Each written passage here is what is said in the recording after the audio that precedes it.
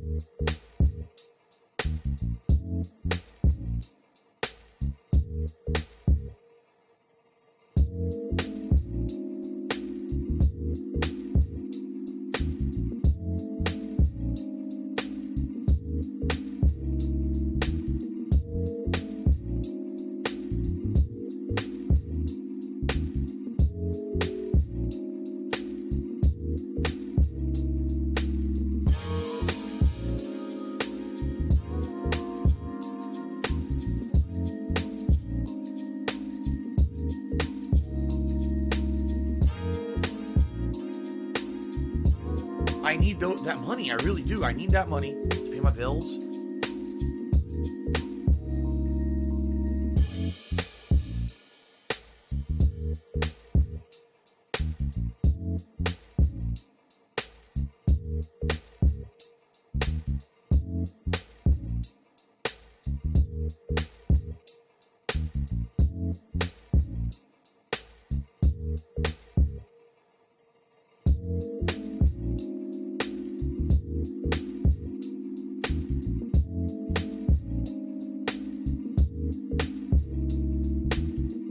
Criticism is a great thing. And whenever people write off criticism immediately, it's stupid. It doesn't make any sense to me, you know?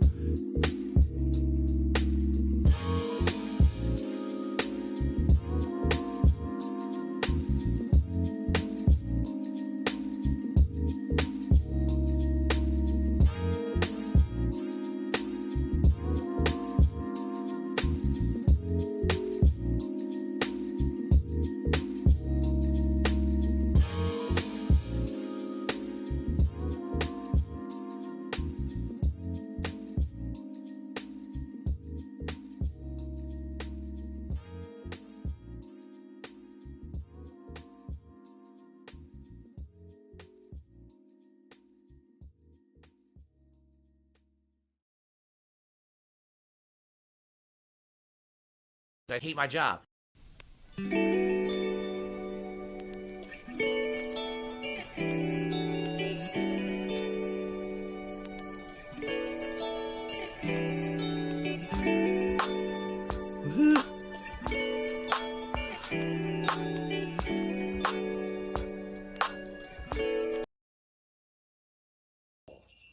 that how you say it? Darksy Devil? There's a Darksy Devil or Darksy Devil. Hi, my name is... What? My name is... My name is... Darksy Devil. Hi, my name is... What? My name is... My name is... Darksy Devil.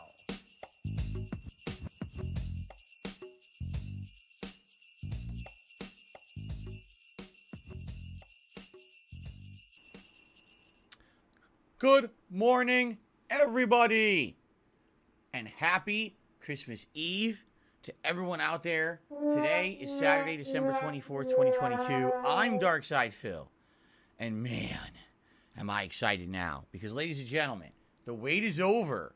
Today is officially holiday time worldwide. We are all in full swing holiday mood, right?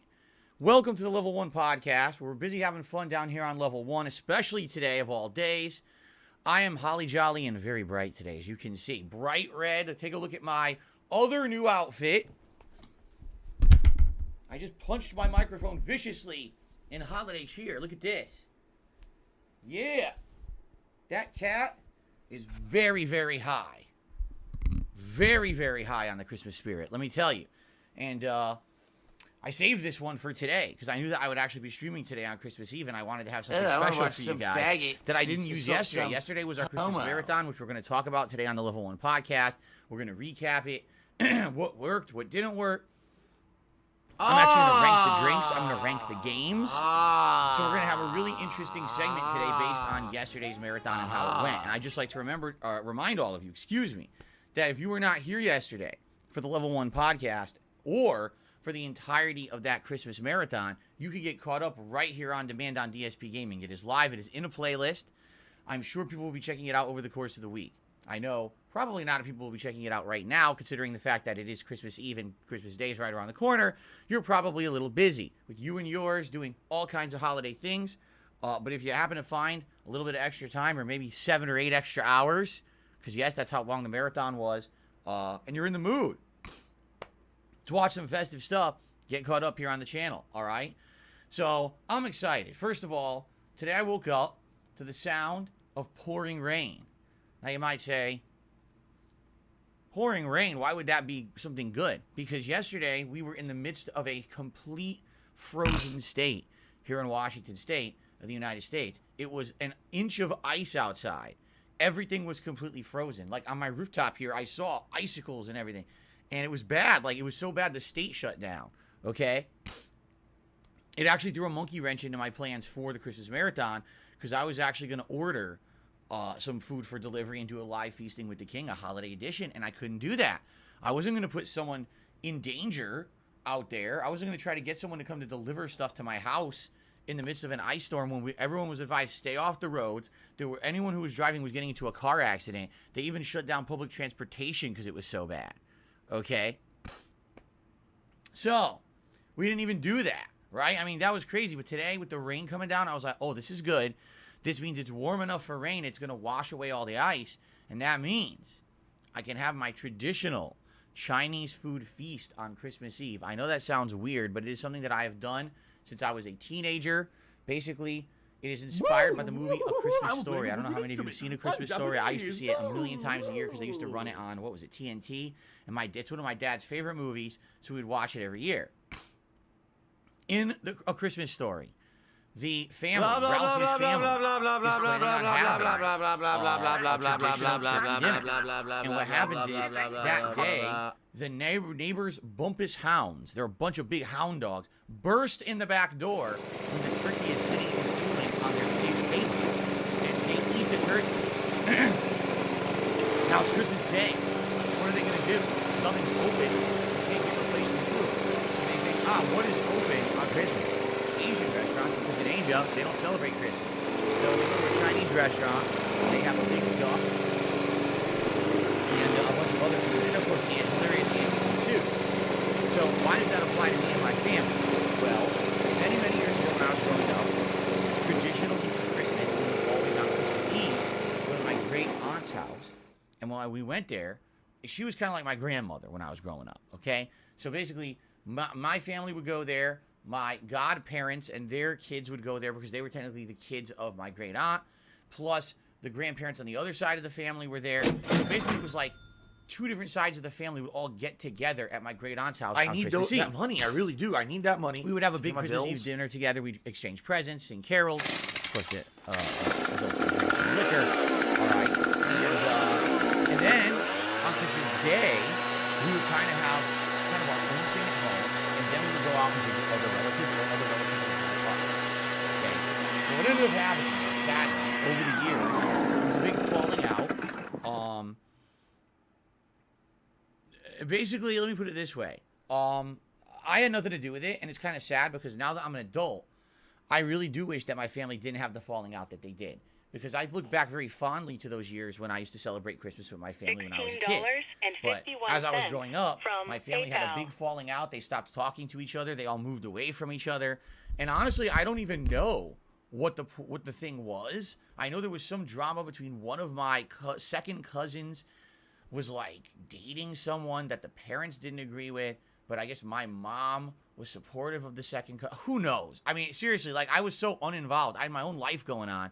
I was, traveling the world playing competitive Street Fighter in my late teens and early 20s. Do you think I gave a shit about that family drama? Of course I didn't, right? But what ended up happening was with that falling out, there was nothing to do anymore. I love Hulk Hogan's on Christmas dick. Eve because the family wasn't getting together anymore. So we started doing a family tradition where every Christmas Eve we would go eat Chinese food at various different places. There was actually a really good Chinese restaurant that we used to go to in Connecticut. And then when I moved out here to Washington State 8 years ago, I kind of wanted to keep up that tradition. And so my wife and I, every Christmas Eve, we go get Chinese food from this really good restaurant. Originally, we used to eat in at the restaurant, but then what ended up happening was COVID happened. And ever since COVID happened, they don't even do dine-in anymore. They just do takeout. But it is the best Chinese food we've had in this state. It is super duper good, and it's actually pretty close to us. So we're very excited because we wanted to do that tonight. But man, if this ice storm persisted, how are we going to do it?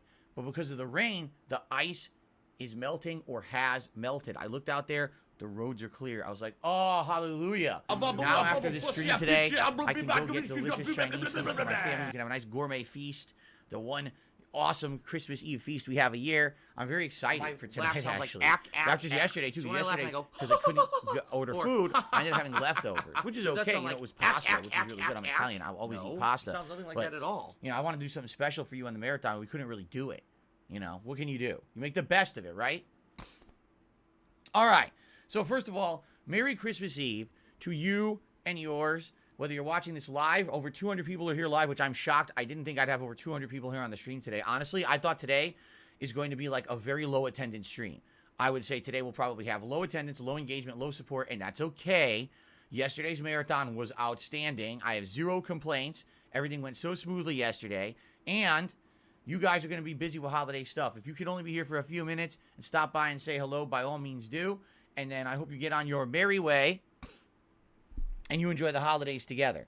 But for those of you who are going to be here for the entirety of the stream, you are in luck. We've got a treat today. It is the absolute return after a 4-year hiatus. The return of the King of Christmas Simulation Tournament in WWE 2K. This year it's 2K22. It's the first year we can actually do that. And, ladies and gentlemen, I have some good news. Thanks to the huge help of a viewer named Lady Charisma, we have the ability to use custom arenas today. Originally, I didn't know how to do it. The game makes you do it the most ass-backwards way I've ever seen. It makes absolutely no logical sense. If I could get down on my hands and knees and say thank you and still be on camera, I would do it. However, it works. And I'm able to set up custom arenas. So we're going to have 5 different Christmas-themed custom arenas. We're going to have full Christmas festivities as the icons of Christmas duke it out mano a mano in a series of qualifying matches, each match having a different gimmick. For example, one will be a tables match, one will be a steel cage match, one will be a falls count anywhere match, and one will be an extreme rules match. Okay, 4 matches. And then the winner of each one of those qualifying matches will go to the final title match, a ladder match, where the King of Christmas title will be suspended above the ring.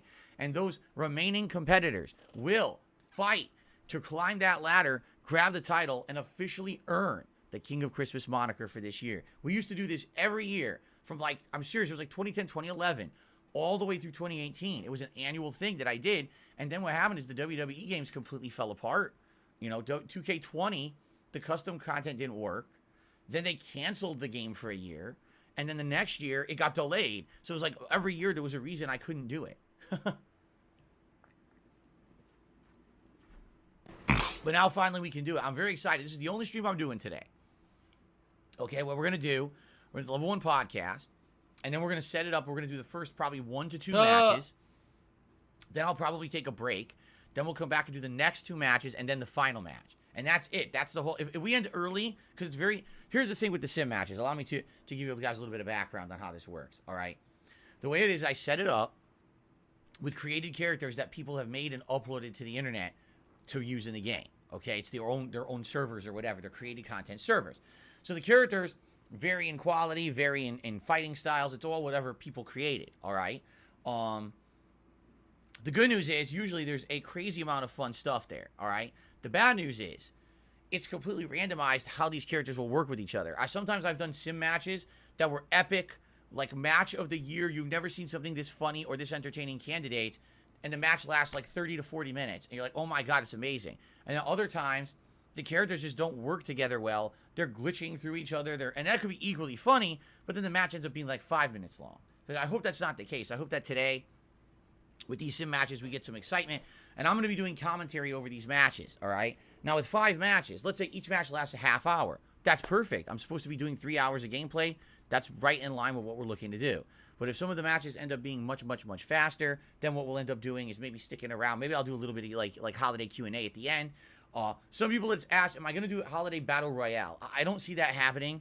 Battle royale is a 30-man over-the-top rope elimination style that you can do in the game. And these are some of the matches I've done earlier this year that you guys really liked. The problem is those take 45 minutes to an hour each to do.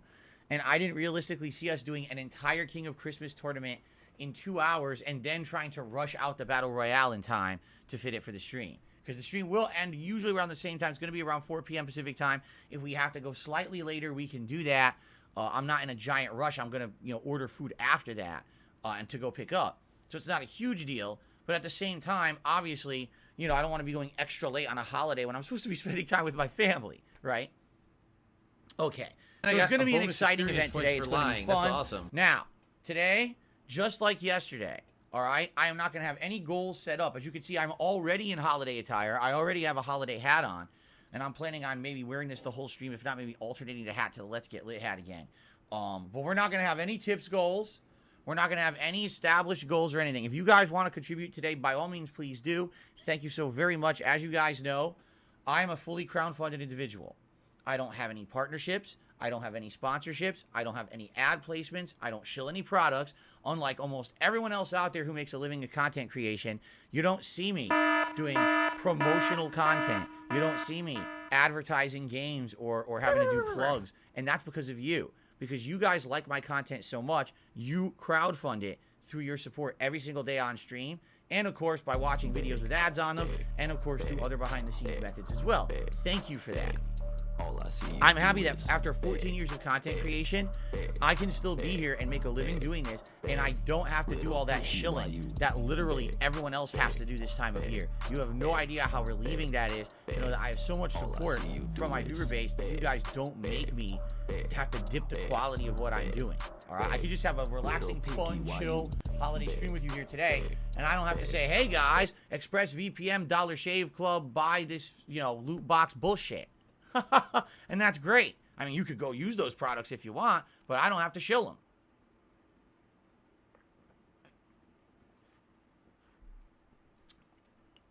And thank you for that. I really appreciate that, all right? So any contributions today are greatly appreciated. The one thing that I will say, if you were thinking of contributing today in any kind of a way, that would be significant. You might want to give some memberships. Why? Yesterday, we had a lot of support, about 50 gifted memberships, a ton of super chats and super stickers, and a ton of tips. It was a great marathon, but we didn't hit our members goal. As you can see, we were exactly 50 short. This is it. Today is the day when a member's bomb from last month is going to expire I need later that in the money. day. I In really fact, I do. don't I even need that know money. the exact For my time it bills. will. All right. So if we get members gifted now, we might hit it in time. You know, what can I say? But the thing is, I really don't think we're going to hit it. Why? Because, like I said, I expect lower attendance, lower engagement, lower support today because it's Christmas Eve. And again, that's perfectly fine. I want to let you guys understand something. Number one, this is not the end of the world. It's not the end all be all. It's just a goal that I set, hoping for some growth here on the channel every month. Sometimes we hit it. Sometimes we don't. It's not world-ending, crippling, crushing defeat if we don't hit it. Okay, that's number one. Number two, you guys have been incredibly supportive these last few months through this holiday season. It's, you know what I mean? Thank you. I am so grateful. I would be an asshole to sit here and be upset that we didn't hit a members goal. I have to be a complete idiot, right? So, thank you so much, guys. It's been a great season. And by the way, the Christmas decorations and everything will stay up for one more week. Basically, that first week of January is when I'm going to take everything down at some point. Likely around the time when I'm doing my year-end, you know, Game of the Year awards and most disappointing games countdowns. That's probably when I'll change it all up again. But I'm going to leave it up at least for one more week. I love having it for the entire month of December, all right? And we're going to have it up the whole month of December. Fair enough. Merry Christmas to you, Turtle Dude. It's good to see you. Welcome. Thanks for being here today. All right, so ladies and gentlemen, let's now talk about yesterday's Christmas Marathon because a lot happened, all right? First of all, let's talk about the drinks. If I could get down on my hands and knees and say what thank did you I and still be drink on during the camera, Christmas Marathon? I would do event? it. All right. I had many different things. The first thing I tried was the holiday horchata. All right. What is it? Horchata is a rice milk made, you know, in Mexico. And this was an alcoholic beverage version. It was about the thickness of milk. So a lot less thick than, say, a lot less thick than like Irish cream, a lot less thick than eggnog, which was good because I've had both Irish cream and eggnog during my marathons. They're too sweet. They're too thick. I like something a little thinner that's not going to make you feel really sweet and sick in the stomach like you're drinking a milkshake. So I'm happy that it was lighter, and it was very minty and delicious. I really liked it, okay? So holiday horchata, that's a big thumbs up from me, okay? The next thing that I tried was actually the whale tail gin. This was the big surprise that I've been saving for the marathon, and the whole deal, because this was an experiment that I wanted to test, and it was absolutely successful, that if people contributed a $100 tip during the marathon, I would take a sip of whale tail gin. Early on in the marathon, I got $125 tip. I took a sip. It was absolutely amazing gin. The funny part is, I don't have anything to mix it with to make mixed drinks, so I can't even drink it right now. So I'm going to have to buy, when I go shopping like this week, I'm going to have to buy something like some Sprite, something to mix it with to cut it down so I can have, you know, like a gin and tonic or something coming up. But anyway, I had the one shot. It was absolutely great. I loved it, okay? And then we didn't get another $100 tip for the whole stream, which is fine, which proved my point, which we'll talk about in a little bit because I kind of, at the end of the marathon, I summarized what I was thinking and how it kind of came true. We'll talk about that in a second, okay? Anyway, the third drink I tried was a sake-based drink. Now, I don't know exactly the name of it. It was supposed to be a citrus-based drink that had sake in it, but also other liquor. So it was supposed to have pear-flavored sake, plus orange liqueur, plus some grenadine, and some lemon juice. So obviously a sweet and citrusy drink, okay? And so, oh, this is great, right? So I make it. I go to sip it. It's terrible. The lemon juice is so overpowering. The entire drink just tastes like sour lemon juice. And I was like, what happened here? And the recipe was wrong. The recipe said to put in way more lemon juice than you should have. I could have seen if I did like a spritz of it on top, and then it has a lemon aroma and a little bit of lemon. That entire drink was ruined by the lemon juice. And the sad fact was it was actually pretty alcoholic, because when I was drinking it, I was playing Resident Evil 1. I started to get a little tipsy. I was like, oh, I'm getting tipsy, but man, this tastes awful, right? Absolutely awful.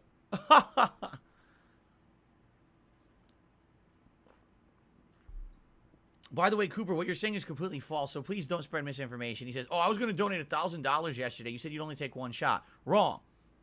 What I said was it's $100 per shot. So if you did a $100 tip and then another $100 tip and then another $100 tip, it would have been 3 shots. If you did a $1,000 tip, it would have been one shot. You would give one a tip. You split it up, it would have been separate. I said, split it up. That way we could do separate animations, separate shots. We could do this big separate thing. That's literally what I said in response. So you're making shit up. Please don't do that. Okay. Anyway, we're not doing shots today. I should also clarify this. The one day a year I drink was yesterday. What That's do I it. do? There's no more drinking on stream for another 364 days. You got to wait till next Christmas. Okay? All right. The next drink that I had was a White Russian. Now, I never had a White Russian before. I've had Kahlua. Obviously, I've had vodka. I never had a White Russian. So what a White Russian is, it is coffee liqueur, i.e. Kahlua, plus some vodka, and then you're supposed to add either heavy cream or milk. It depends on your personal preference. Obviously, if you add heavy cream, it's thicker and a little sweeter. If you add milk, it's thinner, but it's probably not going to have as much of a sweet consistency. The thing is, basically because I had the Kahlua rather than straight coffee liqueur. Kahlua is a little bit sweeter than straight coffee liqueur. So basically it was kind of like, it looked like chocolate milk, but it smelled like deep, rich coffee. And when I started drinking it, it actually was sweet, but also had bitterness of coffee, and it was alcoholic. It was really good. I was like, whoa. Now, I didn't have as much cream in it as basically they said to do. They were like, oh, do like a little bit of coffee, a little bit of vodka, and like a ton of cream or milk. And that's not what I did, okay? I just did a lot of the coffee liqueur, a little bit of vodka, and some milk, all right? So my ratios were off, but for what I made, I really liked it. And it was the first time I ever had it. I liked it so much, I had a second one, but I didn't finish it. I had like 1.5 White Russians, okay? And that was it. Basically, I had it in that order. And then by the time we got to the last couple of games, I had already felt like I've been drinking too much. And I was like, if I keep drinking, and plus I had a big plate of pasta, because again, we couldn't order food. Originally, my wife and I were either going to order Mediterranean or Indian food, but then the ice storm hit and we couldn't order. And so because of that, we just ate the leftover chicken parm pasta bake, which was rigatoni pasta with marinara sauce, chunks of Italian tomato, some cheese, and big pieces of breaded chicken breast that was in there. So it was really good, by the way, because we had it the night before fresh, and I had it as leftover. It was so good. I was like, wow, this is so good. And had a great time with it. You guys actually wanted me to eat it on stream, which surprised me. I was like, really? You want me to eat this on stream? Yes, you wanted to just hang out with me, so I did. And then we continued on with games and everything. But I basically cut back on the drinking at that point because I was so full, and I was like, if I keep drinking, I'm going to get sick. So anyway, I did get buzzed. I got buzzed around Fallout 3 and Resident Evil 1. And then as we continued on after dinner, basically that buzz went away as I ate my pasta. So rating the drinks, all right? On the bottom was definitely that sake drink, but that's because I made it wrong because the recipe was completely incorrect. There's no way you should have that much lemon juice in it. So I likely will even try remaking that because I still have sake. I still have everything left. I'll try remaking that at a future date and see if I can make it taste better. All right, so that's the bottom. That sucked. Then I would probably say the holiday horchata, all right, was good. And then I would say the whale tail gin was almost the best. But then I would actually say that White Russian was my favorite drink of the whole day. Like, it was coffee, which I like. It was a little sweet, which I like. You know, it had all the flavors I wanted. And it wasn't too thick or heavy.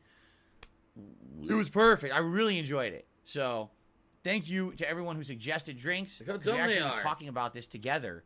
Like, the White Russian was 100% your guys' idea from a couple weeks ago. And that ended up being my favorite drink of the entire marathon. Okay, so thank you for that. That was really nice.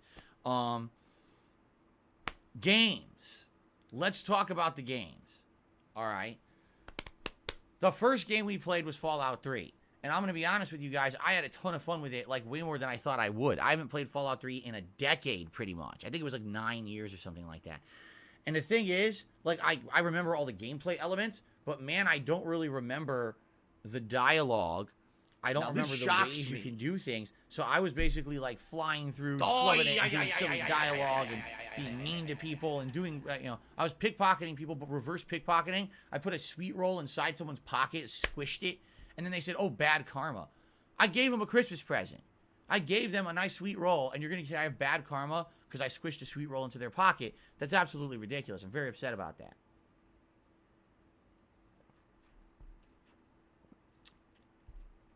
American Malga Undertaker, good morning to you and happy holidays. Anyway, so that was fun. All right, Fallout 3, I had a ton of fun with. We played for about 90 minutes. We got through the whole vault intro. We got to Megaton. We started talking to people. We ran out of time. Shoot. But man, it was fun to play. Okay. Then we played Resident Evil 1 Remake. Now, you guys said I should play the hard difficulty, which I did.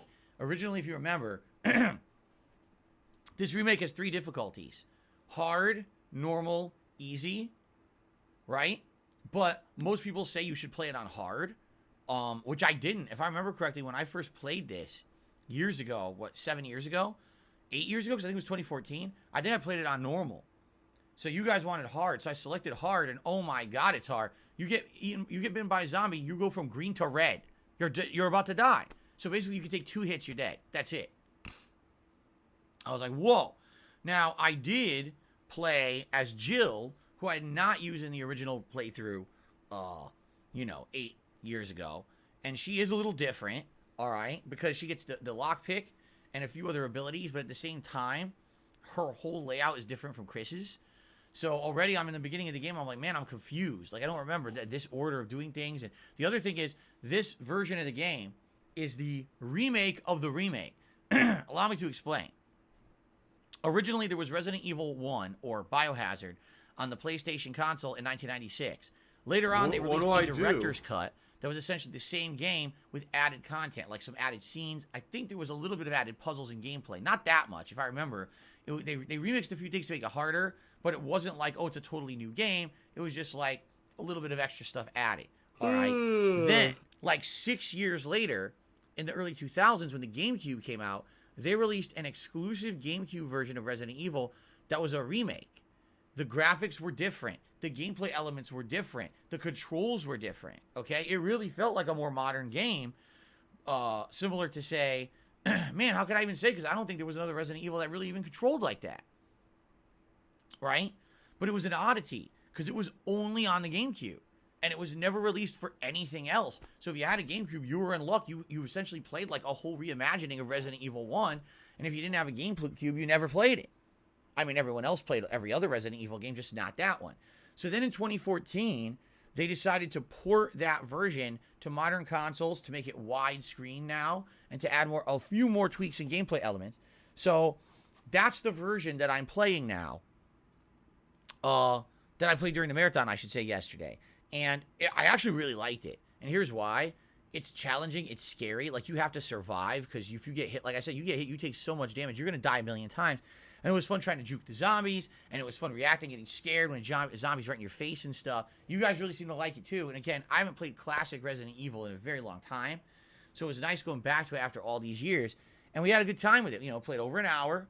Good time. And, I'm actually excited to possibly go back to that one. Okay, then we played Elder Scrolls 4 Oblivion. All right, now, Oblivion is a fine game. Oblivion is the game that came before Skyrim, but after Morrowind. It's kind of interesting because recently I played Skyrim last year. I did a full-on playthrough plus all the DLCs, all right? Several years ago, I played Morrowind. And when I played Morrowind, man, did we see how outdated that game is with its gameplay elements and the like. We actually broke the game by abusing the economy, by unlimitedly using magic and stacking it so you could, like, float away infinitely into the sky. And that was all well and good. But basically, kind of Oblivion is wedged between there. The graphics are not good, just being honest. They're just not. This is the early 360 era. And even on the Xbox Series X, the graphics are quite rough. Like, the frame rate's great, but the lighting, the detail, it's just not really there for a modern game. You know what I'm saying? Like, you could watch Fallout 3 versus Oblivion, and those games came out about 2 years apart, but they look like they came out an entire decade apart, just from the visuals alone.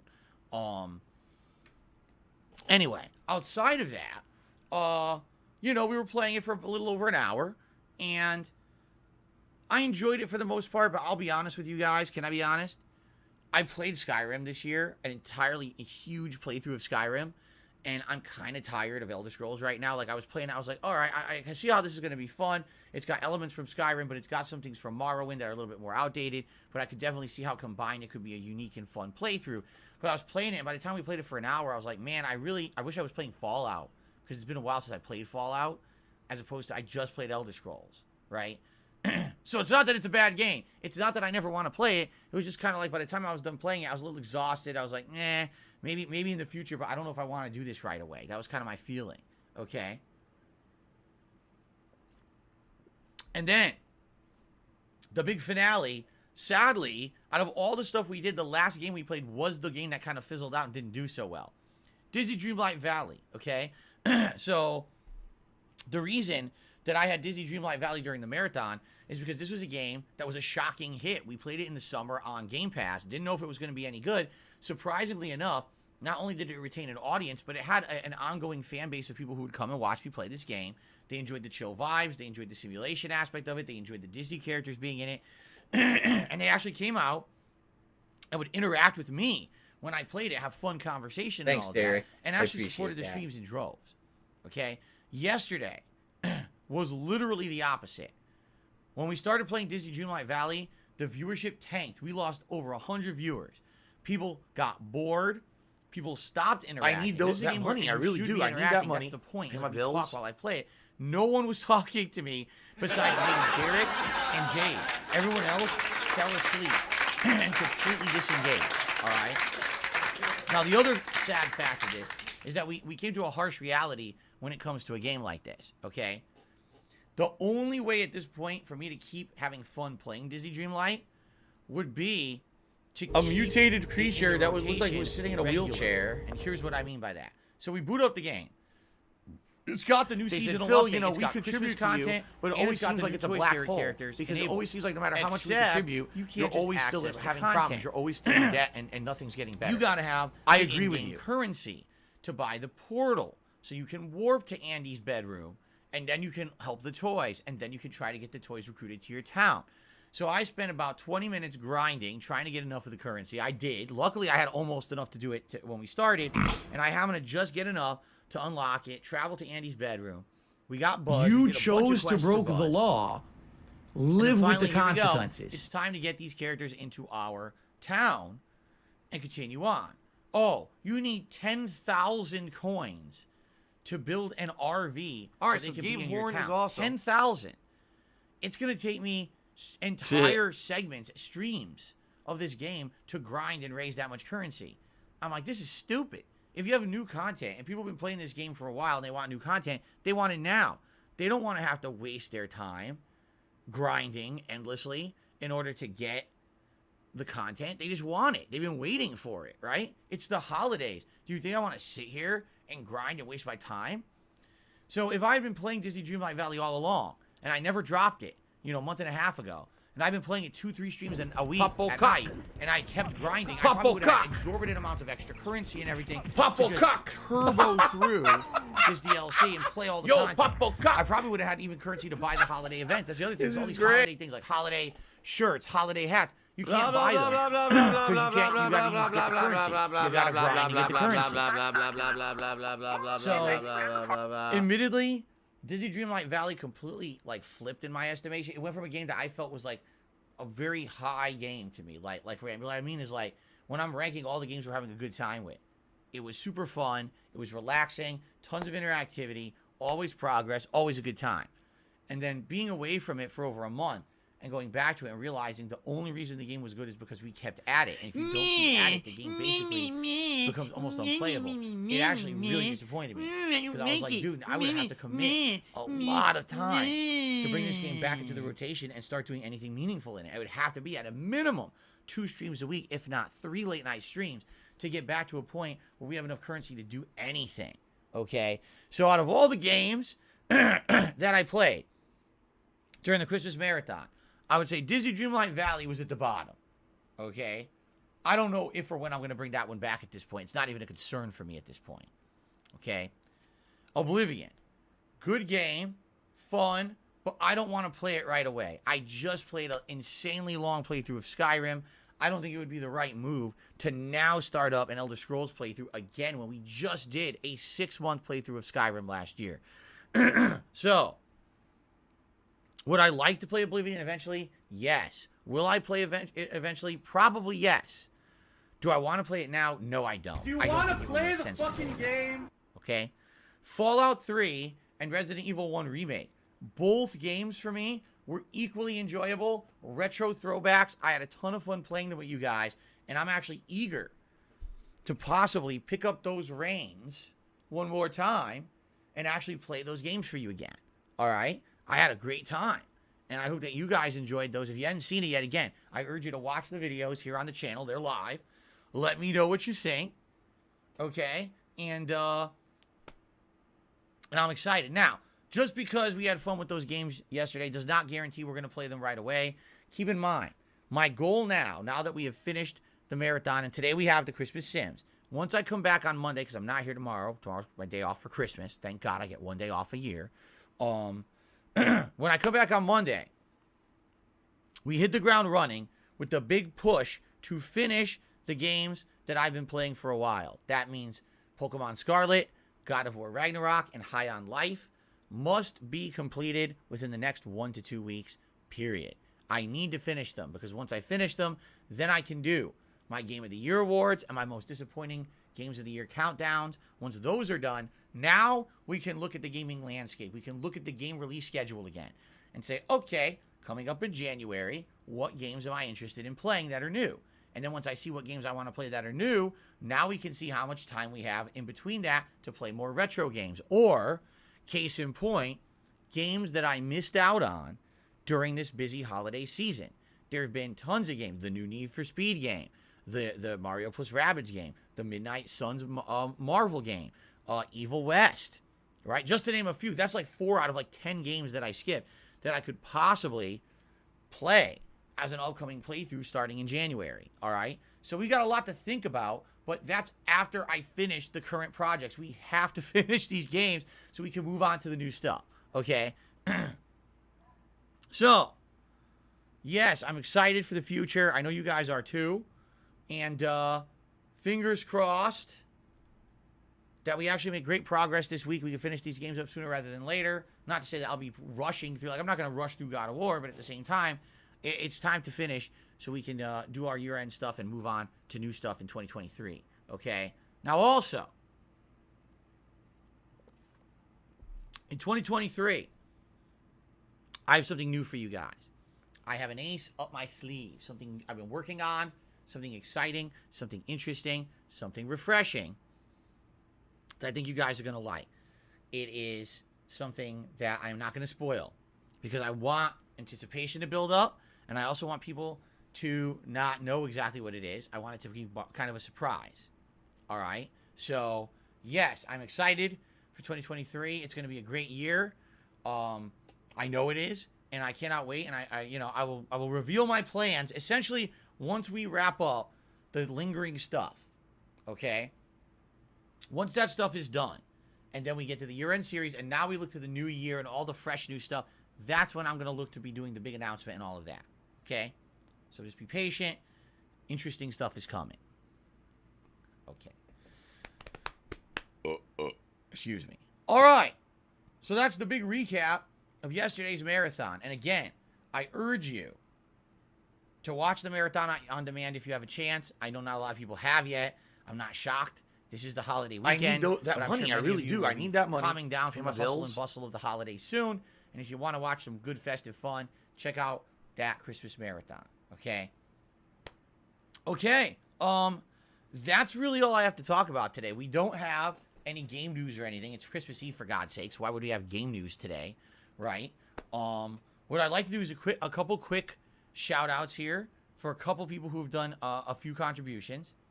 And then I'm going to open up to open Q&A. And we can talk about anything. We can talk about the holidays. We can talk about anything you want, for about a half an hour here until we get into our Sims, our WWE holiday Sims. Okay?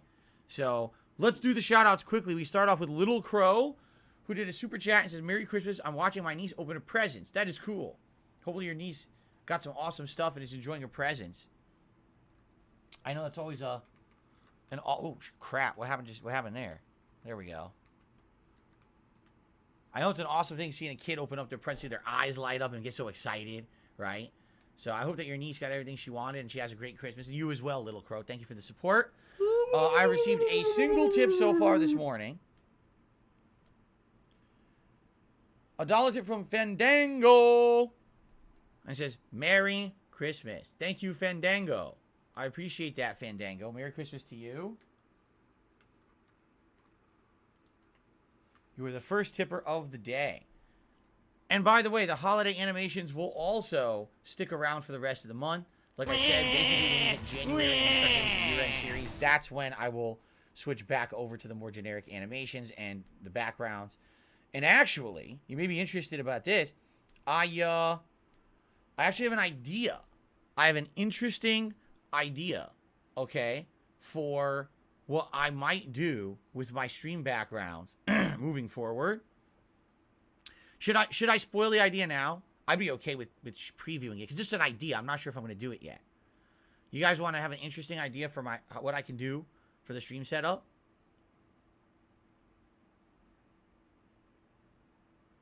Swaggin says yes.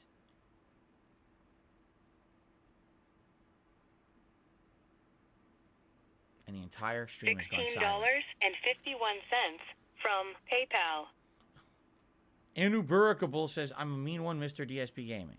People want... Well, okay, you want a little preview? All right, hold on. Give me a second.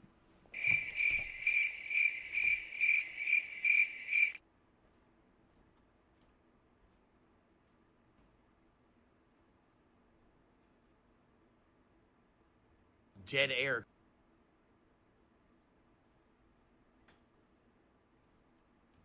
Okay, so...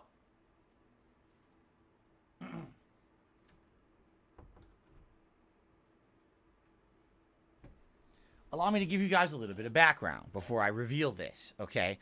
So many years ago, we're talking about a decade or more ago, all right? When I was very prominent on YouTube and I used to make a ton of money, and I didn't know what to do with it. I didn't have a house like this. I didn't have a life, a mortgage, a bunch of bills, taxes. I didn't have any of that shit. I was living by myself in Connecticut, a bachelor, rolling in dough, and I was a stupid idiot, blowing money left and right, up and down and all around. Okay? I love it. I used to go to gaming conventions. I love When I went to these gaming conventions, it was about a 2 to 3 year period, probably from around 2010 to like maybe mid 2013 that I was going to these gaming conventions. Okay. What I used to do is when I went to these gaming conventions, I would be a patron of the arts. What does that mean? Well, much like on Patreon right now, if there's someone who's a content creator that you like and you support, you can usually contribute some kind of monetary amount, and they will do something in return. Whether it's there's a special event that they'll hold if they hit a certain threshold of fundraising, whether they actually do a direct deal, because some people on Patreon say, oh, PayPal is a network of interconnected banking institutions that use the way it worked a magnetic striped receptacle just do digitally online to transfer funds from one entity to another in a legal and monitored capacity. It is reported and you're talking to the IRS. All kinds of stuff. Artwork, clothing, blankets. I could keep going out, like little keychains, posters, anything you could think of. Clothing, cosplaying was actually quite popular. Buy cosplay accessories and things at these places. Okay, so back then, since I was becoming a prominent YouTuber, I had money to spend, and I wanted to support these very creative people. I decided that I would start supporting them by buying their stuff. Play the fucking game? Over the years, I accumulated a small collection of gaming artwork that I kind of hung around my condo in Connecticut. For many years, you could see it on camera behind me, or if I was doing vlogging, you would see it all over the walls of my condo in Connecticut. It was a part of my setup for vlogging. And that's it, because you're just going to waste our time. Then when I moved across the country, basically that stuff was never used. It was put in storage. Around 2017, I basically was kind of starting my life over. And when I did, I took a lot of that stuff out and I redecorated my house, just my upstairs basically, with a lot of gaming artwork that's been kind of on the walls. Now, I need to emphasize something. This gaming artwork has no intrinsic value, all right? A couple years ago, I went through a bankruptcy, and it was funny because during a bankruptcy, you have to disclose anything you own. And as we were going through this, I had to itemize every item that I owned in the house that might have had value. And when I started going through the gaming artwork, they were like, okay, so what is it? Okay, so here it is. It's a painting of Mega Man. Okay, so first of all, is it licensed? No. Oh, so it's unofficial? Yes. So literally it's illegal. It's an illegal piece of artwork. Yes. Immediately it has no value. Because technically that artwork should have never been created. If no one paid licensing for that artwork to exist, then it never should have existed. They never should have been able to sell it. But the thing is, 10 years ago, no one was checking at conventions to see who had the rights to sell what. To this day, I don't know if they still check, right? I don't know.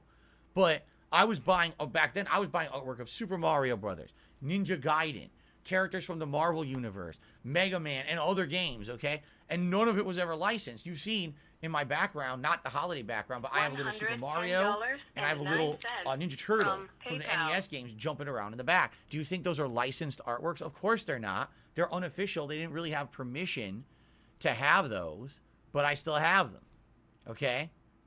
So there you go. So anyway, the reason I'm saying this is because, you know, a lot of the times if you had an art collection or whatever, you'd be required to, like, surrender that, you know, during a bankruptcy. But as we were going through it, basically, you know, as we were itemizing everything, they were like, so what would the real value of this be? I was like, well, here's what it is. And they were, oh, nothing. It's like it's worth like $5 for something that I paid like hundreds of dollars for. They're like, that's worth like $5 because it's like a doodle. It's essentially like a kid doodled a character. There's no value to it because it's not officially licensed, and therefore it shouldn't even exist. Right? So anyway, so what I was getting at here is that I have a few of these still, that perhaps I could add to the backgrounds of my streams. And the reason this came to mind is I had some of these hanging in my hallway, and over the summer, some of the things that I had to hang them wore out. Like I was using those adhesive sticky tab things that have like Velcro on them, and it got so hot this year. We had record high temperatures for about a week, and it melted off the wall. So one of them I just tossed in the closet, not ever thinking, oh, what should I do with it? And then it came to mind. I was like, wait a minute. I can just use these on my streams. So let me show you an example. Look at this. So this is Mega Man using the Shadow Man Shadow Blade to attack Spark Man in Mega Man 3. It's one of my favorite NES games of all time. Mega Man 2 and 3 are two of my favorite NES games of all time. Now you might say, well, what is this? The background is hand-painted by someone who is named Square Painter, and the artwork in the foreground is bead art. I don't know if you can see, it's raised off the canvas. You can't really see it. It's bead art that's raised off the canvas and glued to the canvas. Okay? So it's a combination of 2D and 3D art. All right? It's pretty neat. And I was thinking, hey, you know what I could do? Right? I could set it up in the background back here. We could basically have like different little artworks in the background on my streams. I could have one on each side of me basically, for my setup. Once we get done with the holiday stuff, maybe we can mix it up. Because, you know, previously, what do we have back there? We had the PlayStation 5 and Xbox Series X boxes. That's not the most exciting stuff. You know what I'm saying? But having some unique and interesting 8-bit art behind me on my stream could actually work out pretty well, I feel. And also now my webcam's better, so you can actually see the art. As opposed to the old webcam, it would have looked absolutely terrible, right? So I think it might look pretty sweet. And I have more than one. Like I have this one. I have one other Mega Man one, which I forget if it's Airman. Yeah, I think it's Airman. And then I have a really big one, or it's not really big, but it's wide and skinny, and that's Ninja Gaiden, but I don't think that would fit because it's too wide. And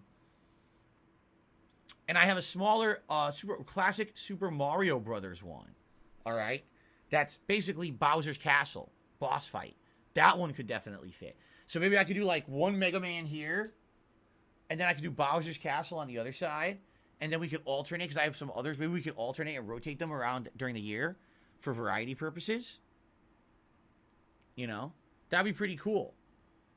So that's what I'm thinking anyway. Something different for the streams rather than it just being you know, a freaking box and a little piece, you know, have some more stuff back there, a little bit more variety of stuff. It's stuff that I got sitting around the house I'm not using. Why not, right? I'm going to put this in my closet now. Here we go.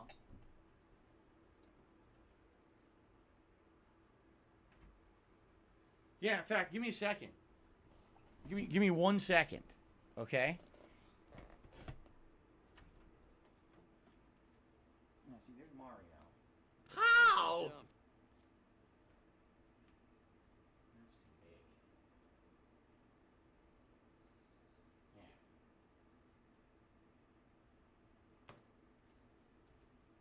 Yeah, there's a few that I could fit. There's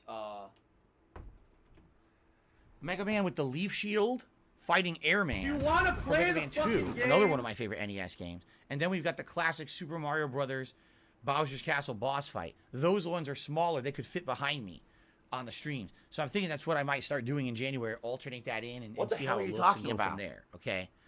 All right. Anyway, there you go. All right. So guys, thank you. Let's continue here. I received another $1.25 tip from Phil Shit. He says, what happened with DSP Tries It? That is an excellent question, Phil Shit. And it is true, I do shit.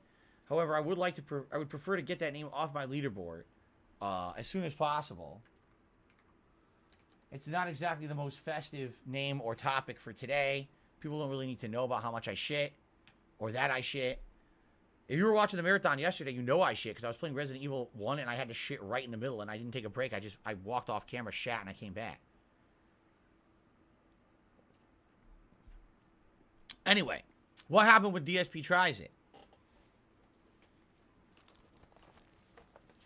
Here's DSP Tries It from the Holiday Marathon. Bockelson or I don't even know how to pronounce this. Balson. Festive Classics. A selection of traditional German Christmas biscuits. What's in the box? And confectionery. It's mostly gingerbread, but it also has some German chocolate. And I was going to have this on the stream yesterday as a episode of DSP Tries It, a holiday episode. What ended up happening was, number one, I had a lot of liquor, so my stomach was already kind of, sweets. And then number two, I had the big plate of pasta. And like I told you guys, while we were basically heading to the end of the marathon, I wasn't hungry. I was completely full and bloated and just not feeling like I wanted to eat anything. So I was like, you know, I can't eat this. If I started eating cookies, I would have got sick. So I told you guys, what are you going to do? I'll just hold off. And maybe today during this stream, if I'm feeling up to it, maybe I'll have them, maybe not. You know, it sucks. I wanted to do it, but obviously I'm not going to force myself to do an episode of DSP Tries It if I'm not down for it, especially because I already ate on the stream. We'll see what happens. Okay, maybe today, maybe not. Maybe this week, maybe not. No promises, but it's right here. It's literally right here. If I feel like trying them out, I could do it on the fly. Okay? So there you have it. Maybe I'll be hungry by the end of today's stream and we'll have a little bit of extra time and then I'll do it then. We'll see. Okay? Okay. That is it. That's all the shout outs. So if you guys want to tag me in the chat and we talk for a little bit here, whatever you guys want to talk about, holiday themed or whatever, let's do it. Let's have a little bit of Q&A and a little bit of relaxation here today on the stream. Yes, excuse me. No Sleep Real Vibes. We have the custom rings for the Christmas event today. It took a lot of doing. Shall I explain how bad this game is designed? I don't have money to do it. So in WWE 2K22, I don't have money to do it. I don't have money to do it. I don't have money to do it. Which is awesome. Custom arena with colored floors, elements. You know, the big Titantron LED screens can be customized. Everything is colored and customized towards whatever you want. Sweet, right? You can also create characters, move sets, all kinds of stuff. Now, when you go to just play the game and you set up a match, you can use a customized character. You didn't, you motherfucking piece of shit cocksucker. Customized match type, customized rules for the match. Words. The one thing you can't do is use the customized I'm coming for you. I don't know why. It makes absolutely no sense. Why did they gray out that option? You motherfucker. I have no idea. It's as if they weren't thinking. Let this be noticed live on the internet. Oh, you can use every piece of custom content, just not an arena. There's no logical reason why you can't use a custom arena when you're setting up a match in the game, okay? What you need to do you need to go to a completely different mode. Okay? In this mode, you need to create a new show, as if you're creating a brand new television show for WWE. Then you have to set up all the customized, what ring you want, what ring announcer you want on the show, the type of referee that will work that show, the video transitions for that show, the logo for the show. You have to set all of that up, okay, as its own separate television show, as if you were doing Raw, SmackDown, or NXT, which are the 3 staple shows. You have to make a whole new one. Then when that's done, when you now decide to set up a custom matchup, okay, at the end you can say set arena, and when you're setting up the arena, you now have to select, oh, well, this is on a new show. Here's the show. So essentially, let's say I have 5 different Christmas arenas, okay, which I do. I have 5 different ones I want to use today.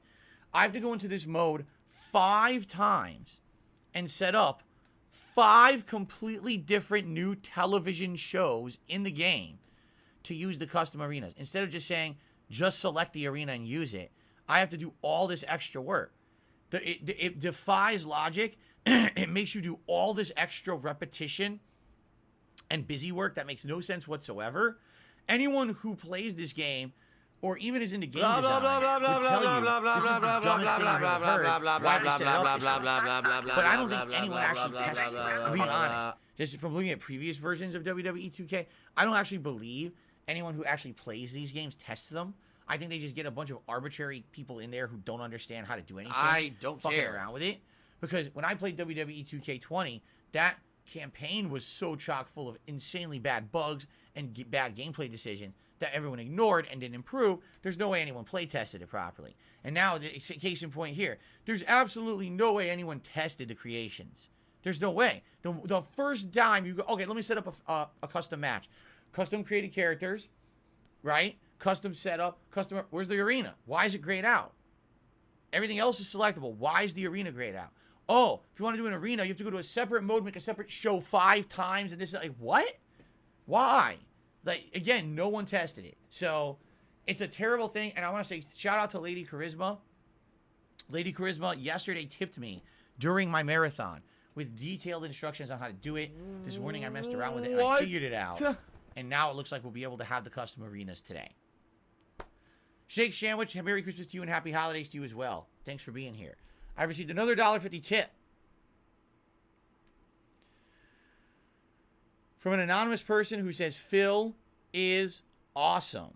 Well, thank you very, very much to the anonymous tipper. By the way, just to reiterate, this stream I'm doing right now, the Level 1 podcast, followed by the King of Christmas Tournament Sims. This is all I'm doing today. There is no late stream tonight, all right, because I'm going to be eating delicious Chinese food with my wife, and then we're going to be having a nice relaxing night together, watching Christmas specials, eating cookies, right, relaxing, having probably an alcoholic beverage or two. I appreciate that. And also playing with Jasper Kitty, okay? Tomorrow, I'm off from streaming. There will be no live stream tomorrow for Christmas. It's my one day off a year where I don't have to do any errands. I don't have to go grocery shopping. I don't have to go to a doctor's appointment, a vet appointment, a lawyer appointment. I don't have to go to the pet store. I don't have to do any of these things, these chores. All I have to do is relax at home and spend time with my family. We're going to be having a nice breakfast we're going to cook together. We're going to watch a bunch of stuff together, relax. We're going to actually have a nice home-cooked dinner. I'm excited for tomorrow very much. It is Monday when I will return with full-time streaming. Monday, it's going to be God of War Ragnarok and High on Life as the 2 streams. And then Tuesday, it's going to be Pokemon Scarlet and Warzone. From Apple iTunes. There you go. Okay. Okay. What's next? Drawing Things says, well, I will continue Resident Evil 1 Remake on hard in the future. That part 1 is part 1.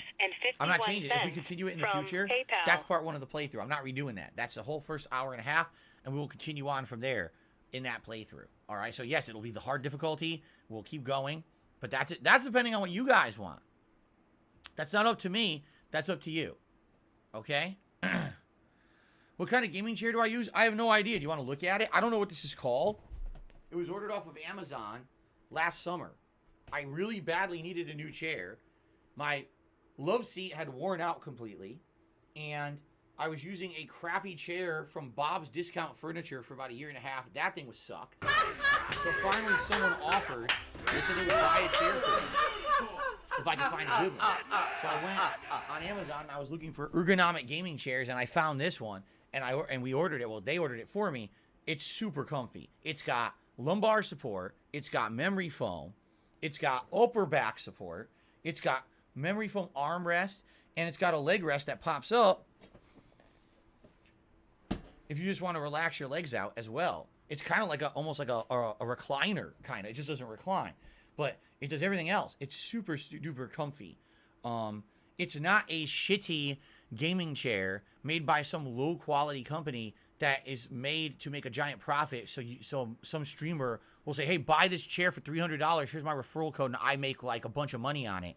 And then come to find out when you pay $300 for the chair, it's worth $50 because the chair's a piece of dog shit. This is not a scam chair. This is an actual good chair ordered right off of Amazon, okay?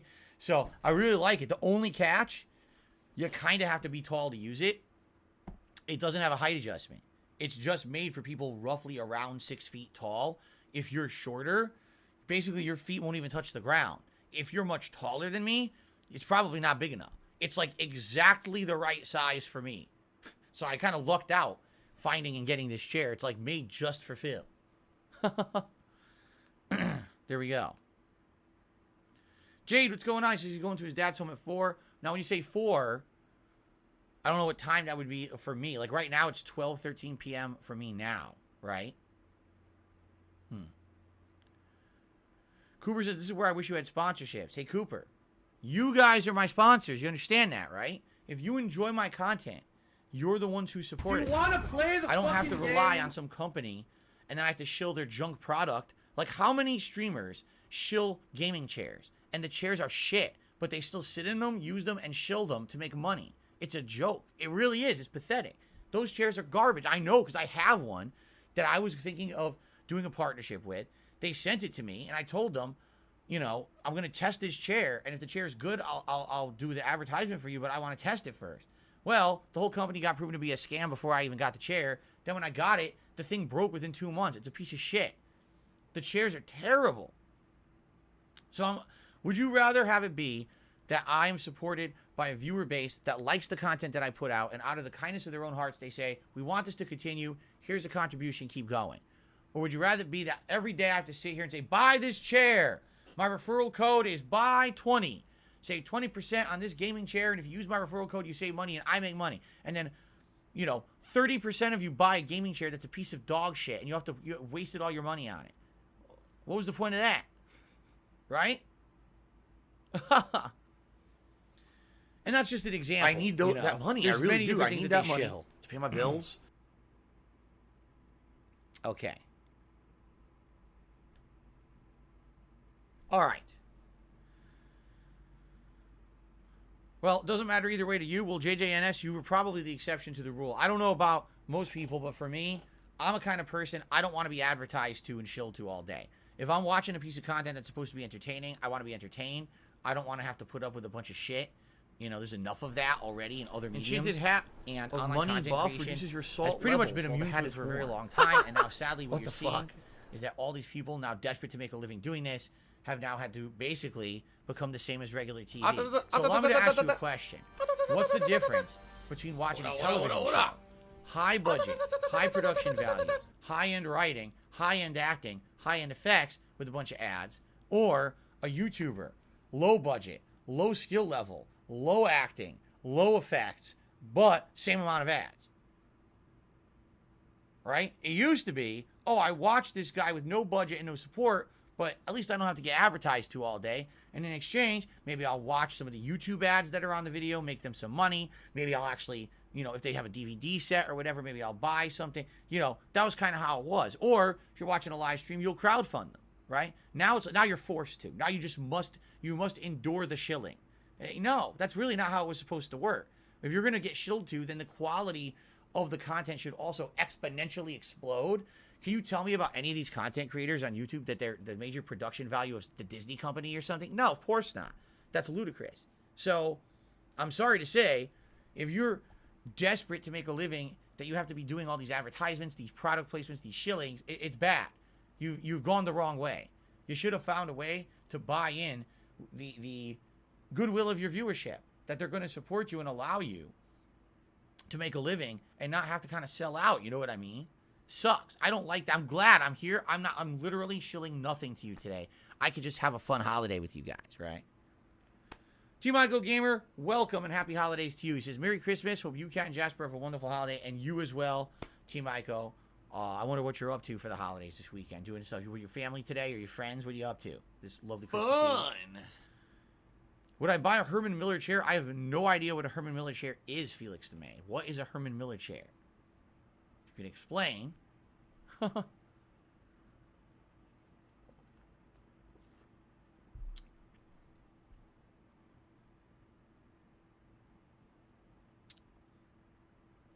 Well, Ronnie Blaze, I'm sure that's true. He says, I'm sure some people will try the products before they partner up. And you know what?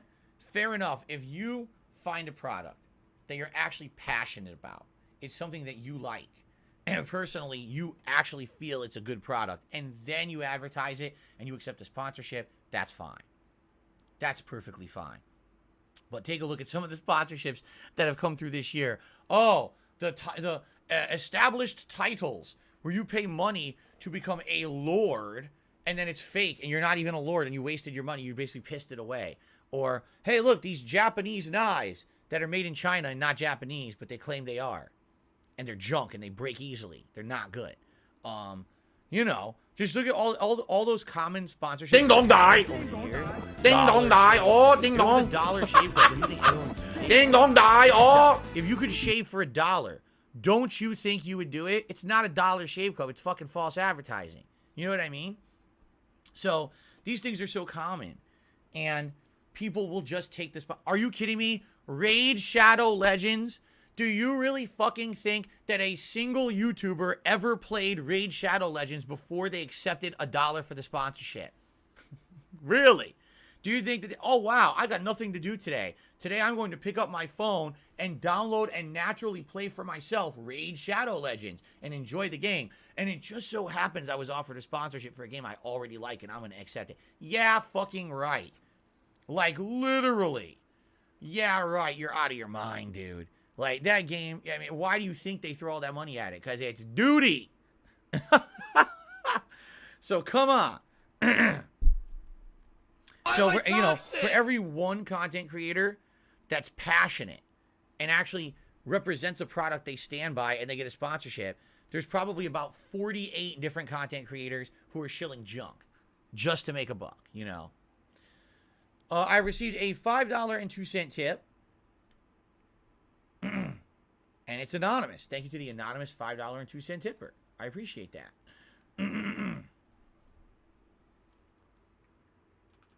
Remember, if you would like me to call out your tip, please include your name in the tip. And that is actually our first animation of the day. If it loads. Here we go. If it loads. I should have hit refresh on that page. Let's see if it works. Oh, boy. Is it working? Oh, it's working now. Okay, it took a while. Oh, that was you, Little Crow? Oh, thank you, Little Crow. Miserable. Just miserable.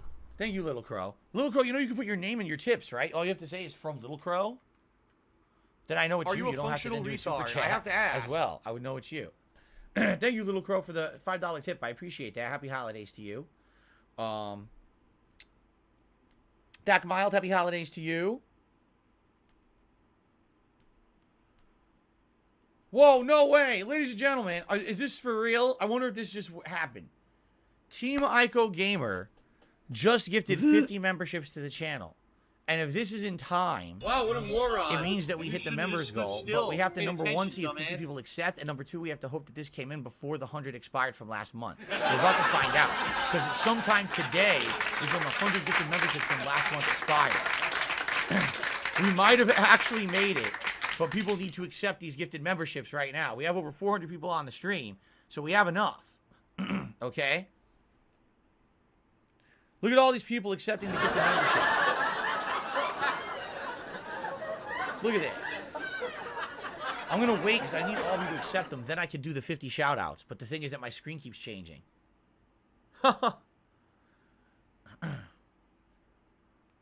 We were exactly 50 away. I don't know how that worked out, but we were evil exactly people 50. Who were all passing around AIDS.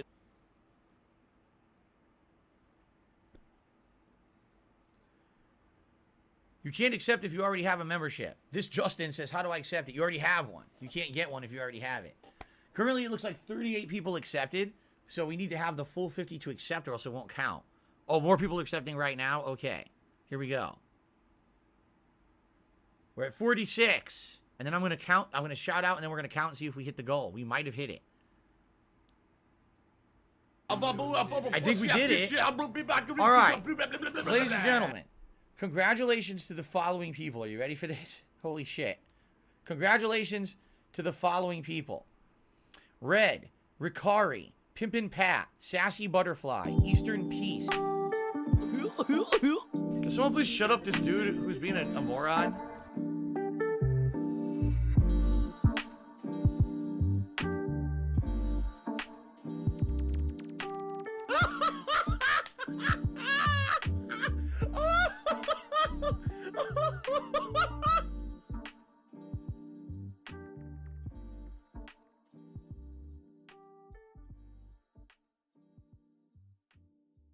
If I could get down on my hands and knees and say thank you and still be on camera, I would do it.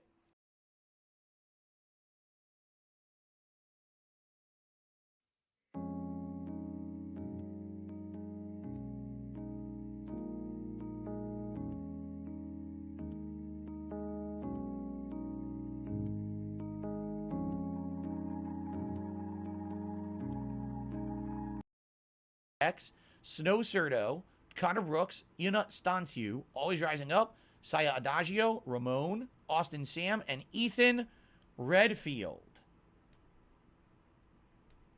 So, let's take a look, and let's see if we have hit our goal. I really hope we did. I hope that basically that came in before the gifted memberships expired, because there's 100 expiring today from last month. I hope it counted and we hit the goal. That would be stupendous. Let's find out. Yes! It counted! Yes! Yes! Yes! Yes! The absolute... Whoa! Whoa! The absolute positive last minute to do that. Seriously.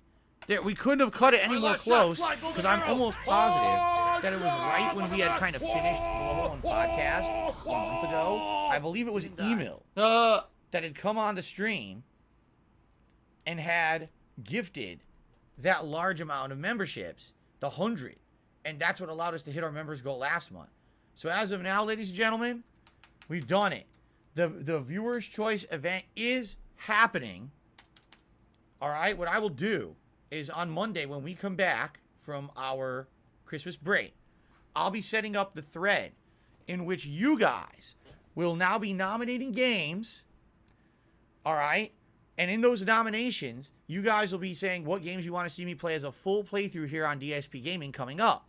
And I'm excited because some of those games... What the hell? Emil just showed up and gifted 50 memberships to the channel. Emil, happy holidays and thank you. Yes! Yes! Yes! Wow. Another 50 memberships. Thanks to Emil. Thank you so much, Emil. I will shout these out in a moment. Wow. So now we obviously hit the goal. Thank you, Team Ico Gamer. Thank you, Emil. So very much, you guys. So awesome. So now we absolutely have hit the members goal. And we absolutely will be doing the Viewer's Choice event. So again, probably Monday on the Level 1 podcast, we will set up the... we will set it up so that you guys can start nominating games. I'm sure some of you will start nominating games from the Christmas Marathon, but others of you may be nominating other games. Whatever games end up being most nominated will be the games that we'll vote on. However, members will get to nominate a game as well, and the members will automatically get their choice into the final poll. they won't have to go through the polling system. It'll be a choice in the final poll automatically. Okay? So, there you go. Kind of similar to what we just did for Christmas and what we did for Halloween. That's also what we're doing for the Viewer's Choice event. Okay?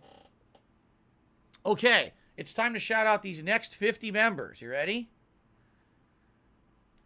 Thank you, email, for the gifted memberships. Congratulations to the following people: Sir June, Alex from Phoenix, Sniper No Sniping, The Red...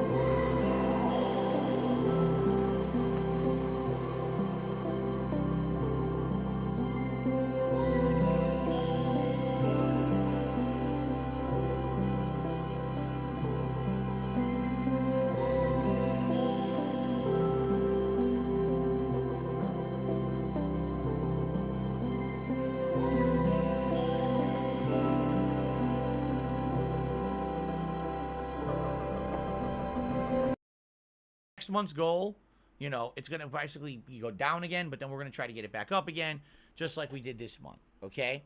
Which, by the way, we've got to really think of a good goal for January, right? I think I know what it is. We actually talked about it about a month ago. I thought it would be a special event. Some people liked the idea, some people didn't, okay?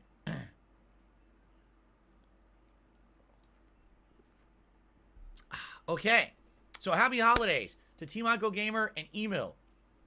Thank you both so very much here for the support on the stream. That is really awesome and appreciated that we now hit our members' goals for December. That is awesome, man. Last minute, too. Jade says he wants Resident Evil 1. Like I said, for me, out of the 2 games I played yesterday, Fallout 3 and Resident Evil 1, man, they were both super fun.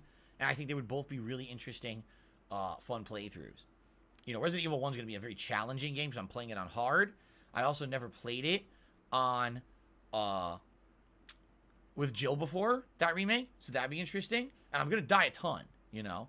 Fallout 3, I mean, I haven't played it in almost a decade, and I own all the DLCs. We could have the DLCs naturally integrated into the playthrough, which would be pretty sweet.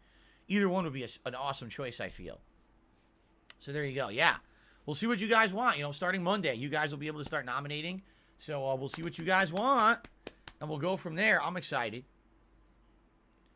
I know. Basically, what people are saying is, they feel like it's time for me to go back and play the Resident Evil games from the past, like Resident Evil 0, Code Veronica, 6. The ones that I haven't played in a million years, people want to see me play again. And I'm okay with that, only because it really has been a long time since I played the classics. You know, I remember there was that summer when I, like, played a bunch of them together, and then it's been, like, 8 years. So I'd be down to go back and do it again.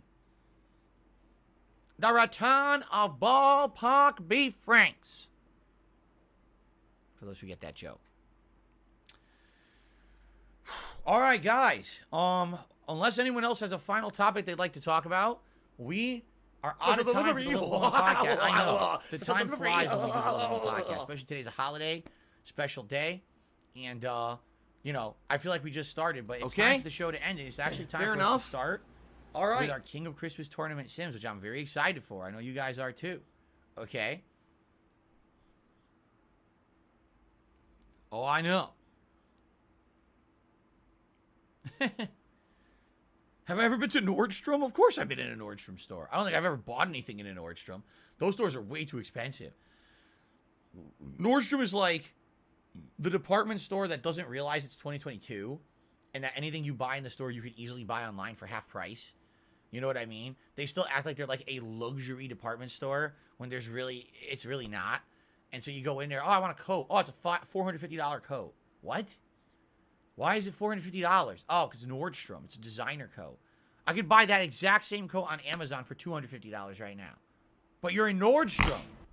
Oh, yeah. Now I'm home ordering the coat. I never understood that place. What's up, Derek? Happy holidays, Derek. It's good to see you here today. I'm glad you made it. We're about to get started. Is the next Axe the King in January? It is tentatively scheduled for January. Yes, it is. Late January. Merry Christmas, Kevin Keys. Okay. Thanks, Derek. I appreciate that. Talk about Mr. Beast potentially running Twitter.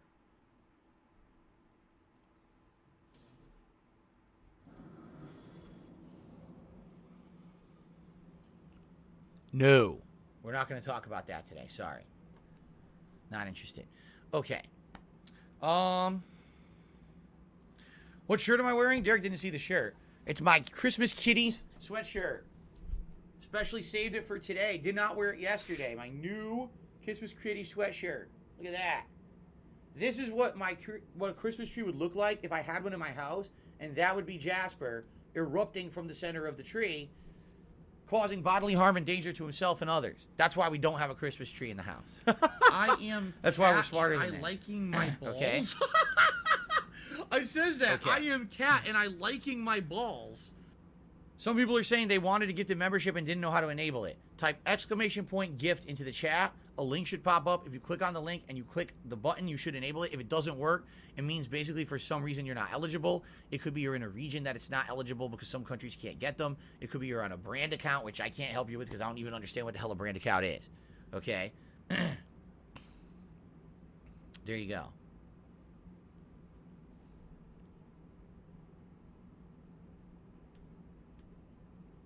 Okay. Are we good? Can we end the show? Thank you, guys. Great. Level 1 podcast, the final one before Christmas.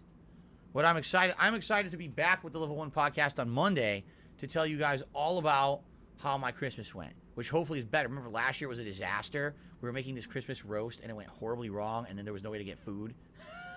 It really sucked. So hopefully this year it's a little different. All right, hopefully it goes much better this year. All right, guys, thank you. Great show. And man, it's been a wild ride this month. Every show, I get to share so much time with you. And then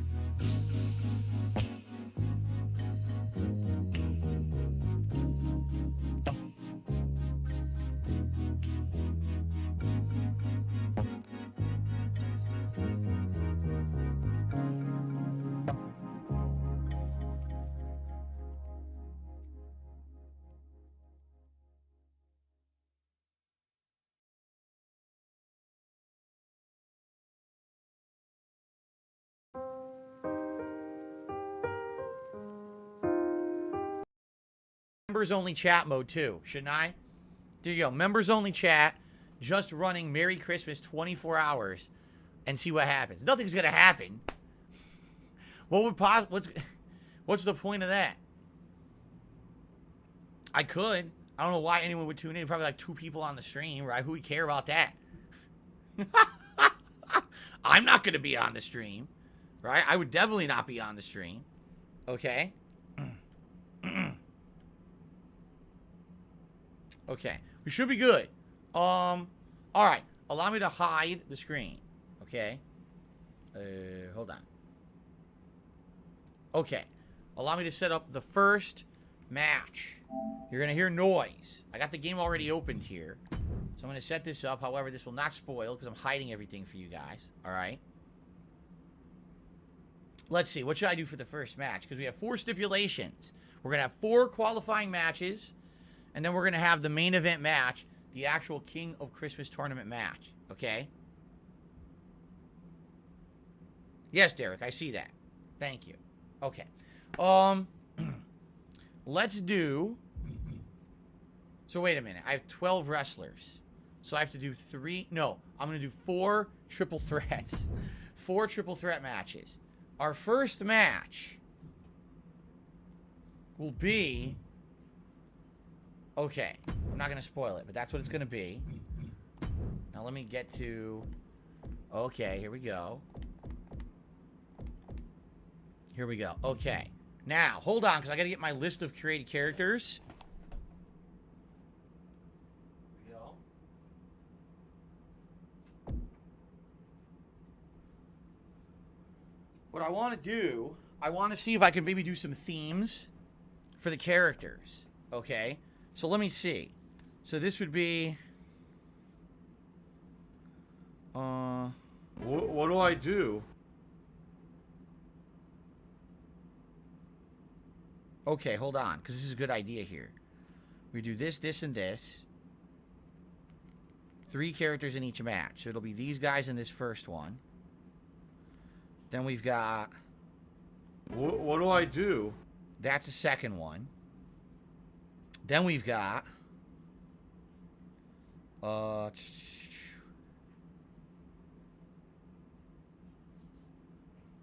here we go. What do I do? And then we got... Okay. So now I know who will be in each match. I got that set up now. Now I just need to set up the matches. Because they're going to be themed. We're going to have themed matches. Okay? By the way, I received a tip. Hold on, let me shout out this tip. I just received a $20 tip from George Costanza, 6.0. He says, me and the Soup Nazi wish you a Merry Christmas and Happy Holidays to you and your loved ones. So there's another Seinfeld reference. Thank you to George Costanza. Thank you very much for the tip. Reminder, guys, this is my only stream of the day. So thank you to anyone who supports it in any way. There will not be a second stream tonight. So thank you, George. C 6.0. We're up to $28 in tips today. Thank you. Hair of the Dog just became a member. Is that a new membership? It is. Thank you to Hair of the Dog. So that's going to get us up to 627 members. And climbing. Thank you very much to Hair of the Dog. Okay. Allow me to set up this match now.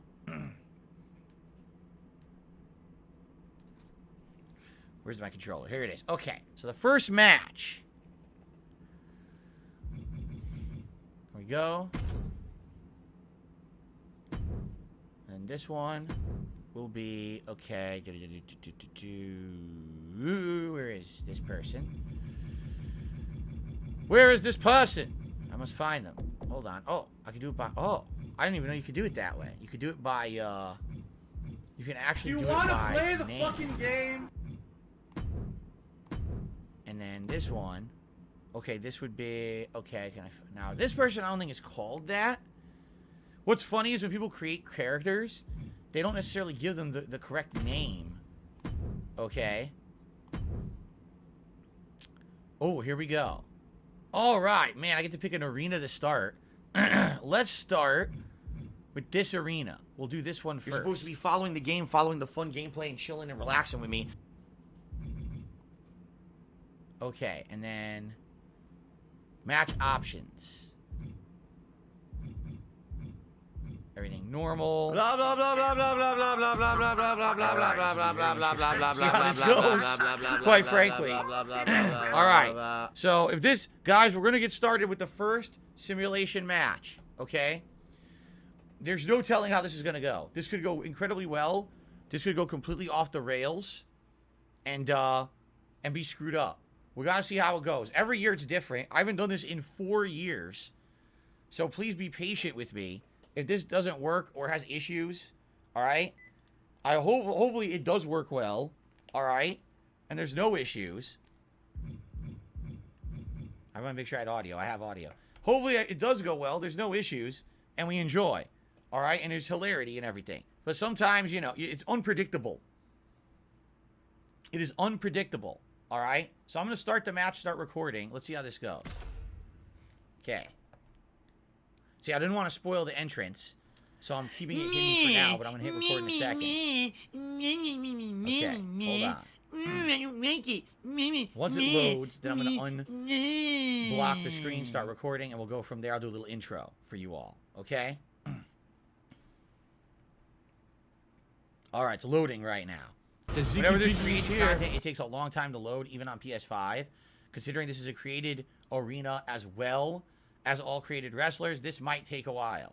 You don't aim Okay. nothing. You just run. Oh, I'm close to it. Run. Here we go. Yes, Derek, we just hit the viewer's choice goal.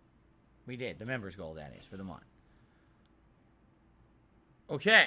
Here is it. Wait, is it working? What's going on? All right. Ladies and gentlemen, welcome. The return after 4 years on hiatus. The King of Christmas tournament here on DSP Gaming. Our first entrant is a triple threat tables match. Yes, it is. Making his way to the ring from Illinois, weighing in at 153 I pounds, don't care. Kevin. Kevin McAllister, ladies and gentlemen, from the famed Home Alone series. You can see this is actually the grown-up Macaulay Culkin is here. This is not the child, but the man. He's here to regain his prominence as a Christmas icon in the King of Christmas tournament. For those who don't know how this works, we're going to have history in the making here tonight on Christmas Eve 2022. Stop this! Characters and people who are synonymous with the Christmas season will be duking it out in a series of qualification matches to be in the King of Christmas finals tonight, where they will be having a ladder match, trying to reach the King of Christmas title suspended above the ring. Oh my God! First, from the North Pole. Yes! Weighing in at 255 pounds. Here he is. Buddy. It's Buddy the Elf from the movie Elf.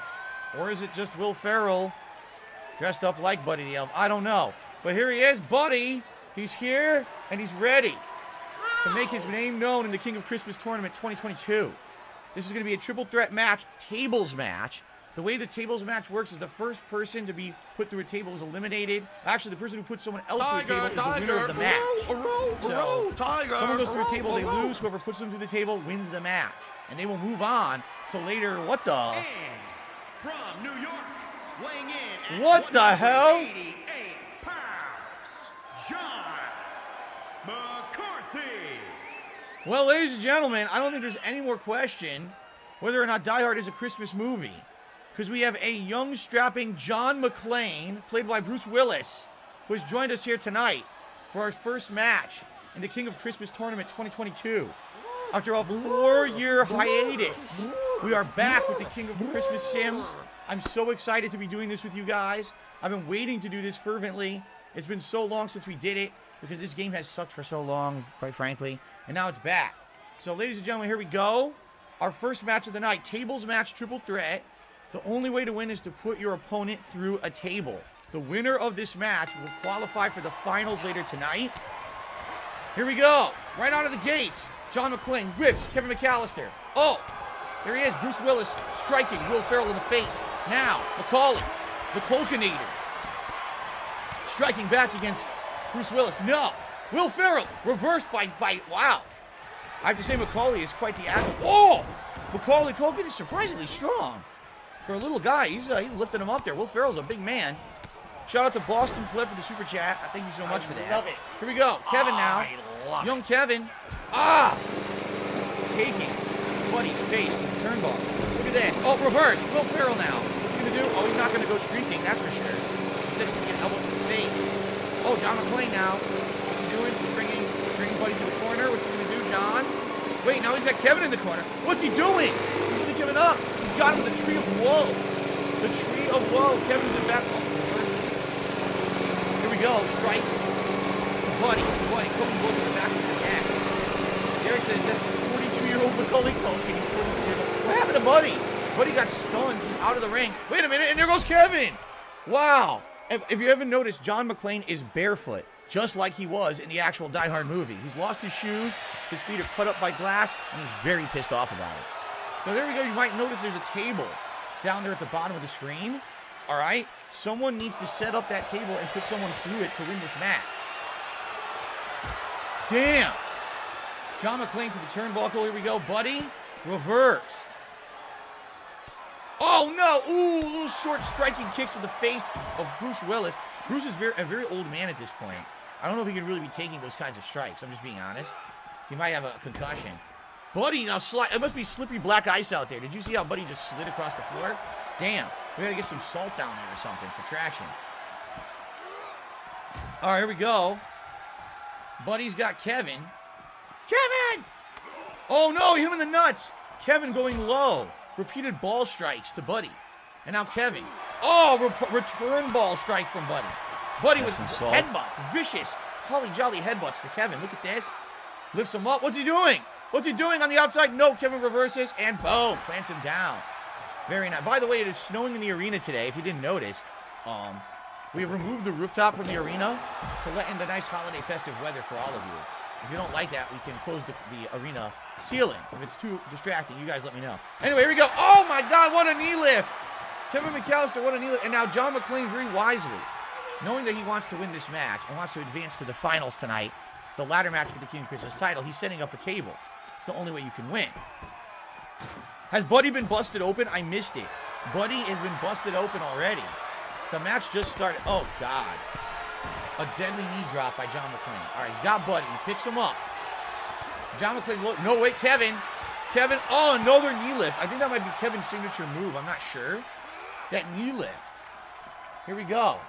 John McClane tossed to the ring apron, or the ringside wall there, which is actually covered in nice garland and holly. I don't know if you guys noticed that. What a nice custom arena. Did you see Buddy went sliding on the ice again? The black ice is very dangerous this time of year. All right, John McClane now. Oh, no, he's got Kevin up. Oh, my God, the electric chair. The electric chair drop onto that black ice. Meanwhile, Buddy's like glitching on the floor there. A nice European uppercut. I did not know John McClane was European. Very nice. And now Buddy wants to exact some revenge. He's upset with everything that's happened to him. He wants to really give it to these ninny muggins. These ninny muggins out here need to be defeated. All right? Get it. Get those ninny muggins. No! Look at this. More kicks to the face of John McClane. Shout out to Roy Lindsay. This is Merry Christmas. Merry Christmas to you, Roy.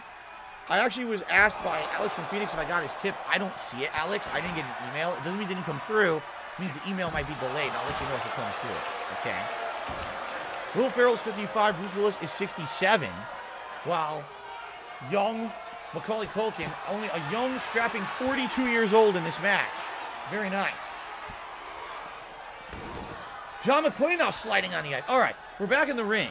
And this is interesting because, wait, now Kevin's back out. No one can win this match if there's no table. The only way to win a tables match is to put your opponent through a table. Double team! Oh my God, double DDT onto the black ice on the outside of the ring. Kevin McAllister's head's got to be a ring-ding-dinging like a jingle bell. Holy crap, I've never seen that before. You know, maybe Kevin's strategy should have been he should have booby-trapped the arena beforehand. Maybe some ornaments on the ground that John McClane could stepped on, further injuring his feet. Or maybe a blowtorch that would have shot off the top of the turnbuckle and taken the top of Will Ferrell's head right off. But I guess he didn't have time to set that up before the match. So that's why he's maybe at a disadvantage here, right? All right, here we go. Oh, no, another electric chair on the back. Oh! You know, he's kind of old. I don't know if Bruce Willis can be taking these kind of falls. He might snap his back. He is the oldest man in this match. John McClane. Oh, my goodness. All right, John McClane's in the ring. Kevin. No, he's out of the ring. No one will ever win if they don't go in the ring and try to put themselves through the table. This is what I mean about these matchups. You never know with the Sims how they're going to go because you don't know if the AI is smart enough. Oh, God, there's blood dribbling down the face of Buddy right now. You don't know if the AI is going to understand how to win the match. Like right now, the AI very well may have no idea they need to put someone through a table to win, and this may be like a 4-hour match. You know, I guess we'll have to see. Anyway, Buddy's recovering in the corner, which I wisely advise, since he is bleeding profusely from his head. Okay? All right. So here we go. Oh, now Buddy on Kevin. Nope. Interrupted by John. John on Kevin. He throws Kevin into the ring stairs, which are a nice metallic green. Very nice. They remind me of the tinfoil that they would put on the Christmas Hershey Kisses, which I really wish I had some of, but we don't. We actually do have some other chocolate. We have Godiva chocolate. So, actually, no. We have Ghirardelli chocolate for Christmas, so I'm very happy. I can't wait to start eating that, possibly later tonight. Anyway, back to the action. Kevin striking them both at once. Kevin with those big swinging blows. Again, Kevin tossed into the ring stairs.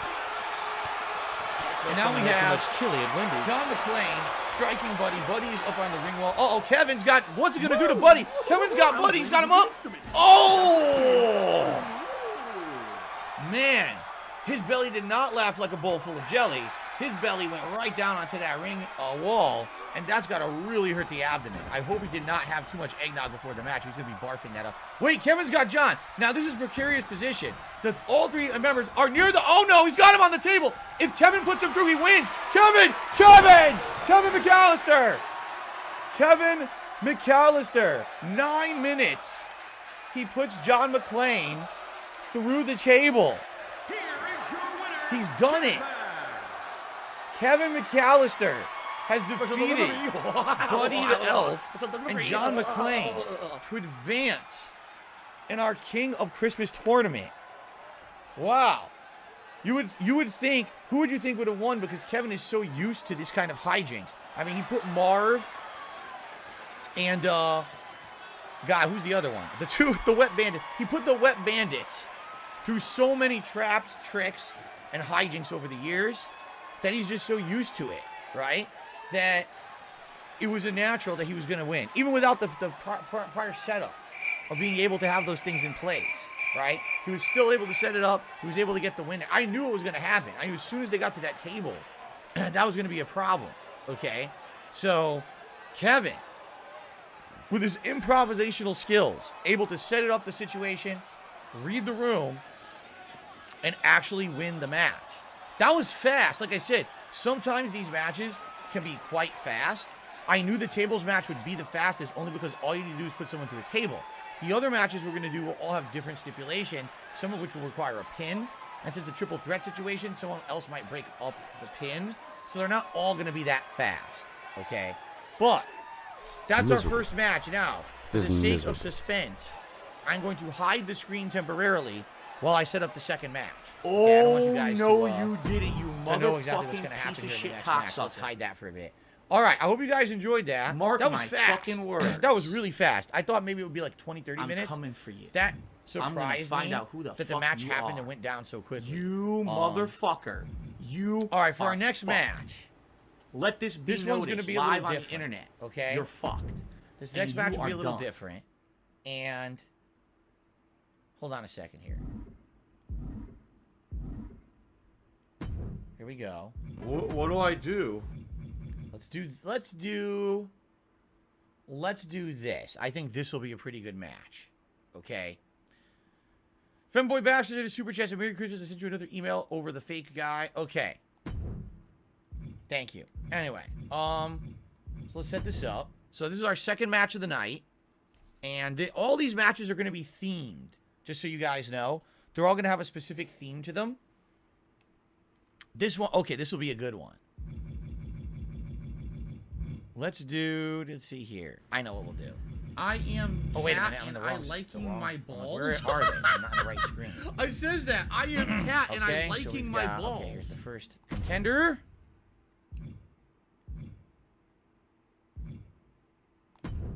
There we go. And our second contender here. All right, this one. I'm blocking the screen so I don't spoil. I would completely spoil the match if you all know the contenders in the match ahead of time. It only takes me a minute to set it up, so please just be, please be patient as I set this up. It will not take long. We're almost ready, actually. There we go.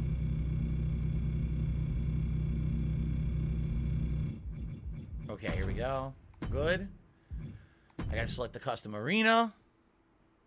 Kevin just did a super chat. He says, Merry Christmas and Happy New Year, Phil and Chad. Thank you, Kevin. Appreciate that. All right, for this one, yeah, let's do this. Cool.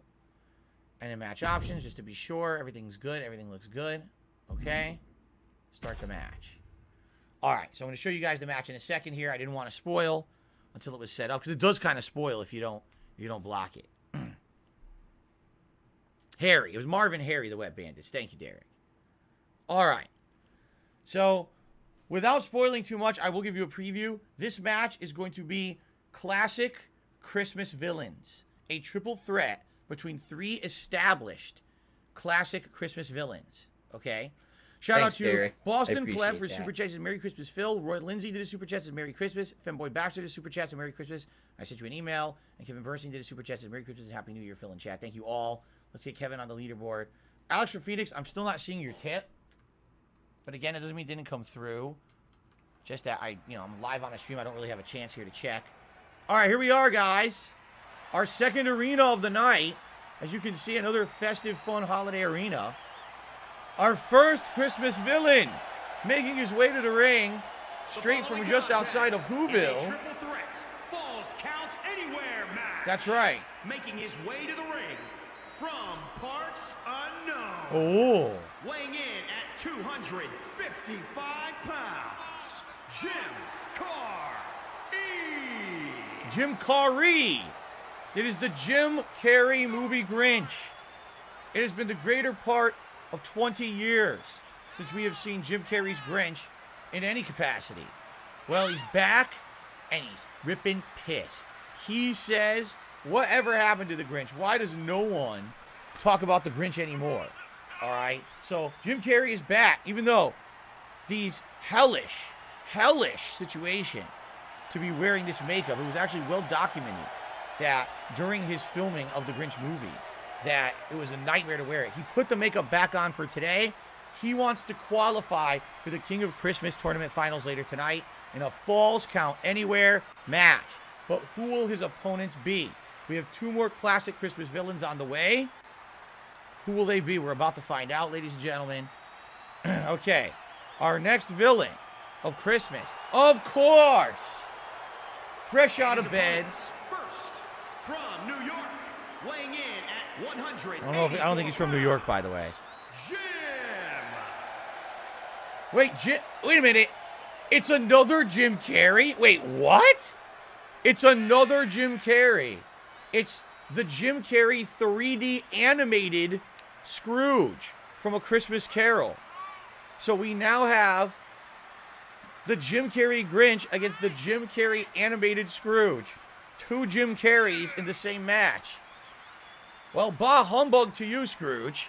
It looks like he's been in the middle of his visits from the Christmas ghosts, right? Maybe he got visited by the ghost of Christmas past. What but do not I the do? ghost of Christmas present yet. Because as you can see, he's not been transfigured into the nice holiday hero. He's still pissed off. He's still bah humbugging.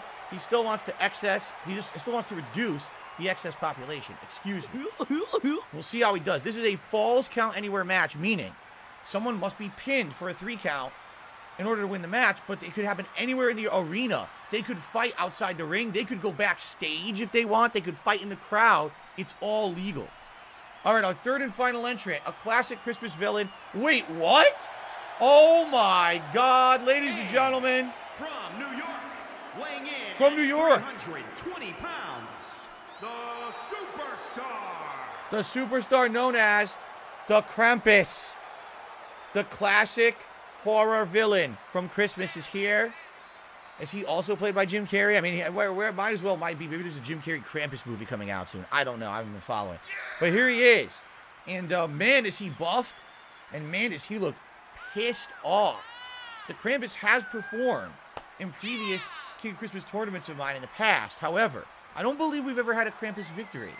So the Krampus will be looking to secure his win here to qualify for the finals later tonight in the King of Christmas tournament. Now again, the way this works, with falls counting... By the way, this is from New York. Are you surprised that a hellish demon that ruins the holidays would be from New York City? I mean, come on. Anyway, the way this will work, falls count anywhere, meaning anywhere in the arena, a fall can take place. Someone could pin someone else, and they could fight anywhere. There's no countouts, right? No submissions. It's basically someone has to get pinned somewhere in this gigantic arena, and it could be anywhere. So here we go. Ladies and gentlemen, happy holidays. Let's get to it. The two gyms. The gyms are facing off. Jim versus Jim. A swinging neckbreaker from Jim to Jim. Now the Krampus working on the Grinch. Look at this. Uh-oh. Oh, nice reversal by the Grinch there. A knee to the face of the Krampus. And oh, he misses the running dropkick attempt. Or was it a running elbow? Now the Krampus misses. Here we go. The Grinch whips Krampus to the ropes and misses. They have a meeting of the noggins there. That didn't work out too well. The Grinch whipping the Krampus to the corner. Now the Grinch, he's got them both worked out. A chop, knife-edge chop to Scrooge. What is the Grinch doing to the Scrooge? Ebenezer, oh my God, a dastardly chokehold. Wow. They call that the Whoville clutch. All right, here we go. Oh my God, he just dropped the Krampus directly onto his neck with a snap reverse suplex. I'm pretty sure he broke his neck. I'm almost sure that the Krampus hasn't broken neck. Now he's working, look at this. An armbar on the Krampus. Now this is falls count anywhere, but I do not believe that submissions are legal in this match. I think there has to be a pinfall, so submissions won't matter that much. Oh no. There you go. He rings up Ebenezer on the rope. The Grinch is on a tear on this match right now. Nope. Oh, low blow. He did him in his Krampus nuts. Here he goes. Striking the Krampus. You know, the Krampus is the largest opponent, but it doesn't seem like he has much of an advantage in this fight. Look at this. The Grinch working the Krampus now. Krampus up and down with a backbreaker. Pretty much no offense against the Grinch in this match right now. The Krampus is stunned and Ebenezer is out. Where is the Grinch going? The Grinch is going up top. The Grinch is standing on the top turnbuckle, and here he goes. Axe handle slam. He goes for his first pinfall attempt. One, only a one. It's a little early to be going for a pin here in the King of Christmas tournament, okay? So, let's see how this goes. Now, the Grinch working on the Krampus. Ebenezer, for some odd reason, is standing outside of the ring. Wait, what's going on?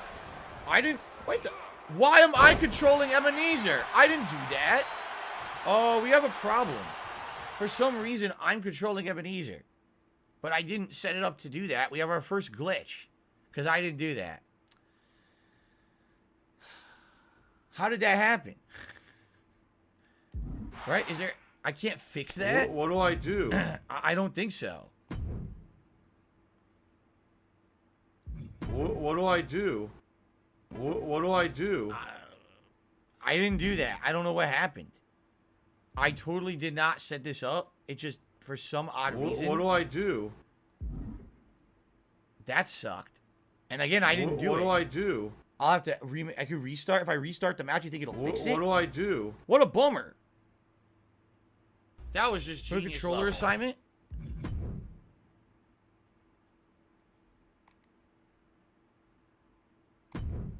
Okay. Haha! Nice! We've saved it. Okay.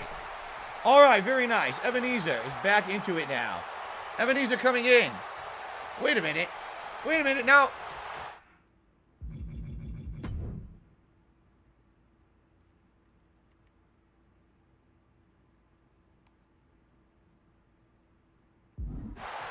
Okay. Now they're... Oh, okay. Now they're all at it.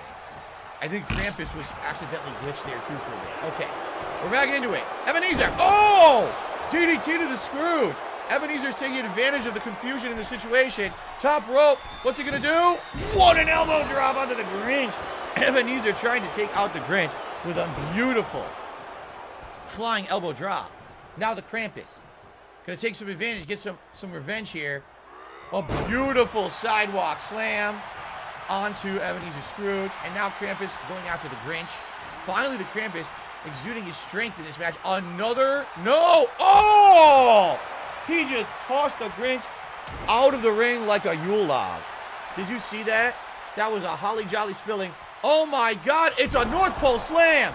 He just hit Ebenezer with the North Pole slam, and then he hit him right in the jingle bells. He stomped right on his chestnut.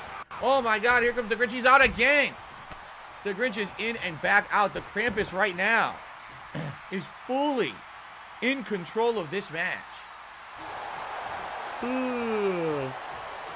Wait, did you see the Grinch? The Grinch just said he's had enough. He's had enough of being abused. He's had of the Davu Dores and the Jing Tang Tinglers and the Wingle Bingers or whatever they're called. He's ready to steal the roast beef. Here he goes. The Grinch. Look at this comeback. A DDT to Ebenezer. He takes out the Krampus. He takes out Scrooge. He goes for the pinfall attempt. No. The Krampus is absolutely not. I'm going to break that up. There's no way. Now look. The Krampus with a powerbomb attempt on the Grinch. Oh my God. What a powerbomb. Oh my God. Oh, look at this. A string of. Oh. First. No, stop showboating, Grinch. Oh my goodness. First, a rousing suplex, and then what a lariat to Ebenezer. Now, wait a minute. Now the Grinch with his own powerbomb to the Krampus. Look at this. What's he doing? He's walking across the ring. No. No. The Krampus reverses. The Krampus escaping the powerbomb.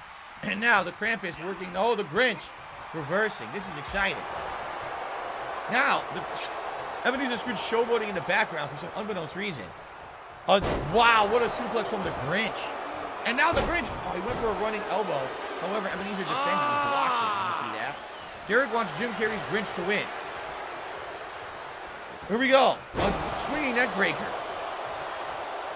A neck breaker to Ebenezer. Now we got a showboating Krampus. Why are they all showboating? Probably because they're villains. They're holiday villains. This is what they do.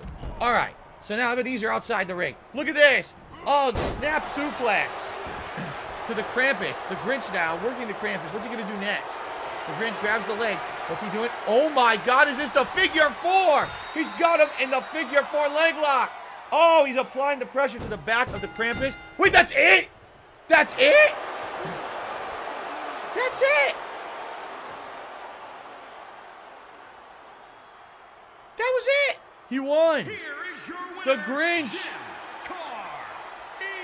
Jim Carrey, the Grinch, has defeated the Krampus. He put him in the figure four holiday Grinch lock. And he won the match. Damn.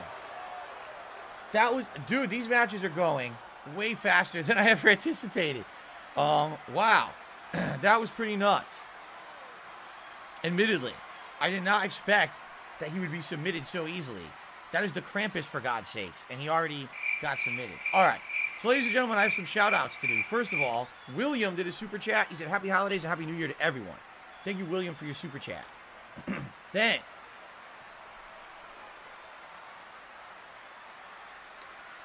we have hit our 100 likes of the stream. Thank you all who are here live today for the King of Christmas Tournament Sims. With the 100 likes, it means we'll have a celebratory bubble blow. So let's do that for you guys. Here we go.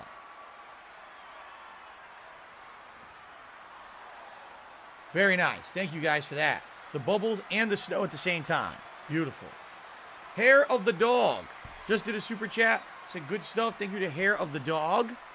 I appreciate that. And he says, good stuff. In addition, I received a tip. A $20 tip from Alex from Phoenix. Thank you, Alex. Let's get your animation playing. Let's see what he has to say. Alex says the following. Best of wishes and Merry Christmas to everyone and all of your families. 22, though sometimes hard, was still a blast of a year. I hope 2023 is a fruitful year for all, onward and upward. So thank you very much to Alex from Phoenix for a $20 tip here on today's stream.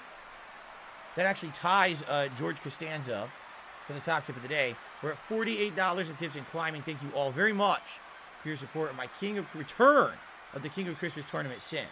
Okay, so we actually have 2 of the 4 qualifying matches done already. And we've only been streaming for 30 minutes. These are going way faster than I'd anticipated. All right, like I said, a lot of the times it's impossible to predict how these matches are going to go. All right, let's continue. Let's do the third qualifying match, shall we? Now, this next match is going to feature something special. We're actually going to do a special stipulation for this match. And this match in particular, I think you guys are going to like a lot. All right, I'm not going to spoil, but this is going to be pretty special.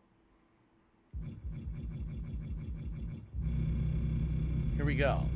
Do this. That's one person. Second is going to be added right now if I can find them. Here we go. And then number 3. Enchanted hat of money buff reduces your Custom. salt levels while the hat is worn. Go. What the fuck?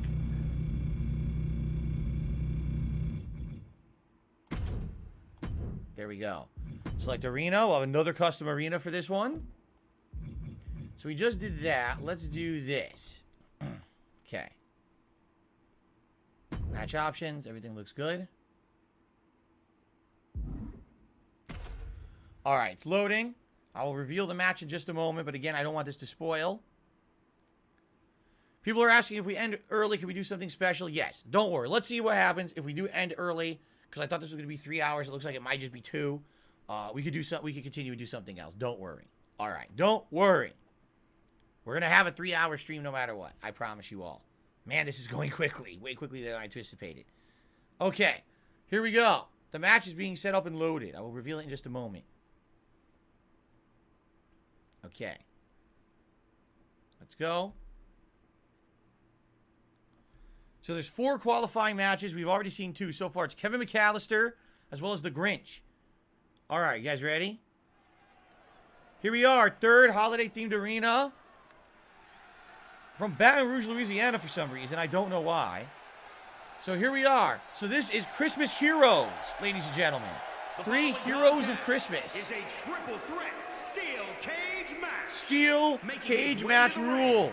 From the North Pole, weighing in at 290 pounds. Here he is. Scott. Scott. Why? Because this is not who you think. This is not the traditional Santa Claus. This is Tim Allen's Santa Claus. Hulk Hogan's dick. From the movie The Santa Claus. So there you go. Tim Allen. And by the way, he has a whole new series now on Disney Plus called The Santa Clauses. If you want to check that out. I haven't because I don't have Disney Plus, but you might want to check it out. So it is Scott Santa Claus, sponsored by Old Spice and Snickers. So this is a steel cage match. It's a little different. We'll have 3 people in the cage, and someone must escape the cage to win the match. All right, pretty interesting.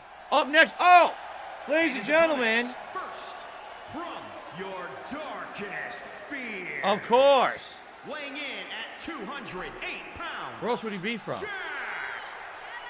So Jack Skellington, from The Nightmare Before Christmas, a movie that arguably some people would say is more of a Halloween movie, because some people would say it's actually a Christmas movie. You know? What movie is he really for, or what season should he be in? I don't know, and quite frankly, I don't really care. All I know is that Jack wants to take over Christmas this year, and that's why he's entered into the King of Christmas tournament. He's been in previous events and has done quite well. We'll see how he does this year in this steel cage match. By the way, shout out to Code Man. I will shout out your super chat in a moment.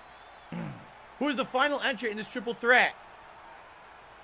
Oh my God, literally. The reason for the season, ladies and gentlemen. And from Jerusalem, Israel. From Jerusalem. 158 pounds. Yes. Jesus Christ. Jesus Christ. Jesus Christ himself, the Son of God.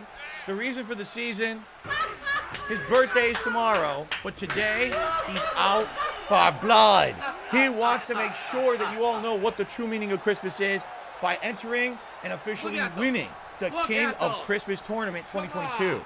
He has been in this tournament before and done quite well.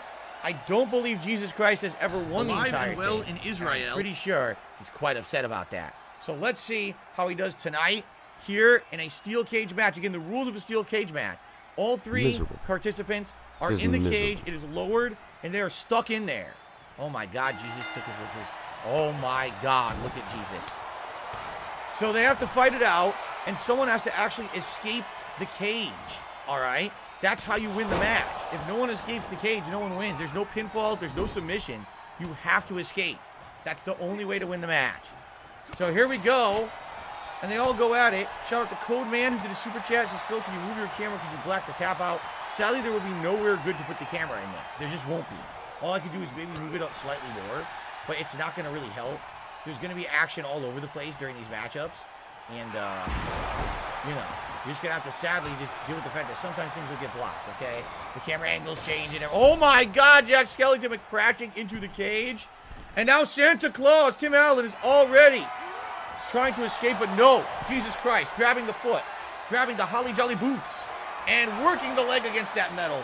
He's working the old knees of Tim. Tim says, oh, I've been through this before. Wait, now Jack is attending. Oh! Santa misses. Santa misses. There's some showboating going on there by Jack. I don't know if that was very wise. So now we have Jack super kicking Jesus Christ directly in his face. I don't know if that's a wise move, super kicking the Son of God. You might be a little upset about that. Jack seems to be on a tear right now, right? He's got that momentum, but now Jesus Christ lifts him up and plants him down, and that's all she wrote. Jesus is now in control of the match. Keep in mind, at any point, someone could try to escape the cage while the other two participants are distracted, and that would be a very effective way to win this match, since there's no pinfalls, no submissions. You must escape the cage, okay? So thank you, Code Man, for your super chat. Let's get you on the leaderboard. All right, look at this. Oh, my God, these two are going at it. By the way, some tips have come in, but I would prefer to wait for the match to end to shout them out. And oh, my, did you see that? Did you see how wily and weaselly Jack Skellington is? He is quite skinny. He isn't just a skeleton after all. So he's slipping out of the grip of these opponents here.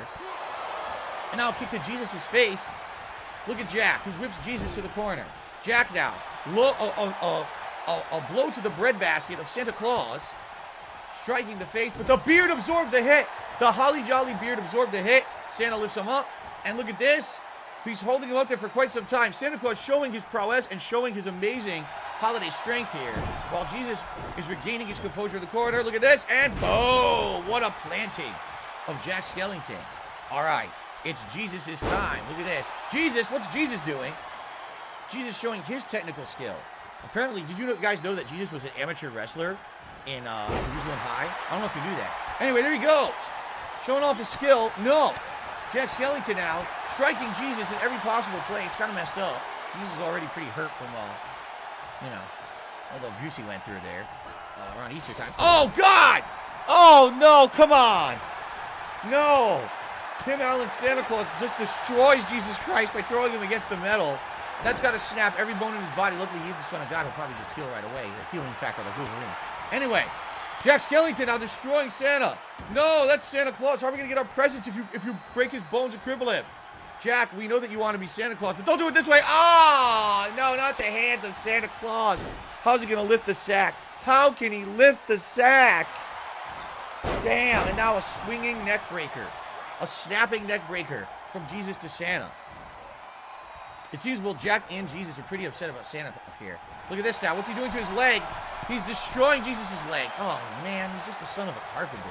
Leave him alone. All he wants to do is make a table or something. Gee, stop beating him up. All right. Jesus Christ is coming back. A nice reversal there. Jesus working. Nope. Now Santa. Santa's got Jesus. Oh.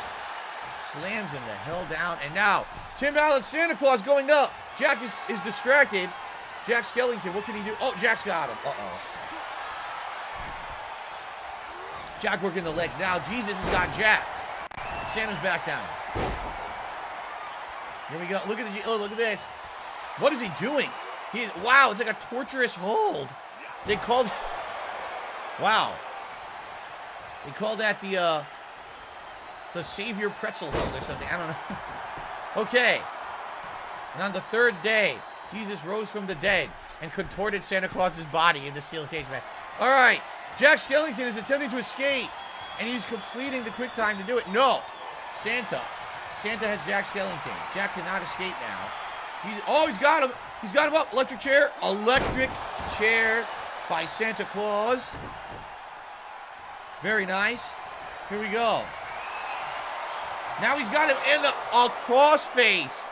He's got him in the label lock. Actually, I guess you could call that the anti-hell lock by Jesus. There is no pinfalls in this match, Jesus. Wait, what? Why is there a pinfall? There wasn't supposed to be a pinfall. Apparently the rules are wrong. The game doesn't understand the rules of a steel cage match. You're not supposed to win by pinfall. You're only supposed to win by escaping the cage. So the rules are screwed up, apparently. Okay, look at this, Jesus! Jesus is escaping! Jesus is escaping the cage! Jesus has reached the top of the cage. Now, Santa Claus is trying to get up there to stop him. Santa Claus is up. Santa Claus, no, he's got him. He struck Jesus in the face. He struck Jesus in the face. Now here comes Jack. No! Santa's falling. Now Jack is up there. Jack comes over. He punches Jesus in the face. Look at this. All the members are climbing the cage. Oh, this is exciting. All the members are climbing the cage. Now we got Jesus over here. We got Santa over here. We got Jack over here. All right. They've got Jesus back down. Now they're striking Jesus. Holy Jesus, he's struck in Jesus.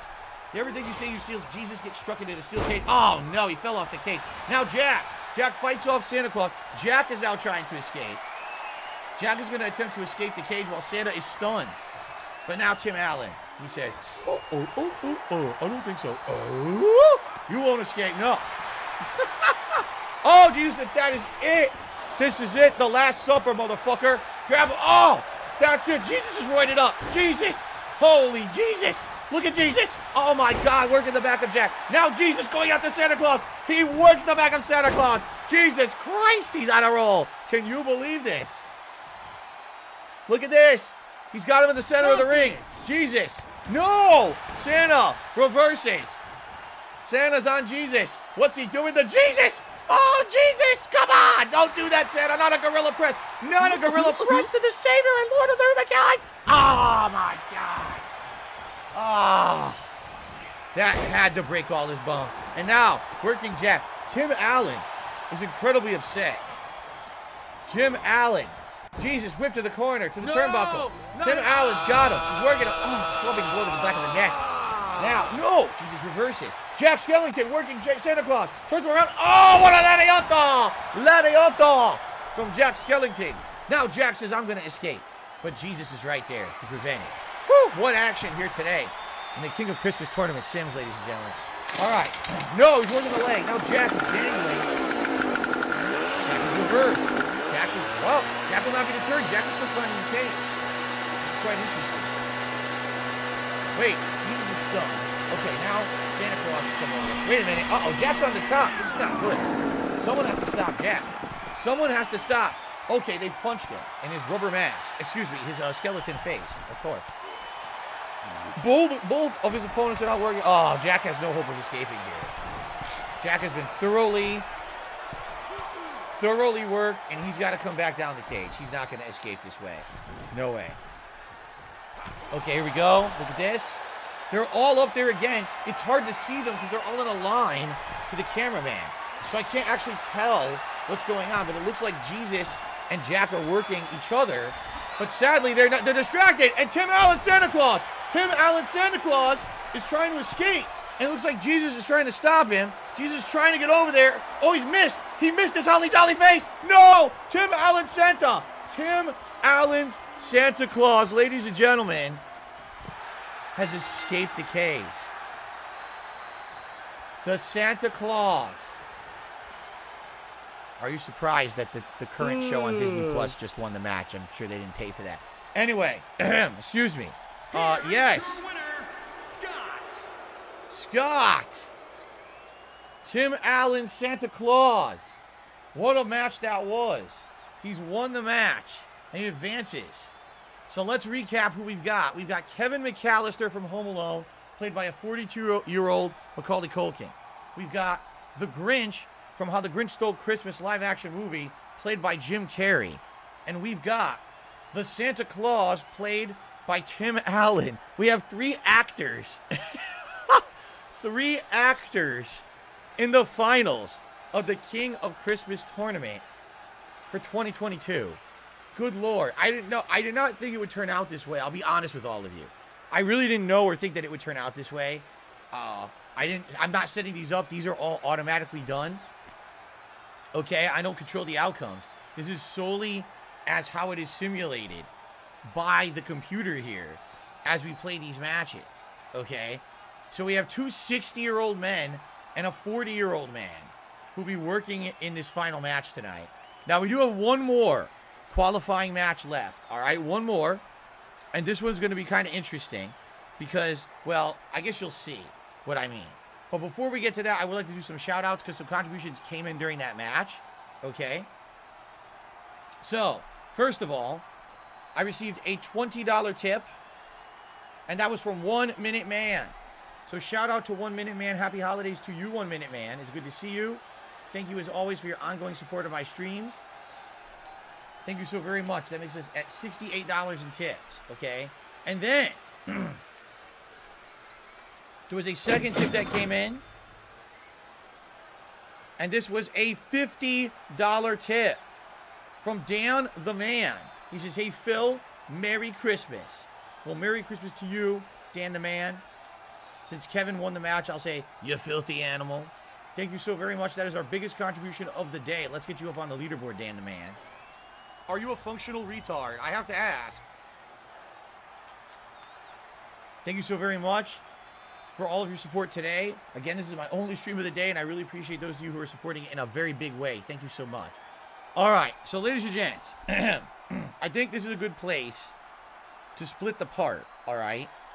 Normally, these would all be separate matches, would be separate videos, but being that I'm streaming this, they said, this Phil, basically you is know, about we 50 to contribute 45 to you, minutes. but it always We'll seems split like it's the a part black here. hole. The next part, Because it always seems will like be no the matter how fourth much you and final contribute, qualifying you're always match, still and having then problems. You're always the still in main debt, and event, nothing's getting better. the I agree with actual you. King of Christmas finals match. All right. All right. So, don't go anywhere. Part 2 is right around the corner. Who will be the King of Christmas 2022? We're going to find out shortly. Thank you all. Okay. So, I split the part, guys. I think what we should do, all right, I think it would make sense to take a break now. Because if we take the break now, then we can do the 2 quick matches. And since there's time, you guys seem to want a battle royale. Now, keep in mind, I did not prepare a battle royale. I would just have to go off of all the created characters I already have in the game from previous Sims that we've done. And, of course, these holiday characters as well. If you guys wanted a battle royale, we can do that. It looks like we're definitely going to have time, okay? But I think I'd like to take my break now so that way I can rest my voice a little bit because I've been talking now for a straight 2.5 hours. And then come back, and we'll do the final qualifying match, the King of Christmas match, and then a battle royale, okay? Sound good? All right, let's take about a 15-minute break, and then I'll come back with more King of Christmas Sim antics. Please don't go anywhere. The best is yet to come. The zaniness will continue after this short break. Thank you all. See you in a bit.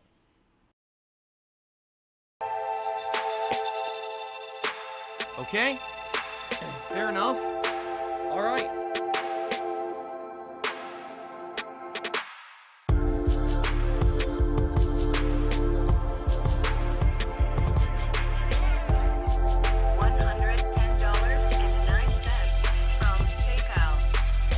Following the game, following the fun gameplay, and chilling and relaxing with me.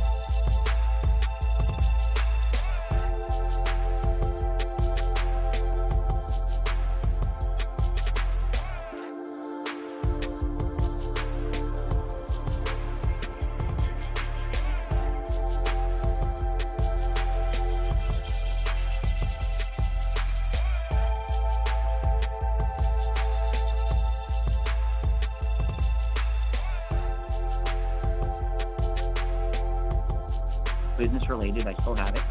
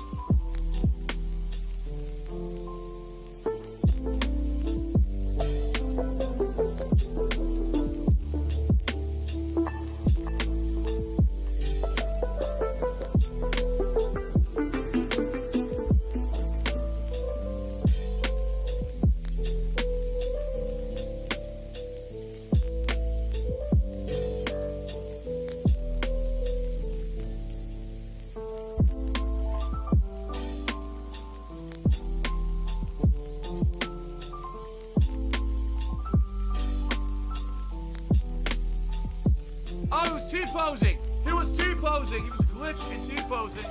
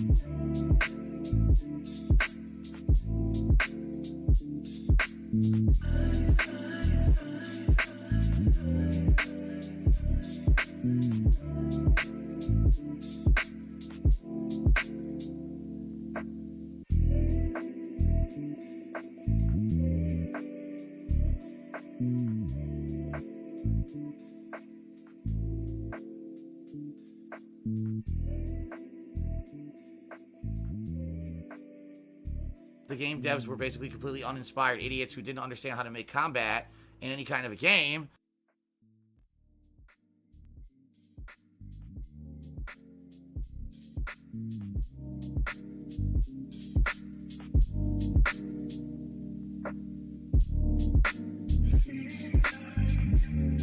So if you're going to be an asshole, you're going to be treated like an asshole. You're going to be shown the door.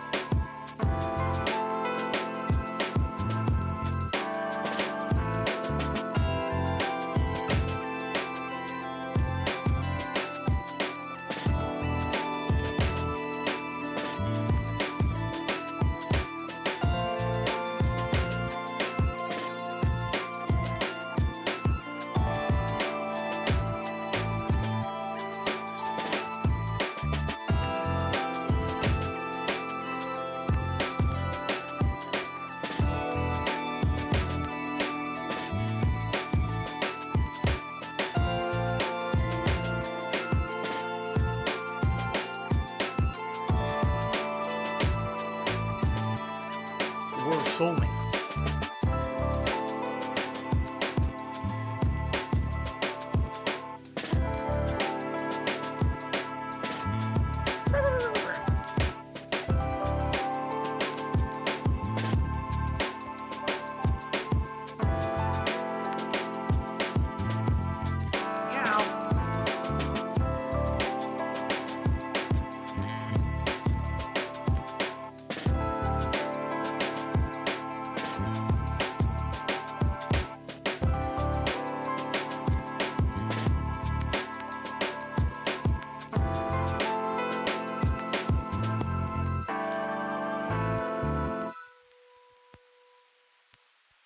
I'm bi! I'm bi! I'm bi! I'm bi!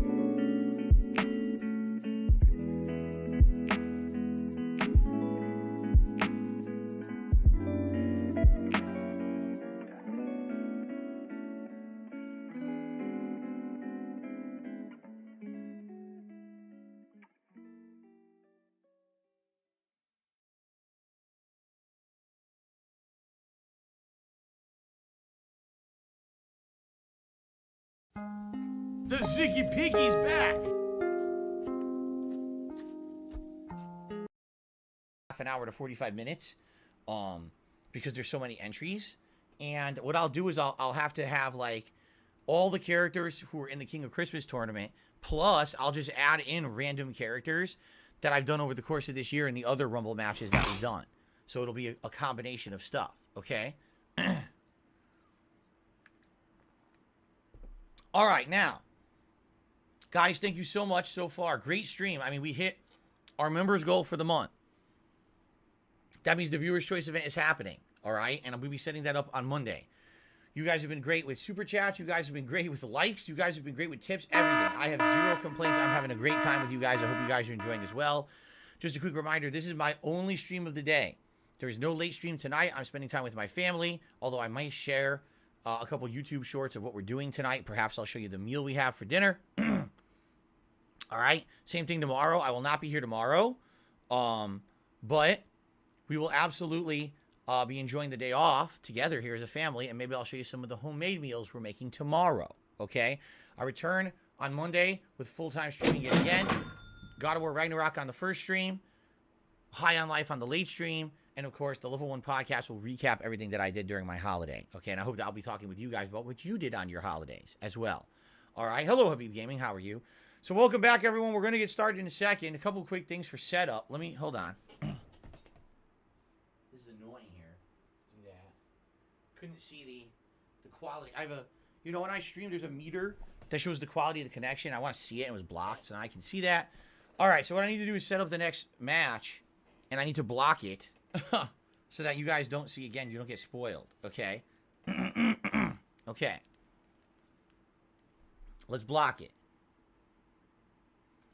All right, let's set it up. So this one, I know exactly what this is going to be. This is going to be a... Here we go. Yes, this Ding one. dong This is die. what I want. Okay. Okay, let me set this up. So here's the remaining characters. Here we go. What do I do?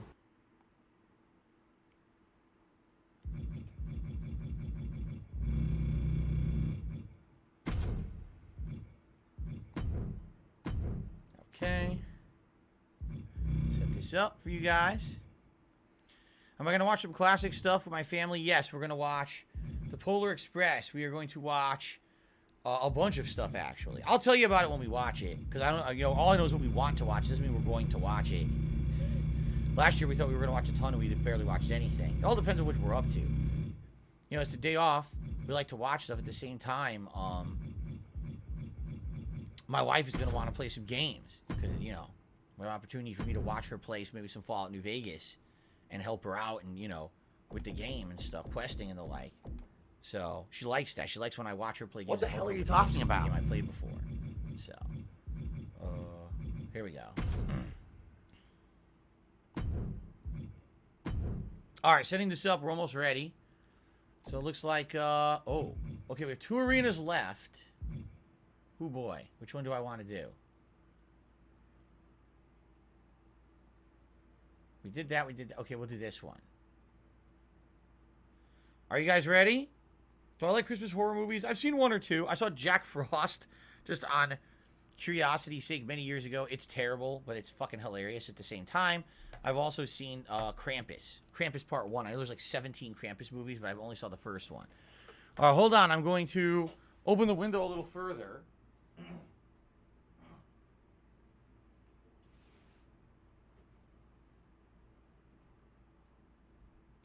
And by the way, it must be a Christmas miracle because all of the ice and snow is gone, which means I'll be able to have a delicious dinner with my wife. We're going to go get Asian food, Chinese food for dinner.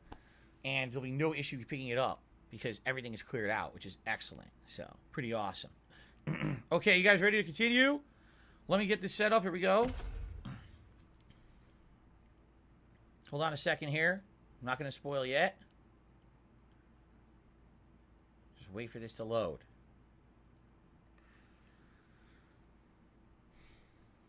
I'm not still on break. I was setting up the match. I'm coming here in a second here. It's actually loading. I'm waiting for it to load. It seems to be taking forever. Maybe this is a really elaborate arena. I'm not sure.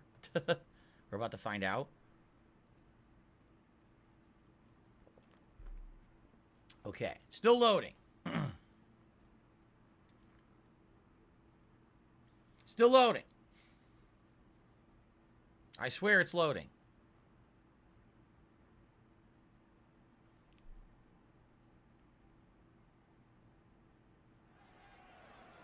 All right, ladies and gentlemen, welcome to our 4th and final King of Christmas qualifying match. This is another triple threat. Oh, boy. Another triple threat match. This one, we saved the best for last, ladies and gentlemen. Making his way to the ring. Weighing in at 189 pounds. The superstar. You cannot catch him. He is the holiday gingerbread man. And he is ready. Yes, he is from Shrek. This is actually the holiday gingerbread man from Shrek. He is here in the King of Christmas tournament here tonight. This final match, the final qualifying match, is an Extreme Rules. This means no rules. You can use anything you want. Any weapon in the arena. No holds barred match coming up. Going to be very exciting to see who qualifies for this 4th and final qualifying match. Oh, no. The snow is coming down, ladies and gentlemen. It is the man, indeed, the snowman. It is Frosty, the snowman. And his opponents. In all of his glory. South Park, Colorado. Weighing in at 538 pounds. 538 pounds. Snow, the Iceman. The Iceman cometh. And he wants to put the freeze on everyone tonight, yes. Frosty the Snowman returning to the King of Christmas Sims. He really wants to win. I can tell he wants to be our 4th and final entry into the King of Christmas title match here tonight. Laugh Which is sounds coming like up directly after this qualifying match. Or Very nice. Let's see how he does here tonight. No. The Snowman is here. We got Gingy, the gingerbread man, and we've got Frosty the Snowman, who will be the 3rd and final opponent in this match. We're about to find out. All right. Lady Charisma took me $2.50 to check in to see if my guide helped. It did, Lady Charisma. Thank you so much. You're the reason why we have these custom arenas today. 100%. It was your guide and tip from yesterday that helped. So thank you so much, Lady Charisma. Happy holidays to you, and I really appreciate your guidance on this. Boys, they're a backwards-ass way of setting up custom arenas in this game, but we got it done. All right, this is it. Our third and final contender for the final King of Christmas qualifier match. Who is it? Oh, my God.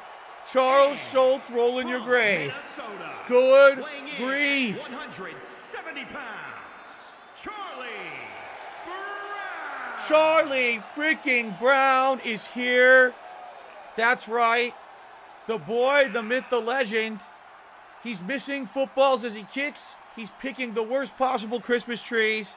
He's ruining everything for himself and his friends around. Charlie freaking Brown wants to qualify for the King of Christmas final. Oh, he is angry. Good grief, he is upset. Look at him. An abomination. He is an American classic. How dare you call him an abomination? Personally, this is what I look like 9 times out of 10. And then I have to put on a bunch of makeup to look better for the streams. I don't know about you guys, but, I'm no spring chicken myself. Here we go. Charlie Brown against Frosty the Snowman against Gingy the Gingerbread Man in an Extreme Rules match. That means anything goes. They could use weapons. They could put themselves through the announce table. They could pull out a bomb and blow up the arena. All right, they better not do that. That would be very bad. Look at this beautiful arena. Winter Wonder Slam. Look at Frosty immediately. Oh, my God. Into a pin. What? Wow. The first move of the match, Frosty with a suplex pinning combination to Gingy. Now Charlie Brown attacking. Oh, my God. Frosty has put on some weight, I think. You would actually zip your lips. He misses. Put the zipper on your lips and zip, and never talk again. It would be better off. Your content would actually be better off if you just a completely whipped flying back elbow off the ropes. That was quite embarrassing. Poor Gingy. Poor Gingy. Look at Frosty now. Frosty working Gingy. No, don't do that. You'll stab him in two. Oh, that's a brittle cookie, man. You can't be doing that to Gingy. Look at Charlie Brown. Oh, no. Look at Frosty. Oh, my God. Frosty. Oh, no. The bulbous frosted buttocks. The glutinous frosted Maximus right onto the body of Charlie Brown. This is terrible. It's basically like 2 Davids against Goliath. Look at this. 2 underdogs. Don't do that. He's a schoolboy, for God's sakes. Don't do that to Charlie Brown. Frosty, please. Don't do it. Oh, my God. Oh. Charlie Brown got punted like the football. Wait, Charlie Brown. Oh, DDT. Charlie Brown is coming back. He's pissed. He says, "You're not Lucy, you son of a bitch." Oh, the doctor is out. No, Gingy with a bat. Gingy got a bat from under the ring. He's clubbing Charlie Brown. I said this in Extreme Rules. He's beating Charlie Brown. He's beating him to a pulp. Now Frosty the Snowman going under the frozen ring. What's he got? He's got a steel chair. Frosty with the steel chair. Look at this. Look out for no. Oh, Charlie Brown knocks the steel chair out of Frosty's hands. Oh my goodness. Frosty, he's setting up Charlie Brown. Gingy is showboating for some reason. Probably a bad idea. Frosty, he's got Charlie. Oh, punch. What's he doing? Don't do this, Frosty. Oh no. Oh, what the hell? What is that? A weird in the ropes choke. I've never seen anything like that before. What was that? That's a unique move. What the hell is Frosty doing? A celebratory frosted dance. He's been here and there up and down the square saying, "Catch me if you can," but I've never seen him do these moves before. What in the holy hell is going on here today? In the King of Christmas tournament, Charlie Brown setting both up in the corner, knocking them both out. Frosty is stunned. This is Charlie Brown's opportunity. He's got Gingy. Oh my God. Oh, into a pinning combination. No, he's knocked him out. He's knocked out. He's picking up Gingy. What's he going to do? Oh, spear! Charlie Brown with a spear. He goes into the pin. 1, 2. Charlie Brown! Charlie Brown! No! 2 9/10. 2 9/10, but Gingy kicks out. Frosty's in the ring. Frosty on Gingy. Oh, no. Gingy's dead. Charlie Brown. No! Charlie Brown into the ring post. Shoulder first. Frosty choking. Viciously choking Charlie Brown. This is one hell of a snowman upgrade. Let me tell you. I've never seen Frosty in this kind of form. Oh, those underwear or something else, though. Oh, my God. He's breaking his hand. Gingy, if Gingy were smart, he would not be showboating right now. So I think we all know about his intelligence level here. So that's it. Frosty is out. Frosty. Oh, my God. Look at Gingy. Ah! He broke him into crumbs. He's got him in the camel clutch. Oh my God. He's got Gingy in the camel clutch. That's it. What the? That's it. Fuck. He's not releasing. Hold up. It's gonna clear up, I swear. Frosty the Snowman. Murder. Jesus Christ. Gingy the gingerbread man here today in the Christmas scene. Okay. Like legit, he's dead. Legitimately. Snow. That was like an Ivan Drago finish. He actually, if he dies, he dies. Well, he actually snapped Gingy. I've never seen anything like that before. Oh my God. What a vicious beating, right? And then at the end of the match, he goes, "Happy birthday!" Wow. I have never seen anything like that before in my life. I've never seen a dissection in the ring like we just saw between Frosty, Charlie Brown, and Gingy the Gingerbread Man. So now, to recap, who are our people who have qualified for the final match of the night for the King of Christmas tournament? We've got, you ready for this? Prepare yourselves. Kevin McAllister, played by Macaulay Culkin, a 42-year-old man. We've got, excuse me, the Grinch, played by 60-year-old Jim Carrey. We've got Santa Claus Santa, played by 60-some-year-old Tim Allen. And we've got this heaping, giant monstrosity of a creature. An abomination. I could see Frosty's nipples. It's disgusting. And he's going to be in the final Fatal 4-Way. I'm really worried about this, guys. We need a King of Christmas that's going to properly represent the season. And I don't know if this is going to happen this way. I guess we have to see. All right. Ladies and gentlemen. Excuse me. This is it. Our next match is the finals. It's time for me to set up. So let me explain how this final match will work. This will be a Fatal 4-Way hype train ladder match for the King of Christmas title. How does that work? Okay, allow me to explain how that works. All right, because I think I have to set this up and then they're going to ask me to select the title. So the way it works is the title will be suspended above the ring. All right, and there will be ladders all around the arena. These entrants will have to climb the ladders by placing them in the center of the ring. All right, and basically try to get the title from this dangling suspension. All right, it's like a rope or something that suspends above the ring. And it's dangerous. Let me tell you something. It's incredibly dangerous because you could fall, you could get pulled down from the top.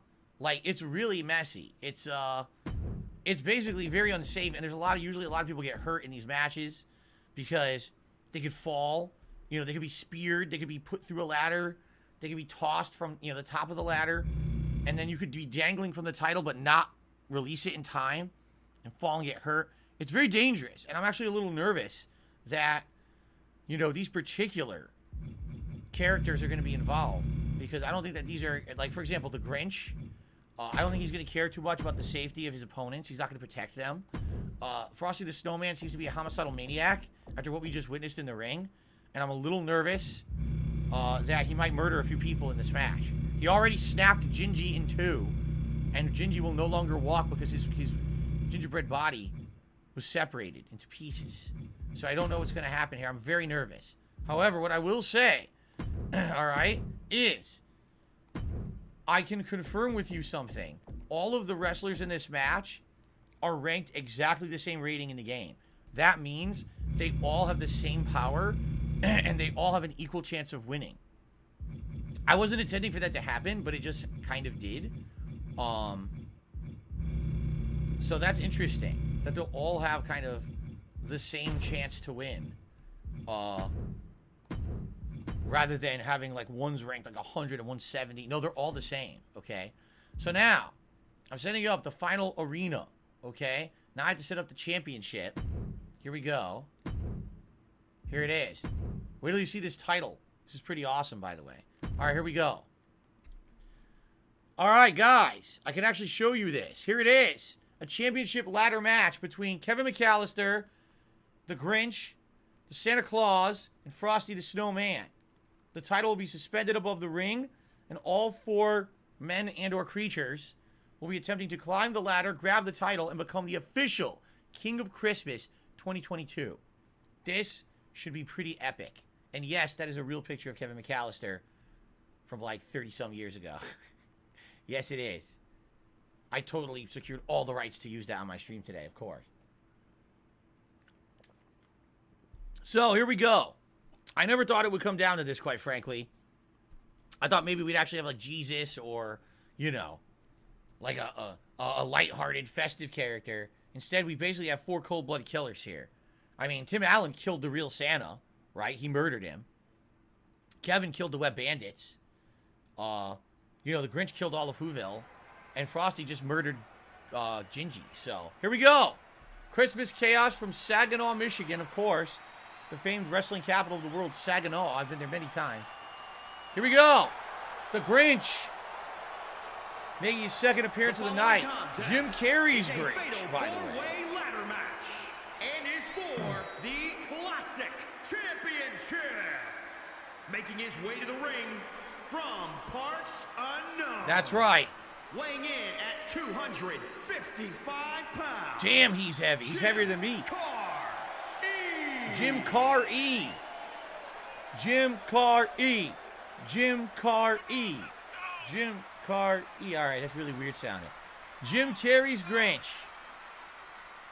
Davudores, Davudores, snap our spines and kill the opponents. Are you a functional retard? All right. I have to ask. Here he goes. Into the ring. Very nice. You see there's already a ladder in the background. That'll be one of the many ladders. Can someone please shut up this dude? That'll be used in this match. This actually is an outdoor ring. It makes sense. It's snowing. It's actually outdoors, unlike the other rings from today. Very nice. Okay, who's next? By the way, this match is sponsored by Snickers, just so you guys know. If you're hungry, eat a Snickers and shut up. That's my tagline for it. Here he is. Whoa, wait a minute. Tim Allen's all business. He's changed his attire. He took off the Santa suit. Oh, snap. He is pissed. Look at him. He says, suspenders on, all business. He is ready to kick your ass. Suit off, boots up. I wouldn't be surprised if he got some tricks up his Holly Jolly sleeve here tonight. Tim Allen, again, promoting the Santa Clauses, the new series on Disney+. Check it out now. And I didn't get paid for that plug, of course. We all know this. He's all serious. Derek is loving the custom arenas. Yeah, basically these are the best ones. I picked like the 5 best that there were. There wasn't a lot of selection this year. Keep in mind, this is the first time the game has been out in many years for these kind of sims. But they do what they had, and I think it's going pretty well. Here we are. And from Illinois, weighing Thanks, in Derek. at I appreciate that. 153 pounds, Kevin McAllister, played by Macaulay Culkin, the 42-year-old man. Here he is. He might be out of his element. Earlier tonight, he won the tables match, if you remember, by a shock. I think what it is he's so used to the hijinks of using the items in his environment that putting someone through a table was just second nature to him. However, tonight, it's all about the placement of the ladder, climbing that ladder and securing the King of Christmas title, which is suspended from the top of the ring. This is going to be very exciting to see who can pull this off. And now our final opponent of the night. Oh, no. Jade is loving this. I am, too. Oh, he's back. Ladies and gentlemen, he's back. The killer. The vicious psychopath. Frosty, the bane of winter snowman, who murdered Gingy earlier tonight, is back for more punishment and more pain.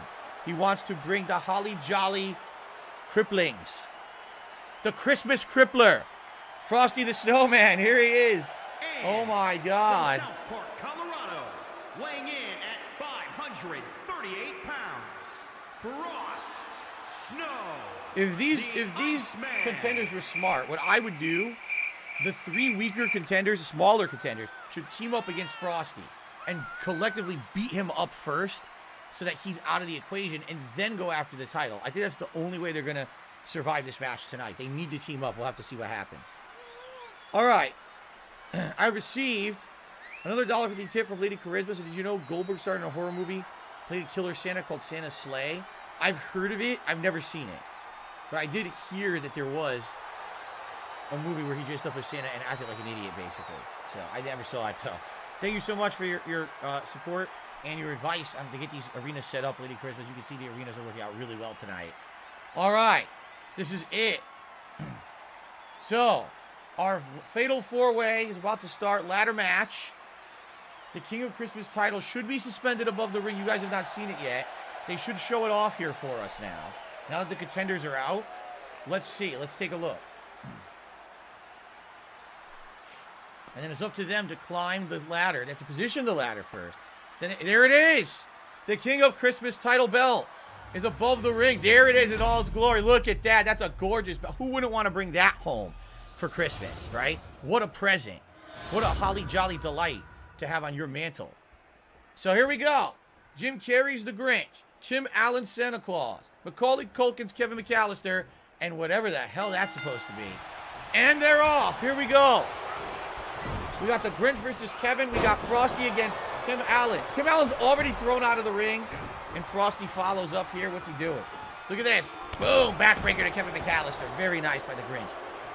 We've got Frosty taking it to Santa Claus. The Grinch is... Wait a minute. The Grinch is already taking care of business. He's got the ladder. He's already bringing it into the ring. We got... This is awesome chants from the crowd. They're feeling festive. I think they had a little bit too much eggnog, if you know what I mean. They're already this excited. Look at this. The Grinch snapping suplex to Kevin. Ouch. Kevin! Look out, Kevin. Look out. He's got the ladder, Kevin. You want to get out of his... Oh, no. He got clobbered. The Grinch already set up the ladder. This is bad. The Grinch is already climbing the ladder. The Grinch already is going to reach for the title. No! The Grinch instead opted to attack Kevin. He didn't go for the title. He went for Kevin instead. That was... Wow. Did you see the Grinch tried to lift Santa, but he wasn't strong enough and Santa just flattened him? Did you see that? Oh my God! Did you see that? Springboard. Springboard technique from Frosty. The Grinch has the title. Someone's got to stop him. Someone's got to stop the Grinch. Someone has to stop the Grinch or else the Grinch will win. No one is stopping the Grinch. Okay, Frosty. Frosty's going up. I don't know why Kevin's just standing there.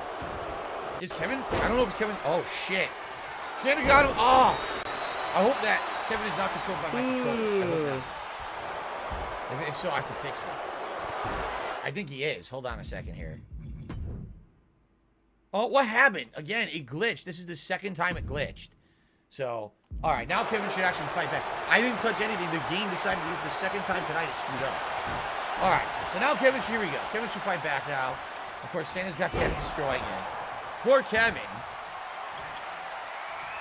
Poor Kevin got hurt so badly, and it's not his fault. It's the game glitching. All right, look at this. Frosty's got Santa. Santa to the corner. Kevin's got the ladder. Frosty now with the ladder. Oh, no. Kevin reversed. Kevin reversed. Kevin. Oh, poor Macaulay Culkin. The smallest man in this fight. But also the youngest. So he's the spryest fighter. Here we go. Look at that. Up, downs, highs, and lows. Wow. What a series of strikes from Kevin. Look at Kevin. Look what he's doing to Frosty. Oh. He clocked someone. I think he knocked a snowball right off his chin. All right, looks like Santa is stunned. It looks like the Grinch is working Santa right now. So we got Frosty. Frosty with a neck breaker to Kevin. No! He releases the neck breaker and hits him in the back of the neck. Okay, here we go. We got Santa Claus going up the ladder now. Santa Claus is going to reach for that title belt. He's got it in his hands. Someone's got to stop him. Kevin's going up. Kevin now. Kevin and Santa at the top of the ladder. This is a precarious position. He's pulling his beard. Wait, his beard is real. It's not a fake beard. It's real. Santa is real. Santa. Oh, no. Crash and burn. Frosty knocked the ladder over, and Santa and Kevin just came crashing down. Look at Frosty. I'm doing? by. Oh my God. I'm by.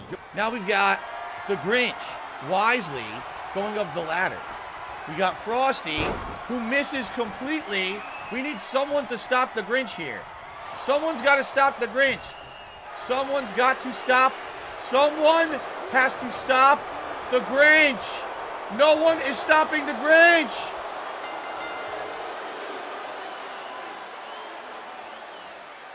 You've got to be kidding me. The Grinch just won Christmas. The Grinch just stole Christmas. Here's your winner and new classic champion. I can't believe it. The Grinch just stole Christmas 2022. No. He won without chokeholds.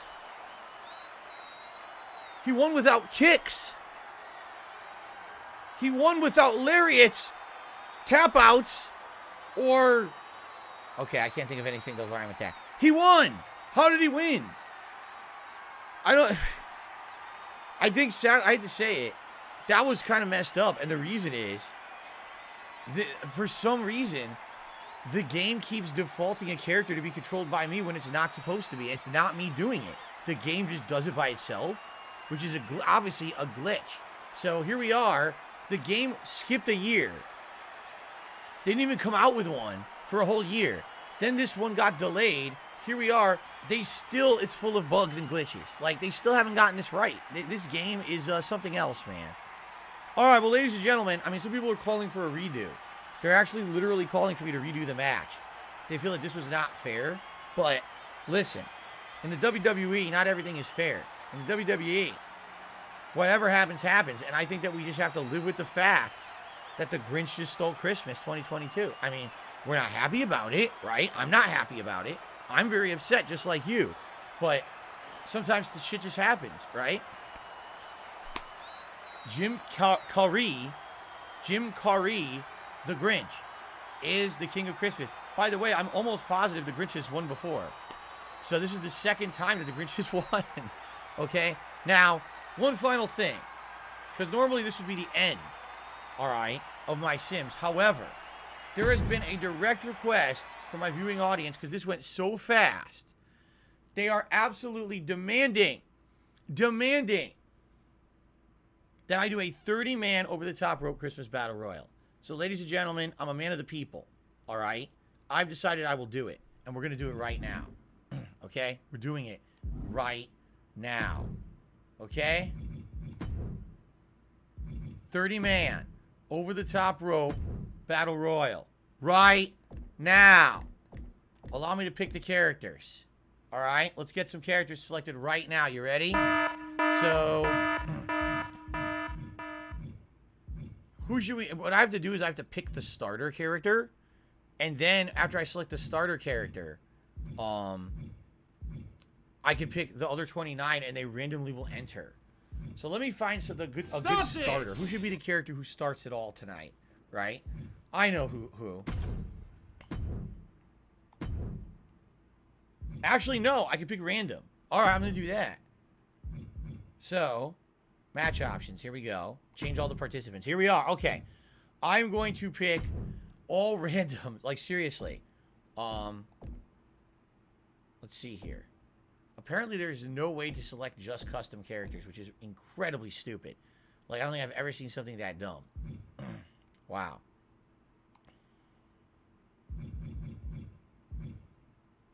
So let's, I'm just going to pick as many custom characters as I can. I'm going to try to include many of the Christmas characters. In fact, I should probably pick all the Christmas characters to make sure they're in there. Alright. I'm doing this right now.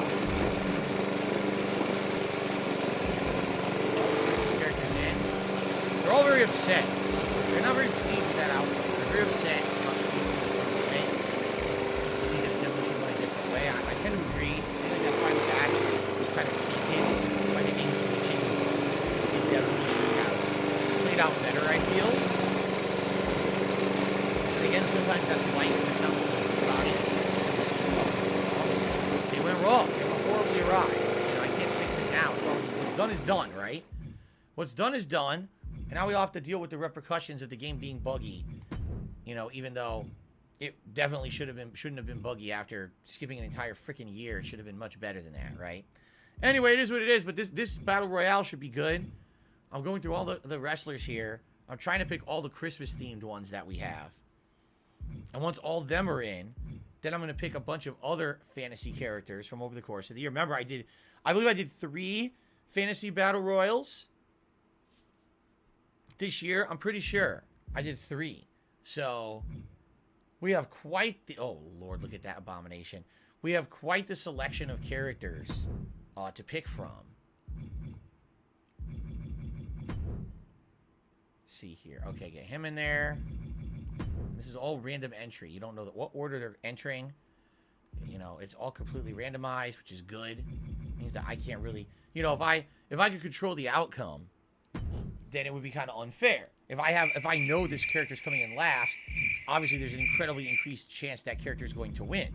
So I don't want to have that. You know what I mean? I'd rather have it that it's completely randomized what order they're coming in, so I can't force an outcome, per se. Okay? But I definitely want to get all the Christmas characters in there first. And then I'm going to consider getting other characters. Okay, so now okay, I think I got all the Christmas characters in there now. So now what I'm going to do is add in a couple characters that specifically I know I want in there. And then I'm going to add in a couple fantasy guys, and then we're good to go. So this is going to be an interesting mix. There's going to be horror-themed characters from Halloween. There's going to be pop culture icons. There's going to be cartoon characters. There's going to be fighting game characters. Comic book characters. Like, there's a crazy amount of interesting stuff that should be in this. I'm just trying to find every character that I want. I feel like there's a couple missing. He's got to be in there. There we go. 1, 2. I still have 4 spots left, so let's keep looking here. Let's see here. Oh, if these are alphabetical, then this one should be down here. It is. Okay, good. Okay, so 3 more to do, and then I think we're good. Because I think I have all the... Let me make sure I have all the Christmas. 1, 2, 3, 4, 5, 6, 7, 8, 9, 10, 11. 11? It's none of anyone's business. We got 1 more. I know who I missed. That would be bad if I missed them, so let's get him in there.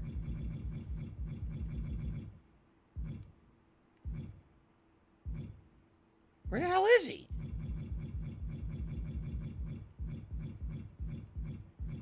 What the? Why can't I find this character?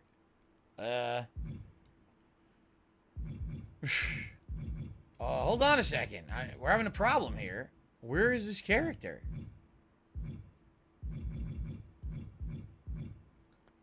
I just saw this character. What do I do?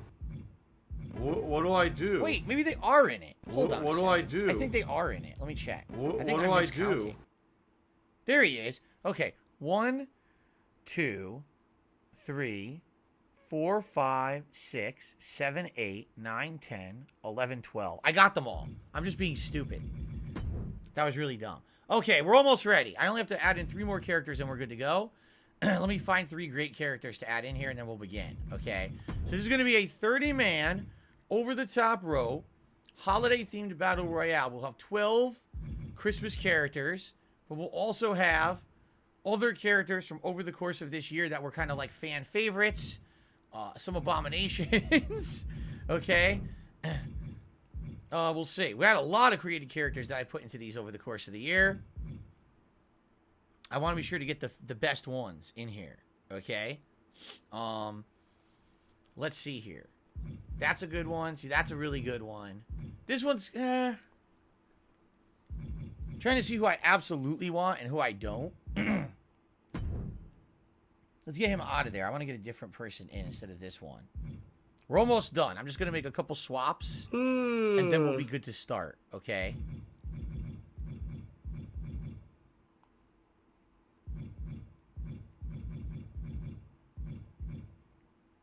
That's pretty good, and okay.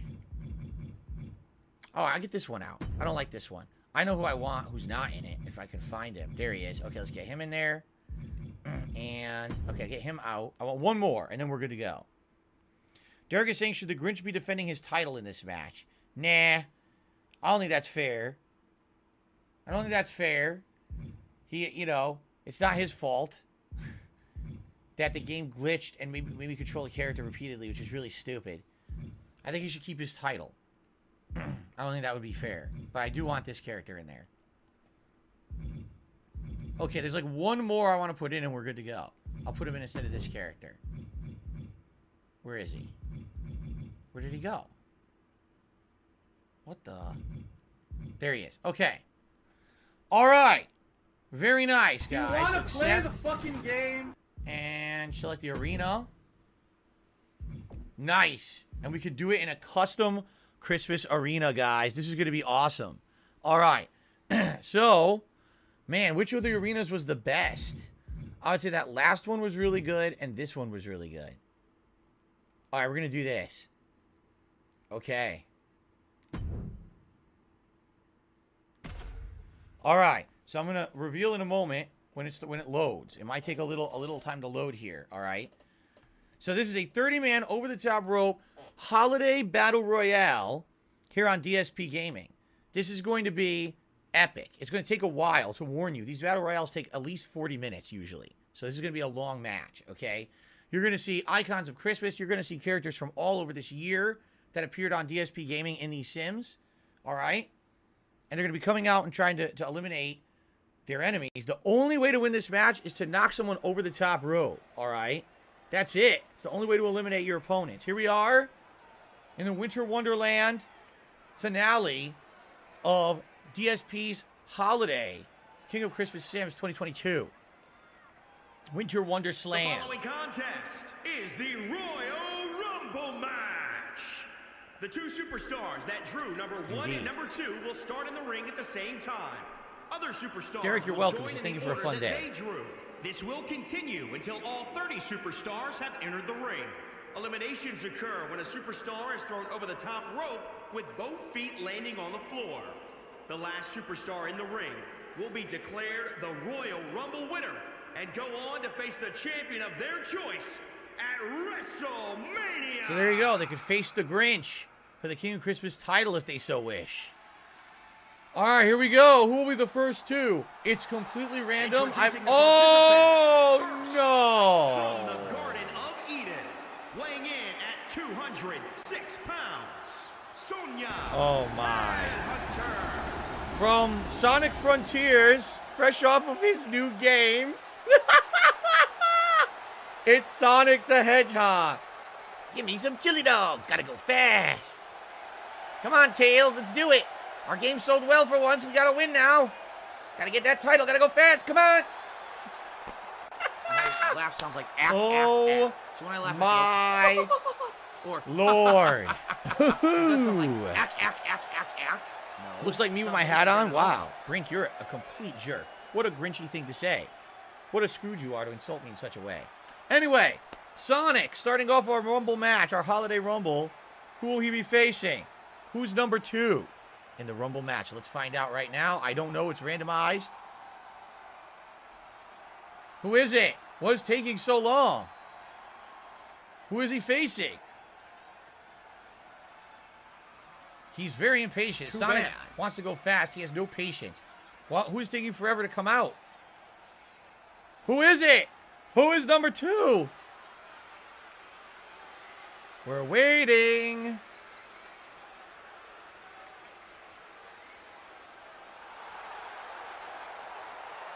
It's... Oh, here we go. Now he's talking about WWE champion. It's Tom Hanks, Mr. Rogers? It's Mr. Rogers. How about From the Mr. Rogers movie this year. It's WWE a beautiful champions. day in the neighborhood. A beautiful day in the neighborhood. Would you be mine? Your Would you be motherfucking mine? thing. Would you I be don't think about WWE. my jobber? Yes. You do. You probably know way more about the fucking game Mr. than Rogers I ever will, ring. 'cause you're an idiot. It's his You're neighborhood. It's obsessed his ring. loser. It's his match to win. Fred Rogers is played by Tom Hanks. Here he is, ladies and gentlemen. Mr. Rogers against Sonic the Hedgehog. What a way to start this match tonight. Davey Hogan says he's going to take his sweater off and kick some ass. Some holly jolly ass, damn straight. People forget about things that happened in 2022. There was a Mr. Rogers movie. Did you know that? Did you see it? I didn't. Probably good, though. Oh, yeah. All right. Very nice. So Tom Hanks, Mr. Rogers against Sonic Frontiers, Sonic the Hedgehog. Very nice. All right. I think he took a wrong turn in the neighborhood, which is what took him so long to get out to the ring. That was quite the entrance.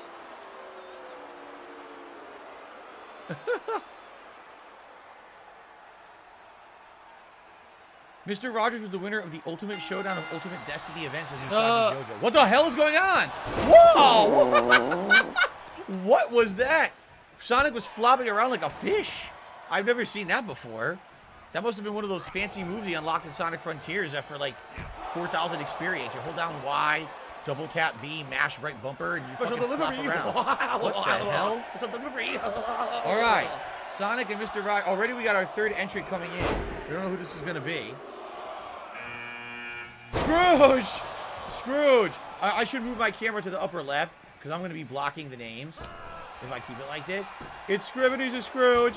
He's very upset about what happened earlier today when he lost the King of Christmas tournament.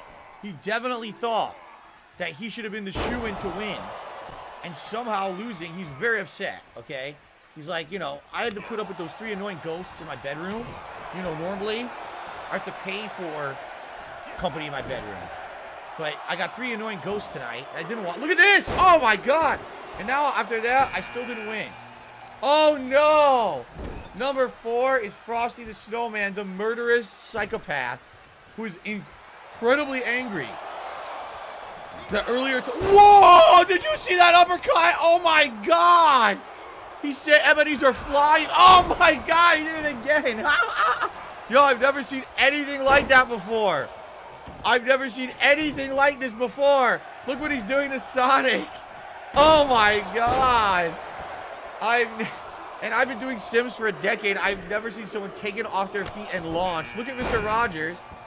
Oh, ladies and gentlemen, fresh off of the Street Fighter 6 second closed beta, it is the masterpiece Ken Masters. He is here tonight to represent the upcoming Street Fighter 6, launching the first week of June 2023. And he goes right into a back cracker to break the back of Sonic the Hedgehog. Look at that. He's a little upset at Sonic's success. Look at that Street Fighter 6 will have similar success. Oh, Sonic now reverses. Wait a minute. Where's Scrooge? Where's Scrooge? What happened? Where's Ebenezer Scrooge? I missed it. Where's he got eliminated off camera. Wait a minute. Oh, no, he's back, ladies and gentlemen. Jordan. The big pimp himself, fresh off of drinking Pepsi and having some nice, delicious Wendy's chili. It is Wings of Redemption here for the Holiday Sims 2022, and he's taking it to Mr. Rogers. 24 fucking Right now, Wings is the only man matching the tremendous size of Frosty. And look at that, he jumps for joy. No, Frosty's bigger than Wings. Look at this. He slams Wings. Oh, no. Frosty has slammed Wings down. Up next in the Holiday Rumble, we got Billy the Puppet from the Saw franchise. Billy was actually one of the MVPs of my Halloween Royal Rumble. He lasted until the very, very end. He actually defeated men 10 times his size and 10 times his weight. So I'm interested to see what Billy will do in this one. Mr. Rogers doing an impressive dance move and kicking Ken Masters in the face. Oh yeah? Derek says that Frosty eliminated Scrooge. He just literally just tossed him right over the top rope. No suspense or anything. All right. Wait, Goomba? That's offensive. You can't say that. That's an offensive racial term. And wait, what is that? Oh no, I remember this from earlier this year. Look at the Goomba. Look at the Goomba. And Ken showboating on the top rope, probably an awful idea because if someone hits him and he flies over the top rope, he's eliminated. Mr. Rogers taking it to the Goomba. Wings of Redemption and Frosty going at it. We already have 7 people in the ring, and an 8th person is about. Oh my God! Wings of Redemption eliminated Frosty the Snowman! Wings of fucking Redemption eliminated Frosty the Snowman! What? What? Wings of Redemption. And then I think it was Ken Masters just eliminated Mr. Rogers. We have Sagat in the ring. Real talk, Camp. Stop this! I can't believe what we just saw Wings do. I can't believe Wings did it. Wings eliminated the Winter Crippler, the Christmas Crippler. The Winter Psychopath is out of this match. Wings of Redemption. I can't believe what we just saw. Now look at this. Sagat. Oh, my Sagat. With the Sagat Slam to Ken Masters. And now we have Billy the Puppet and Ken. We've got Sonic and the Goomba. We've got, oh my God, Billy the Puppet is out already. He was a favorite of mine. He did so well in the Halloween Rumble, and he's out. Oh my God, here we go. We've got, look at Wings of Redemption. What is going on? We got Charlie Brown and Wings of Redemption going at it now. Good grief. Look at Wings. We got Sagat, a big beastly man. Go, Sagat and Ken. Wow, now there's a Street Fighter matchup. Actually in the game. Sagat, Ken, Charlie Brown, and Wings of Redemption. The Goomba standing there confused, wondering what kind of an abomination it actually is. Okay, John McClane from Die Hard is up next. John McClane hits the ring. Wait, Sonic the Hedgehog, what happened? Sonic was eliminated, I missed it. There's so much action going on in these Royal Rumble Sims, I don't even know how Sonic was eliminated. I missed it. What happened? Did anyone see it? I missed it. I have no clue, but man, this is insane. Sagat with a knockout punch to Charlie Brown. Wings of Redemption just stomped Ken Masters. And the Goomba is working John McClane. Oh! Fresh off of my Black Friday Adpocalypse React Spectacular, He-Man is here. We watched a bunch of He-Man toy ads during that event last month. And now here he is to represent yesteryear ads. Very nice. Goomba snap suplexing John McClane. Wings of Redemption still working. The masterpiece Ken Masters, who is now stunned. He-Man is now fighting Sagat. Look at this. Wings has got Ken. Look at this. Oh my God. Wait. Oh, wait. He's up again. A second suplex. Wings of Redemption is doing an honor homage to Eddie Guerrero. The 3 Amigo suplexes by Wings of Redemption. Good job, Wings. What a nice tribute to Eddie Guerrero tonight. How nice. Zangief, who will be in Street Fighter 6. We haven't seen him in action yet. Zangief is in the ring. We have 3 Street Fighter characters in the ring right now. Look at the Goomba. Oh! The Goomba did an insane stomp to the balls of Zangief. Zangief's Russian nuts have been cracked. His chest nuts have been roasted. Oh, look at this. Wings to Zangief. Oh my God, this is insanely exciting. Sagat and Ken going at it. Charlie Brown clubbing blows to John McClane. And McClane being whipped to the... This is not good. He's in the corner. Charlie Brown may eliminate John McClane here. He's trying to eliminate John McClane. Did you see this? I'm being told Sonic the Hedgehog was eliminated by Sagat. I missed it. John McClane is out. Well, yippee-ki-yay, motherfucker. We'll see you next year because you are out of the Fantasy Sims Rumble for 2022. Sorry about that, Mr. Willis. Zangief striking Charlie Brown. My God, I think Ken just did an ultimate low blow to the Goomba. I love it. Wings of Redemption is in a bad position on the ropes. That's very bad. Wings needs to get off the ropes because he's been in there for a while, and anyone could eliminate him right now. Also, Zangief in a bad position. Ken in a very bad position. If they get thrown over, they're eliminated. Okay, Wings got out of that position. He recovered. Look at Wings. He's all amped up. He's going after Sagat now. Wings, disrespectful slaps to Sagat. Wings with a drop kick to Zangief. Zangief's all tied up in the ropes. I can't see what's happening. Zangief's tied up in the ropes. Wings is trying to hit He-Man now. Zangief is stuck in the ropes. Look at this. Who's next? We have 7 people in the ring, and 8th is about to enter. More 3 Amigos. Another tribute to Eddie Guerrero. Wait, who's next? Ladies and gentlemen, it's Low Tier God. Fresh off his banning from YouTube, he's returning in a very unexpected way here tonight in the 2022 Christmas Fantasy Royal Rumble Sims. Low Tier God cannot be on his own channel, but he can be on mine here in this match. Very nice. Wings of Redemption is attacking low-tier guys, and you don't belong on YouTube, you're banned. And I'll reban you. Oh my God, a 5-star frog splash from Prince of Redemption at the low-tier god.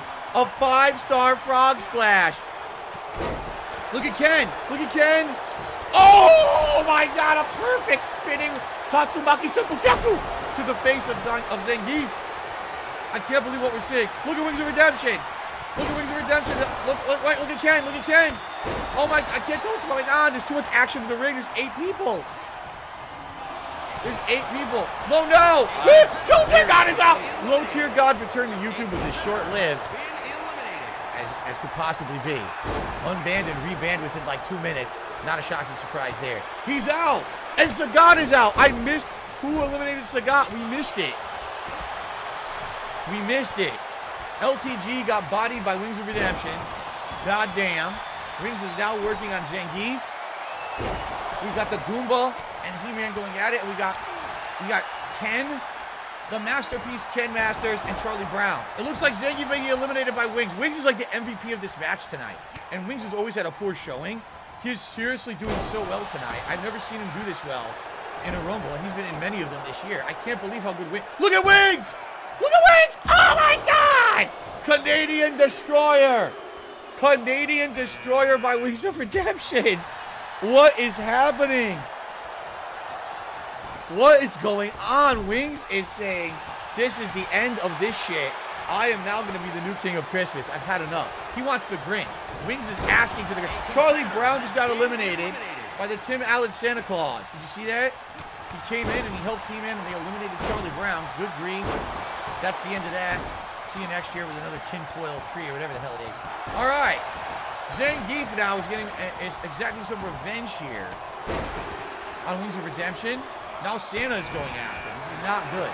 Here comes the Grinch, the current king of Christmas for 2022. It's hit the ring. You're an asshole, Mr. Grinch. You're a piece of shit. You cheated to win. Your win was not legit, Mr. Grinch. Here we go. Look at Wings. Wow. I've never seen Wings of Redemption in this kind of performance in a Rumble match. He is going all over the place tonight. He is definitely the MVP of the match right now. What? Wait a minute. Fresh off of his announcement of Death Stranding 2 at the Game Awards, it's Kojima-san. Hideo Kojima is in the ring. He's facing Zangief. He has an arrow pointing to his big balls. Very nice. Wings is still in it. Wings is going after Ken Masters, who's in the back. The Grinch is out? The King of Christmas has been eliminated from the Rumble. The Grinch was in and right back out. I've never seen anything like that. So maybe the Grinch's win was not legit. Right? Maybe not. Look at Wings of Redemption right now. He's got Hideo Kojima. I didn't know that Wings didn't like Hideo. I guess he really hates Death Stranding. He thought it was super boring. Maybe he hates stealth games too. I don't know. He's destroying him right now. All right, look at Zangief getting worked now by Wings. He's whipped over the ropes. Wings down. Wings is trying. Oh, look at that! What a suplex by Ken. So Wings was going to try to eliminate Zangief, but Zangief has reversed. This is not good. Okay. Look at this. Fatty fat foot.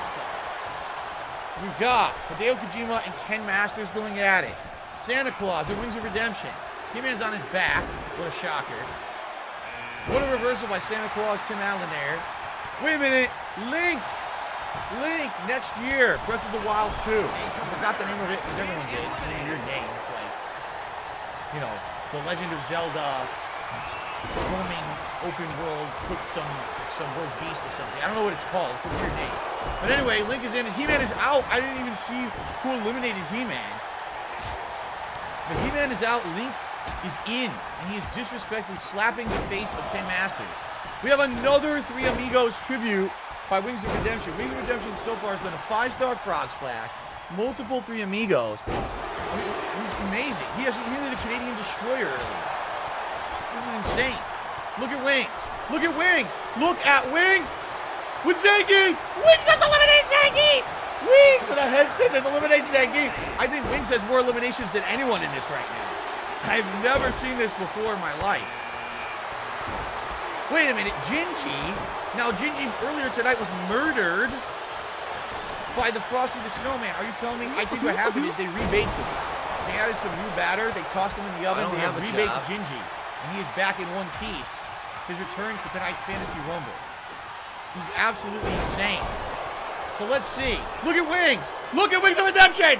He's doing it again to Ken Masters. Oh my God, Wings of Redemption. He's sending the entire cast of Street Fighter 6 to Ban World tonight. I can't believe it. I can't believe what I'm seeing. Wings of Redemption is now fighting Santa Claus. Look at this. Oh my God, who the hell is Phil Burnell? That sounds like some fucking idiotic loser. Who could this loser be? Here he comes. All right. Of course he goes for Santa Claus. I really do. I need that money for my bills. Santa Claus tossing Phil Burnell across the ring. We've got Wings of Redemption fighting the Goomba. Hideo Kojima's kind of biding his time, trying to find. Phil Burnell is stunned. Santa Claus delivering a stocking full of coal to Phil Burnell. We're just going to waste our time. Oh no, Gingy is out. I guess Gingy was still soft. He wasn't fully baked. He was way too soft. Wings of Redemption with a super DDT to Phil Burnell. Forever. Oh my God. Now Link. Link is fighting Wings of Redemption. Oh, it's Dr. Robotnik. Dr. Robotnik, also from Sonic Frontiers this year. He's making a return to the ring tonight. Now wait a minute. Now wait a darn minute. Earlier this year, we were suspecting that Dr. Robotnik was just Wings of Redemption in disguise after Wings had essentially been eliminated from the Rumble matches. Now we're finding out they're not. They're actually two completely different people. That's remarkable. I will admit when I'm wrong, I'm wrong. I thought it was Wings of Redemption twice. It never was. It was always two separate people. Figure that one out. So we got Santa Claus on the ropes. Hideo Kojima with Santa. Oh my God! Hideo Kojima just reverse suplex Santa Claus directly out of the ring. Santa Claus is out of the Fantasy Sims for 2022, ladies and gentlemen. Wow. Wings of Redemption is now fighting the Krampus. Dr. Robotnik is fighting Hideo Kojima, but now Goomba interjects. This is remarkable. Link is fighting Phil Burnell, whoever that is. Never heard of him. Some big loser. Oh no, Wings is in trouble. Wings is stunned. Wings is in huge trouble here. The Krampus is hammering him left, right, up and down, every direction, every orifice. I've never seen anything like that either. Wow, brutality. Okay. 7 men in the ring. Another will be coming shortly. Who'll be next? What are we up to? Like 20 or something like that? Out of 30 total entrants. Look at the Goomba. Goomba with a... Oh my God. A coup de grace. Now, we're up to number 23. Ladies and gentlemen, M. Bison. Okay. Derek, I will see you later. Sounds good. M. Bison, who is not in Street Fighter 6 to our knowledge. By the way, apparently Link just got eliminated, and I missed it. I did not see it, but apparently Link was eliminated from the Rumble. I didn't see who eliminated him. M. Bison versus Robotnik, the two final bosses. Two final bosses are facing off. Meanwhile, Hideo Kojima just eliminated whoever that Phil Burnell character was. I don't know who that was, but he's out of it. Sounds like Kojima might have been pissed at some comments that idiot made like 11, 12 years ago or something on screen. Anyway, the Goomba is going to suplex Kojima. No, Kojima reverses. We got the Krampus and Wings of Redemption squaring off here. We've got two final bosses. Robotnik versus M. Bison fighting. Whoa, did you see that? Did you see the swinging neck scissors there by Wing? We got Wings now picking up Krampus. Look at this. M. Bison with a knee lift nightmare to the face of Robotnik. Knee lift nightmare. Look at this. Wings of Redemption picking up Robotnik saying, "You are an imposter. People thought you were me earlier this year. You were not. I'm very upset with you." The two girthy individuals going at it here. Like two, it's like The Rock versus The Hard Place, right? Okay. Here we go. The Unstoppable Force versus the Immovable Object. Wait, the monster? I guess the Frankenstein's monster is in? And who's out? Did the Krampus? Oh, the Krampus got eliminated. Apparently the Krampus got eliminated. I missed that. I'm missing all this information. Wow, Kevin McAllister. Kevin McAllister is in. He's so upset because the game malfunctioned earlier tonight and made it that Kevin was controlled by me, which I didn't know. He got beat up in that finals match. The King Christmas tournament. Now Kevin wants his revenge. He's not going to get it because here comes the Goomba with a coup de grace straight to his nose. He just crushed his chest. That's terrible. All right. Right in the fruit cake. Look at this. Wings of Redemption attacking the small of the back of Kevin. The monster skinning the cat. The monster skinned the cat and stays in. Striking the Goomba in the small of the back. Wings of Redemption. Oh my God, he destroyed Kevin McAllister. Look at this, the Goomba working the monster. Kratos from God of War Ragnarok. After a much successful run in his game, everyone loving God of War Ragnarok this year. Kratos is here to represent. Right? Wait, Kevin McAllister's out. Wait, the monster is out. We're having multiple eliminations. Back-to-back eliminations here. I can't believe Wings of Redemption is still in. He's been in here longer than anyone. And he's still in it. And another Three Amigos tribute to Eddie Guerrero. Wow. Thank you, Crasco, for the super sticker. We still have like 5 more people in this. But Wings of Redemption is on such a tear, it's hard to say that anyone's going to stifle his momentum, you know? But I don't know how anyone would stop him at this point. He seems unstoppable to me. He's currently destroying M. Bison. We got the Goomba against Kratos.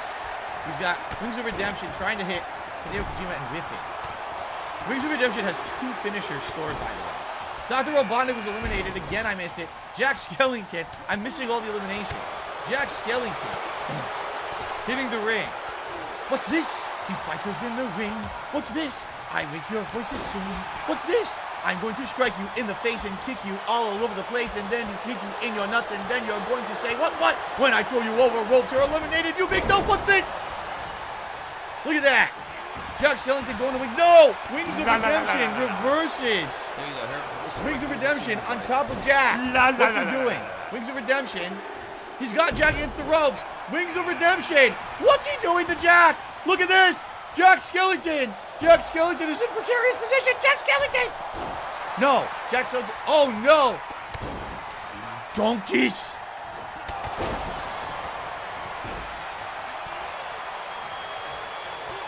Crunchy risotto.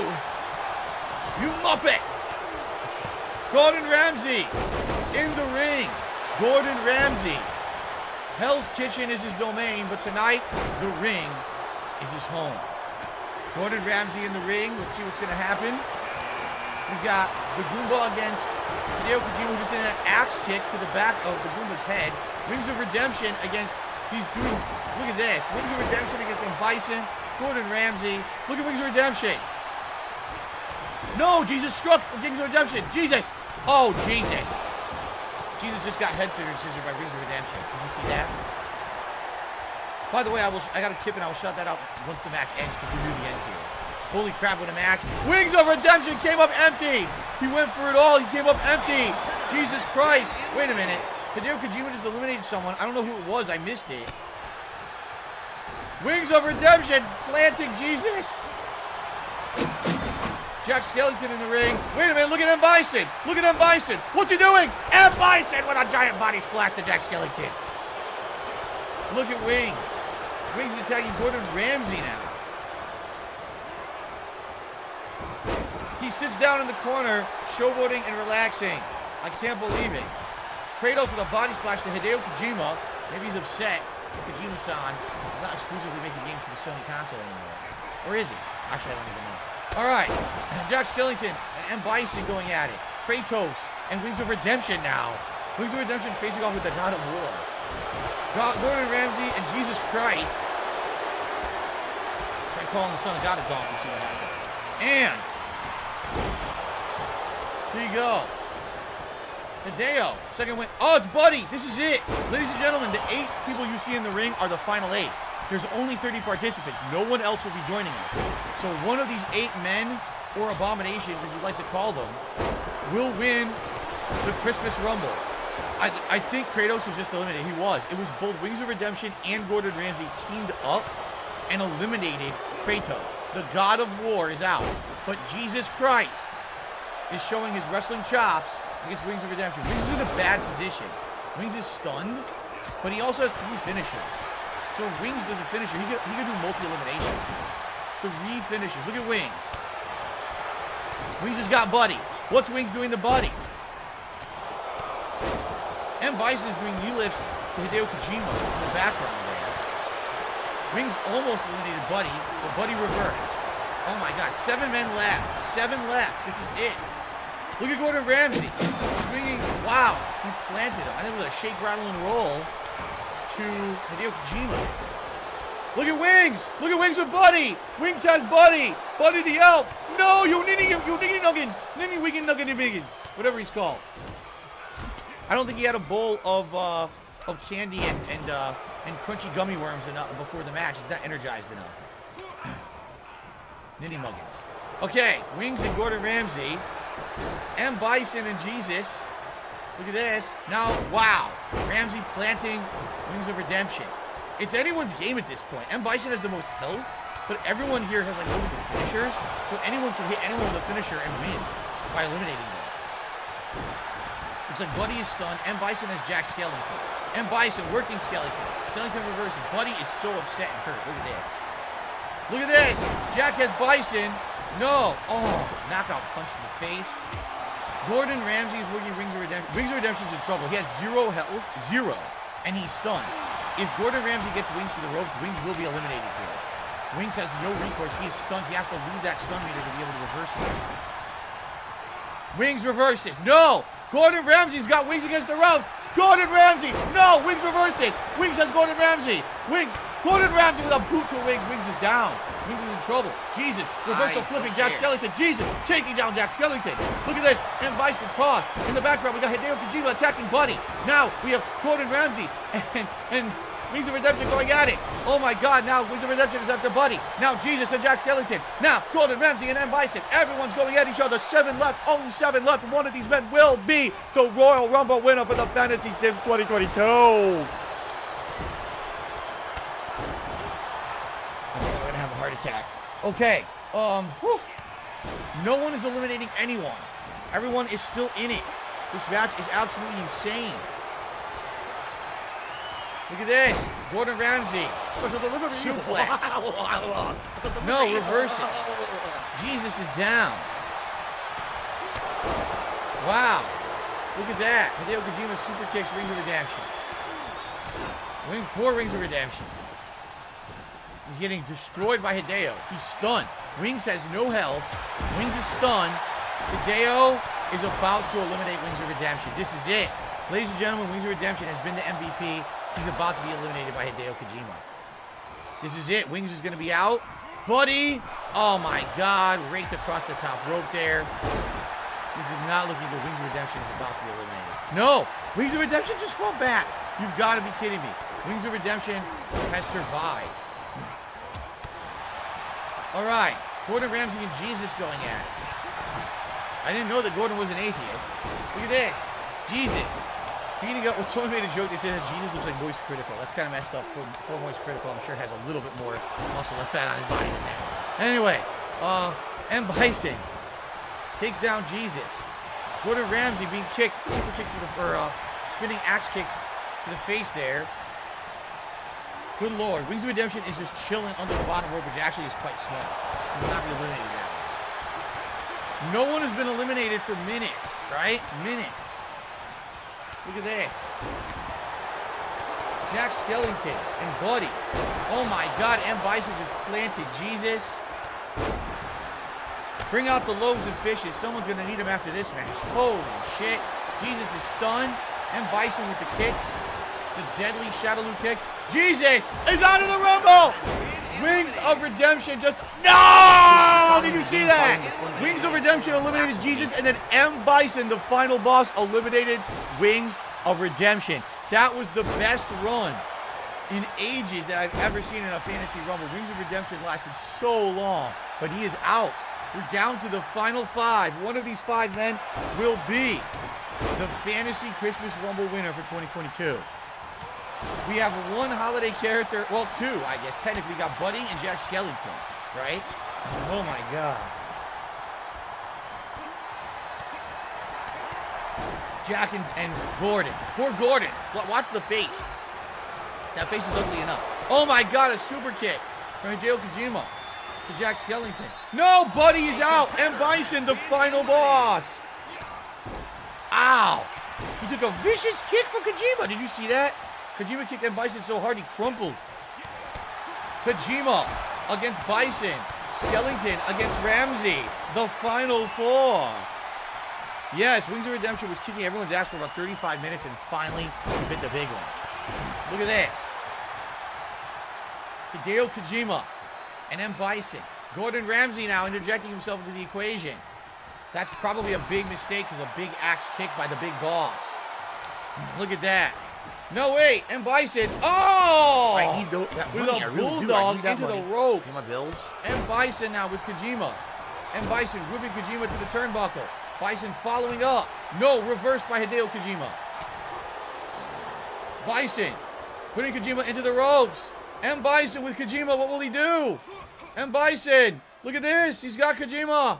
He's got him all. Oh my God, Kojima and Jack Skellington. Double elimination. Double elimination. It's Gordon Ramsay and M. Bison. Final boss versus.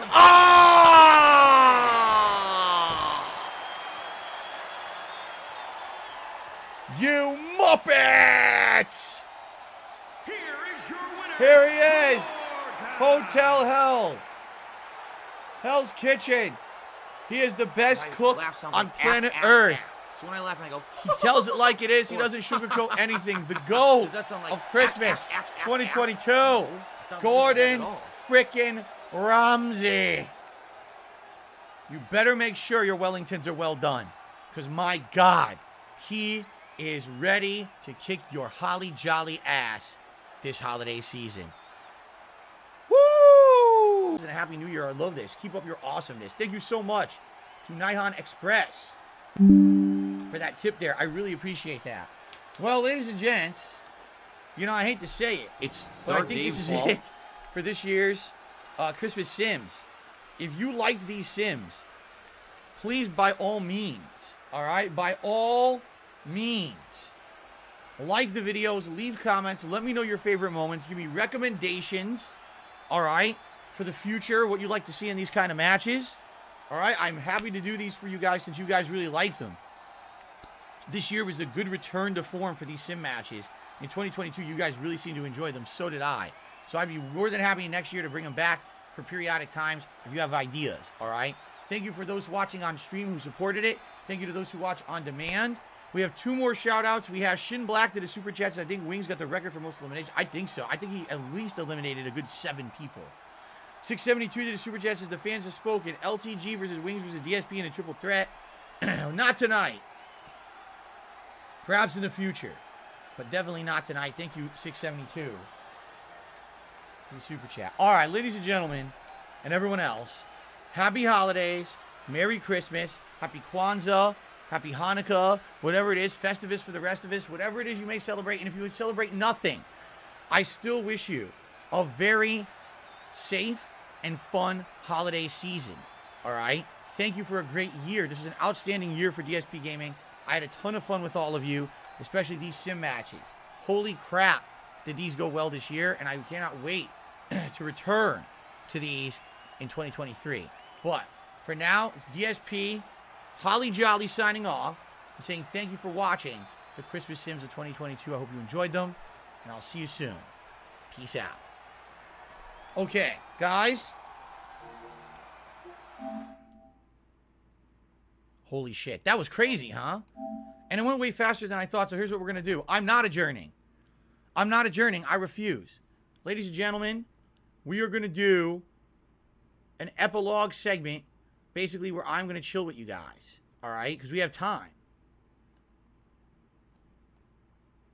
So there's no reason for me to not hang out with you guys for the next, 45 minutes or so. And just talk and do some Q&A. And this will be how we end our stream for today. Okay? Sound good? Because we're done with gameplay. That's enough. That's over 2 hours, and I don't have anything else planned. And, what else are you going to do? That was insane, right? That was absolutely nuts. I wasn't expecting it to be that crazy, right? Okay. So, ladies and gentlemen, to end the show today, one final hour of just chill relaxation. Let me actually plug this controller in, turn off the PS5, and then we will hang out together. All right? Sound good? Okay, hold on one second. Oh.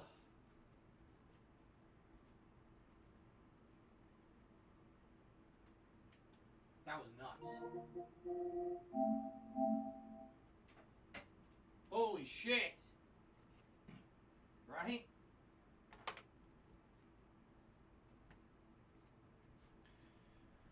Whew. All right. Guys, let's do it. I'm going to start recording. We'll chill here.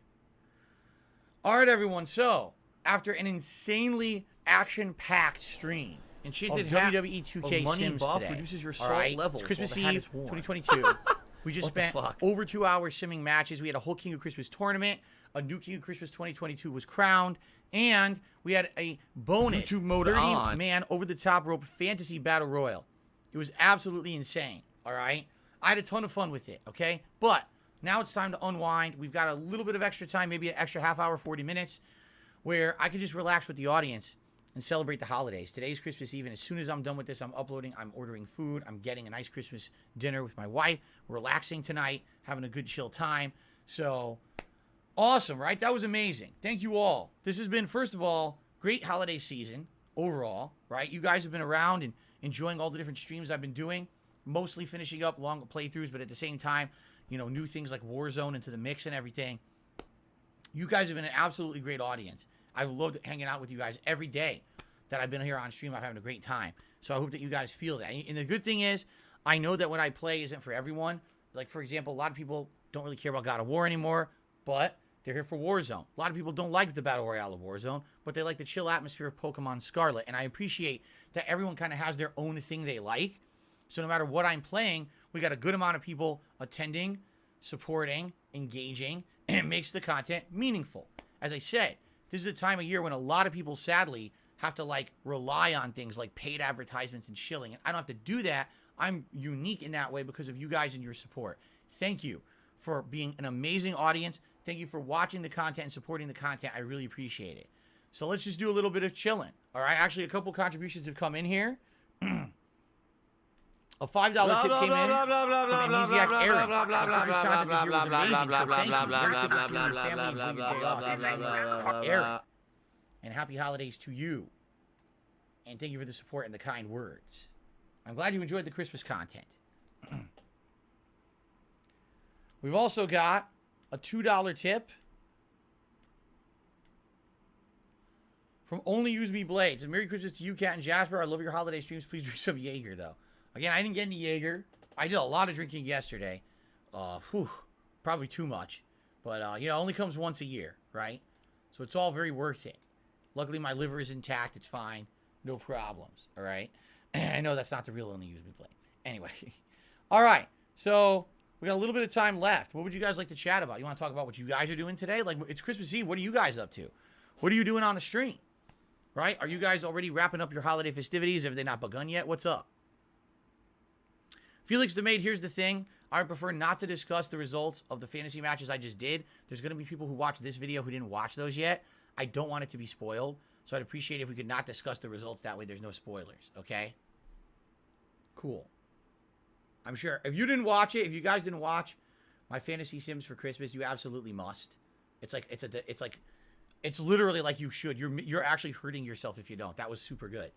That was over 2 hours of amazing, suspenseful, over-the-top Sims, so. Okay. SD Charger said, I'm headed to my family's house in an hour. We have an annual party every year. Just like I used to do when I was younger. Sounds good. I loved, well, when I was younger, I took it for granted. And then as I got older and my family had a falling out and we didn't do it anymore. We didn't go on Christmas Eve to spend with the family. I actually miss it now. But, you know, awesome that you still get to do it. Bob D says, I got done working a 13-hour shift. Now I get to watch. Awesome. You get to get caught up. I'll be uploading momentarily here.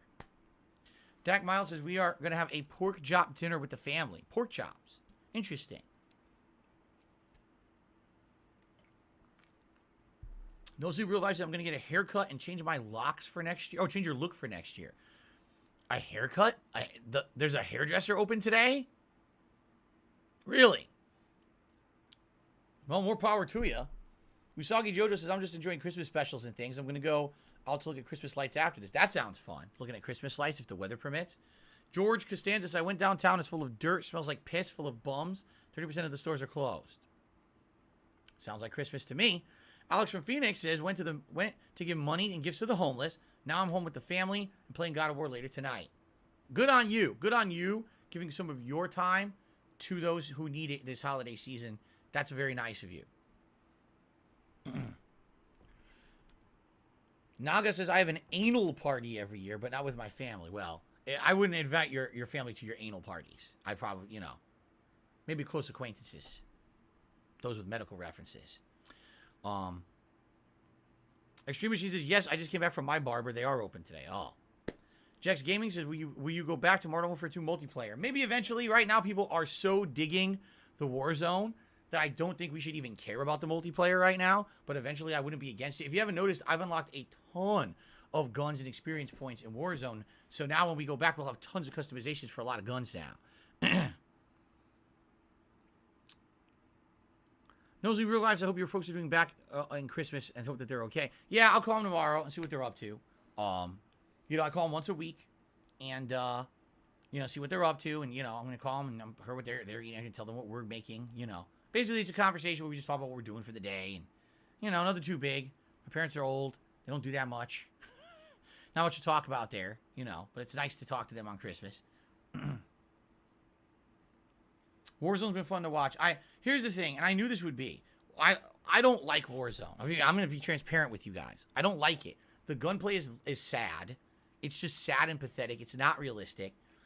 It's stupidly unrealistic.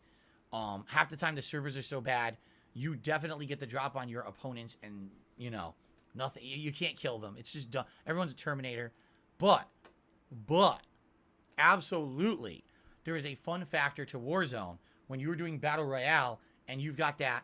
You're interacting with the audience. You're talking. You're having good conversations. You're gathering items. Then it gets more suspenseful as the circle's coming in. Now you got to hide. You got to find, here's 3 guys in a row. Blah, blah, get those firefights going. It's fun when you run into someone, you shock each other, and you just try to draw your weapons fast to kill each other.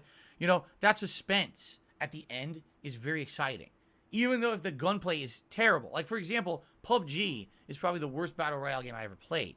It was like slow-mo playing underwater. The aiming was terrible. The hit detection was terrible. Everything about the game was terrible on the Xbox One back in the day.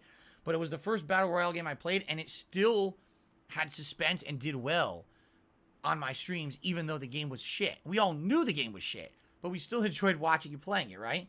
So it's kind of the same thing with Warzone. I'm not in love with it, but I am enjoying playing it and having that interaction, that suspenseful time with you guys, which is why I've kept it in the rotation. And, I am getting better, all right? I am getting closer to a win. I should play Tarkov if I want something realistic. I don't know what that is. Everyone says Escape from Tarkov, and I'm like, I don't know what Escape from Tarkov is. I never played it. No one really asked for it, so I can't really reference that. Jax Gaming says, don't forget to use free Battle Pass tokens to unlock a new SMJ before Season 1 ends. I don't know how to do that. Jax Gaming, if you'll be here for when I play Warzone on Tuesday night, or the next time you can be here when I'm playing it, if you could tell me, because I have no clue how to do that. Zero.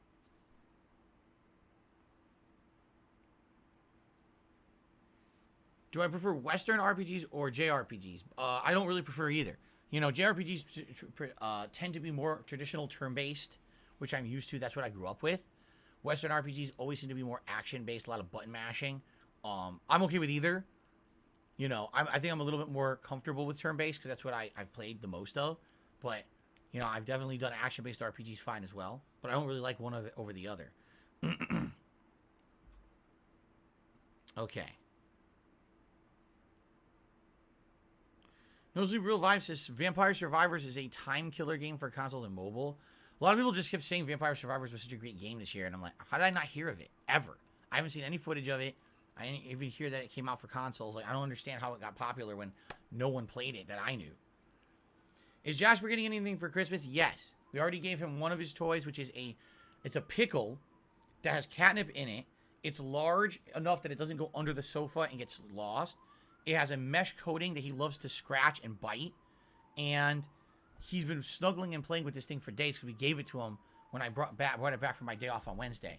Now we have another toy. It's a dangly toy with streamers that he likes to chase around. It has lots of feathers on it, so he likes to like catch it like a bird and lick it and do stuff. We had one earlier, and he destroyed it. He ripped all the streamers and feathers off of it. So I bought him a new one. So we're gonna play with him on Christmas Day and play with that. Jex Gaming sounds good. He says I'm here every stream. I'll remind you on your next Warzone one. Sounds good. Does Jasper Kitty like yarn? Yes, but sadly we don't give it to him. Well, here's why. He tends to try to eat it. It's not good. You don't want string going into your cat's system. They can't digest it. If they can't digest it, it means one or two things is going to happen. The cat's going to yak it up all over the house and vomit and make a huge mess, or that cat is going to have intestinal blockage and need surgery. So we need to keep yarn away from him because he tries to eat it. Habib Gaming, happy holidays to you. You're taking off. Happy holidays. Please have a good Christmas. Merry Christmas. Hopefully I'll see you this week, all right? Thank you so much for being here today.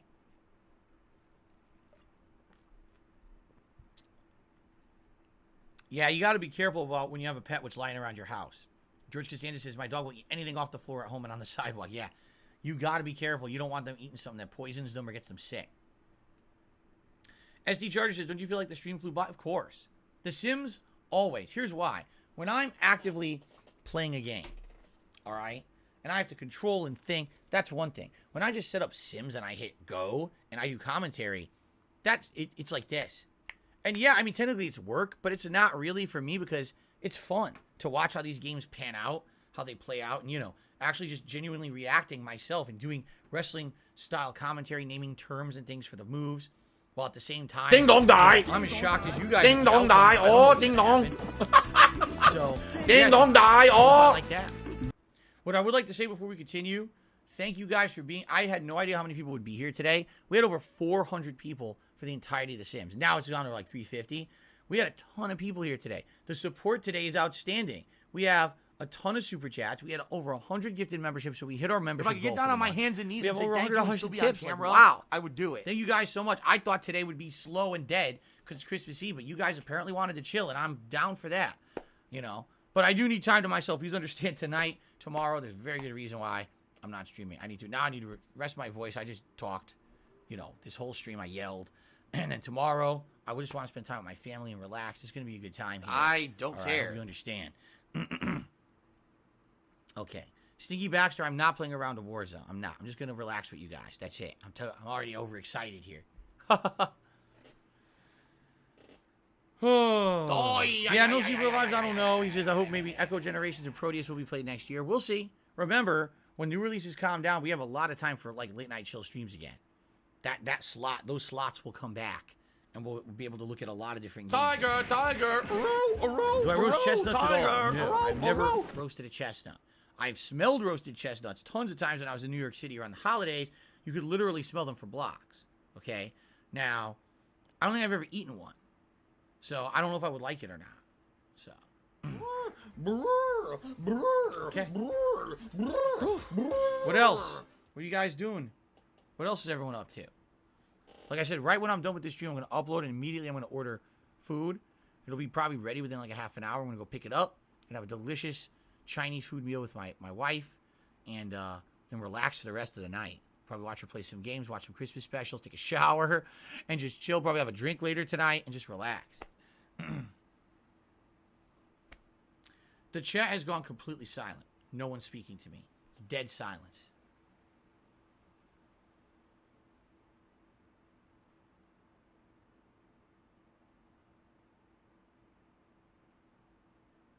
Alex from Phoenix says, have you had pozole? I'm not taking Christmas soup.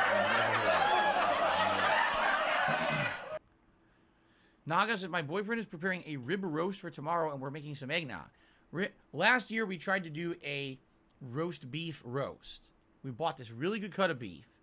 We got this recipe online, all right? We slow cooked it all day. We went to cut it and eat it. It was completely flavorless. It was terrible. It was overcooked. First of all, we went by the recipe, and the recipe had us cook it for too long in the slow cooker. It was completely overcooked, bereft of any kind of juice. It didn't taste good. Like when you do a roast, it should have some kind of a flavoring or seasoning to the outside, like crusted on. And sometimes with a roast, you want it to be like salty in the middle, like seasoned. It was dry, bland, terrible. That was one of the worst recipes we ever tried. Then after that, we were like, what are we going to do? We tried to order pizza. the pizza place, there was a teenager working at the place who laughed at me on the phone. He said, "You're calling to get pizza today on Christmas?" I said, "Yeah, that's why I'm calling." "Oh, okay." And he put me on hold and never came back. It was what do I do? He never came back. So I hung up. So I don't even remember what we ate. I have no recollection. I have no clue what we had last year. Happy holidays to you, Dark Maggot. How is it, man? How are you doing, man? How's your holiday? SD Charger says, Christmas Day, me and my dad always have a tradition of watching football all day. Even though I don't like football, it's nice to bond with your pops. That's what it's all about. Tony Scott says, I'm from Europe. We'll have fried carp with potato salad. Interesting. Fried carp. I've never had that before. I've had tilapia. I've had salmon. I've had cod. I've had,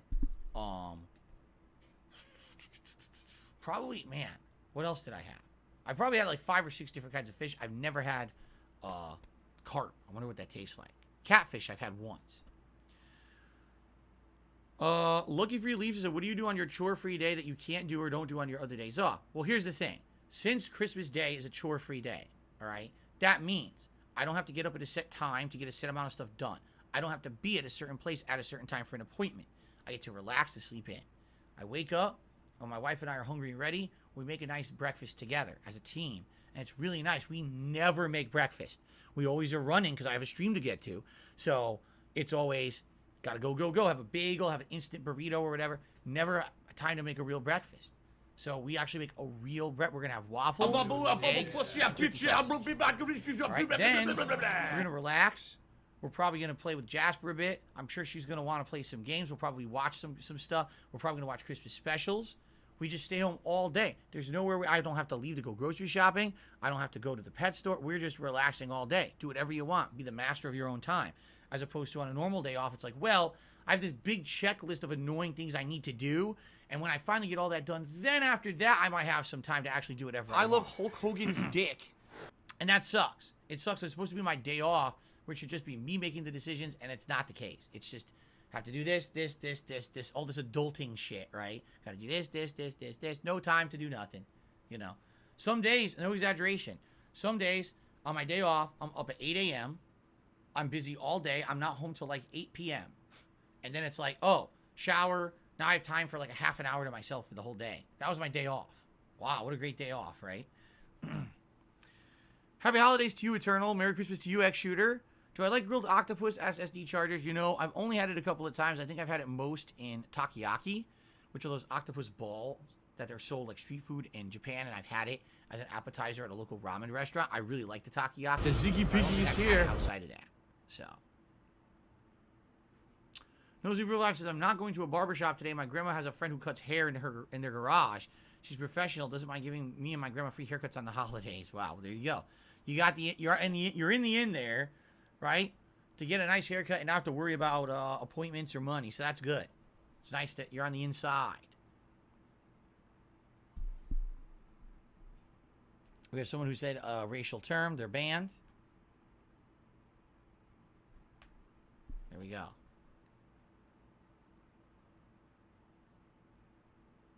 Konnichiwa to you, Juan David. How are you? So if you're going to be an asshole, you're going to be treated like an asshole. You're going to be shown the door. See, nothing's coming. I just want to make sure I'm not missing any contributions. No, everything's good. Okay. Yes, I hope I enjoy my day off. Seriously, like I hope it goes well. We'll see. Hopefully everything goes fine swimmingly. You know, the good news about tomorrow is we have everything ready to go. Everything that we want to make. Breakfast we know we're going to like. Dinner, we're going to have a roasted chicken. I don't know how that could possibly go wrong. With sides that we know we like, you know. So it's kind of foolproof. So, unlike last year, we were trying something that we didn't know if this roast was going to go well or not, and it went horribly wrong. So, Merry Christmas Eve to you, Eddie. How are you? How's it going? When will the Christmas decorations be put away? Basically, definitely for the rest of December. The way I see it, what we need to do is we need to finish the playthroughs we're currently doing, which would be God of War Ragnarok, Pokemon Scarlet, High on Life. Once those are done, we can then do the year-end awards, which is Game of the Year, as well as the most disappointing games.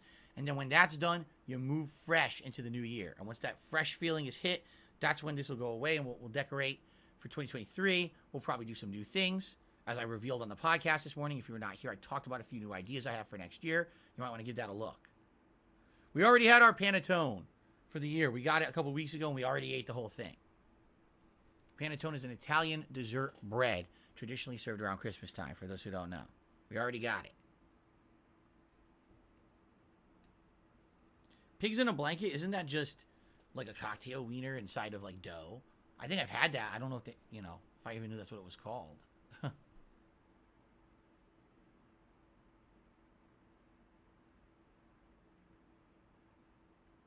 Yes, Alex from Phoenix, I did play Age of Empires 1 and 2 back in the day on PC. Online. They had the online play. I played both of those online against people. And I also played through the story-based campaigns. I loved them. I thought they were great games.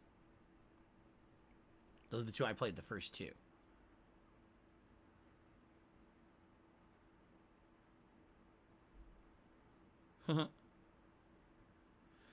No Sleep Real Life, that's up to you guys. Remember, since we did hit the membership goal for the day, that means, or for the month, I should say, that means there's a viewer's choice event coming up. What'll happen is on Monday, when I come back from my break, that day I'll do 2 posts. The first post will be members only. The others will be for everyone else. Just like we did for Christmas and Halloween, you guys will nominate games. The most nominated game from the members will automatically make it into the final poll, while all the other games will have to compete, and then there'll be a poll. You guys will vote, and whatever wins the vote will be viewer's choice. It could be anything, and I'm fully expecting that those games that we just played for Christmas likely will be in the running. You guys seem to like them a lot, and I wouldn't be shocked to see those be in the running as the viewer's choice playthroughs, coming up in January. So, I've never played a Total War game. Lucky with Leason. He says he'd like to see me play them on PC. Watching me learn them would be interesting. Now this shocks me. At the same time, as I said many times, sadly, I cannot play PC games. My CPU already. Today when we were doing The Sims, my CPU was frequently at 90-some%, and I was getting warning messages popping up on my screen saying, you might overheat. I'm serious. So, I can't do PC. PC would just tax that even more, sadly.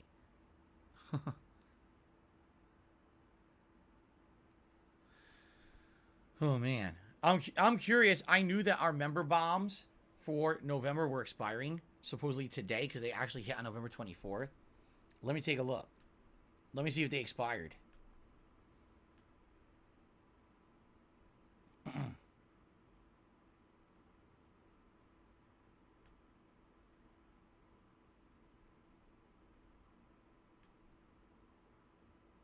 Not yet. Maybe they won't. Maybe it won't be till tomorrow. We're still at 626. Actually, we're 626. We went down 1. So maybe it'll be tomorrow.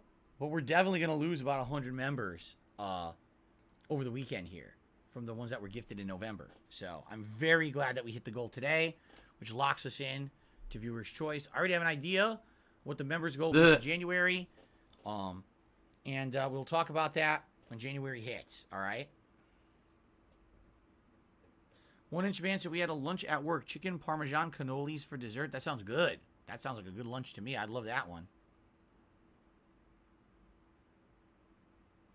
Jax Gaming says, do you think Spider-Man 2 will feel and look next gen, or will it be more similar to Miles Morales and Spider-Man Remastered? Man, I don't know. You would think the fact that, it's the sequel, they would want to up the ante. I mean, at the very least, I think we know what's going to happen is we're going to be alternating between Peter Parker Spider-Man and Miles Morales Spider-Man. It'll be 2 separate characters, maybe with their own skill trees, their own RPG elements. As you play through the game, you unlock new things for each one separately. It seems like that's what they would be doing, right? So that would be neat to have 2 characters that you could switch between. And, outside of that, I would hope for better graphics and, improved things, but I really liked the Spider-Man formula. I hope they don't change it that much if they do. But at the same time, I don't want to play the same game twice either. So I guess we'll see. Oh, let's see here. I received a tip. A $25 tip from Dark Maggot. He says, things are going great. I won an Xbox Series X at my shop's Christmas party. Wow, congrats. My holidays are going great. Going to eat some tamales and turkey with the whole family for dinner. I cannot wait. Have a great Christmas. Cheers. Thank you. I'm glad to hear that you got a Xbox Series X. That's a big win. Congrats on that, Dark Maggot. Happy holidays to you. Thank you for the support. And hope you have a delicious meal. It sounds like it's going to be great, right? Again, guys, thank you so much. What a supportive stream when I was not expecting this today at all. I thought today would be dead. It was the complete opposite, so thank you for that.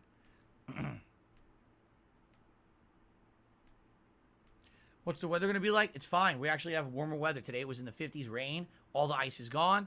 And it looks like it's going to stay in the 50s this week. So I think our inclement weather is over with for now. I'm not saying it won't come back. But for now, for this holiday week, we're good. So that's excellent. I can get my Chinese food for dinner tonight. I don't have to worry about, digging ourselves out. Because my wife has to work Monday. At least we don't have to worry about her digging out of this place to go to work, right? Pretty cool. All right, guys, anything else? What are my thoughts on the coming Resident Evil 4 remake? Am I going to play it? I am going to play it, and I'm excited for it because the other remakes looked good. I just hope that it's better than 3. I thought the 3 remake was kind of lame. It left out critical parts of the game. It didn't feel like a $60 release to me. Resident Evil 2 remake felt like it went above and beyond. Not only did it completely redesign the game from the ground up, the gameplay elements, the graphics, everything. It felt like you were playing a new game that was an homage to the original classic. And then there was 2 campaigns. Resident Evil 3, only 1 campaign, right? And too short, not a great game. Pretty much a ripoff, in my opinion. That's why they sold it with that other game that no one played, that multiplayer game that I tried once. I was like, wow, this sucks. So I really felt like it was kind of shitty, honestly. So I hope 4 is much better. I think it will be. Jade, happy holidays to you. He says he's taking off. He's going to his dad's house. Jade, please have a great Christmas. Happy holidays. I will see you hopefully on Monday. And have a great one. Hope you get some good presents. Let us know.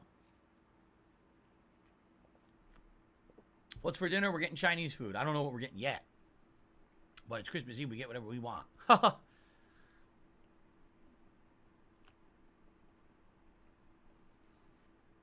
No Super Bowl vibes. I just answered that. I told you what the weather was going to be. Are you a functional retard? I have to ask.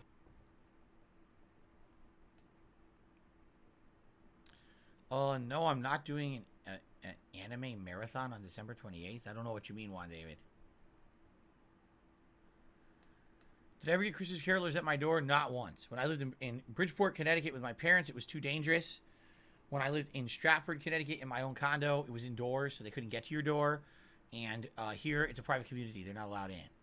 Shoot on sight. Okay, not shoot on sight. But we couldn't get carolers. They'd be actually breaking the law, criminal trespassing, to come down my road without permission to be here from someone. So, yep. I've never had a chicken foot. No, I'm not going to give you an unbannable card, Mythical. Absolutely not.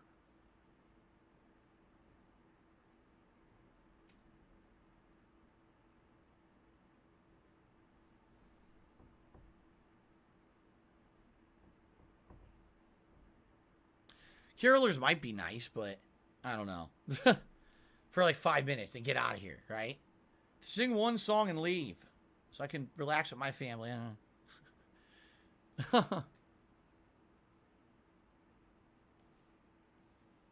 Merry shootmas to the carolers. No, the way it works in a private community, when it's a privately owned road, like this road is, okay? This is not a public road. We own it. So therefore, if anyone comes onto this road or property without express permission of someone who lives here, you're actually breaking the law. It's criminal trespassing. And if we call the police, you will just get arrested. They will arrest you for being here. Unless you have probable, a cause to be here. Which is great. That's the reason why I moved here. Quite admittedly, I saw the writing on the wall where things were going, but this is how you don't play and things back in the day, how people were being really nasty to me. And that was probably just going to get worse and worse. When I was looking for somewhere to move, I was looking for somewhere that would be very safe, and this has definitely worked out. Not to say we don't get stuff, every once in a while, someone's here at night and there's a prowler, and then, people try to catch them, we get them on camera, we call the police. There's nothing you can do about that. You'll always have that element. Every once in a while, there's a robbery, and it's usually because someone did something stupid. Like, oh, I was putting up Christmas lights, and I accidentally left a ladder outside of my house next to the side of the house where there's a window right there where someone could literally set up the ladder, climb up, and climb into my house, and I didn't lock my window. Right? That's happened 1 or 2 times here since I lived here in 8 years, where people did like the most dumb thing possible, and someone like went into their house and tried to rob it. But outside of that, it's very secure. We have alarm systems, we have security cameras, you know what I mean? We have all that. So, oh, let's see here. Have I owned a gun? No, I've never owned a gun. Email says my member bomb expires tomorrow. Okay, so we made it. It would have expired tomorrow. We made it today. Thank you, email, for that. He says, can we do DSP tries it? Happy Christmas. Well, the thing is, I don't want to formally spoil my dinner. We're about to order food. Like, we're about to order Chinese food. This is what we were going to do. I could show you guys. So it's a box of gingerbread cookies and other candy. It's German. It's called Balsen. German, like treats. It's supposed to be like a Christmas tradition. And they separated it into 2 levels that are separately sealed. Oh my God, it smells really good. It smells like really, really good. Dark Maggot, happy holidays to you. Thank you for the support. Really appreciate it. It's good to see you. Have a good Christmas. See you later. He's taking off. I guess I could pop a few of these into my mouth, like this thing. This is gingerbread. It's frosted gingerbread star. It's chewy. I thought it was going to be hard. Holy shit, that's good.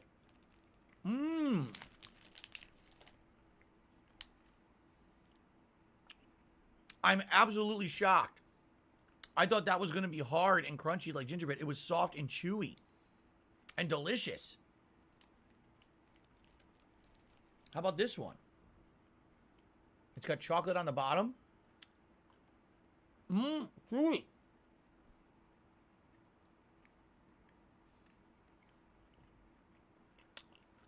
Wow, this is good.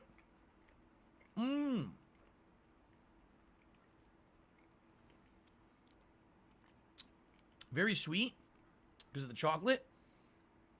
The gingerbread is not that sweet. It has a lot of ginger flavor to it. Yo, this might be the best gingerbread I've ever had in my life.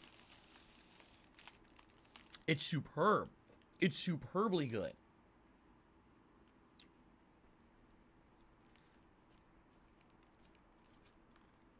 This is just gingerbread, nothing else on it.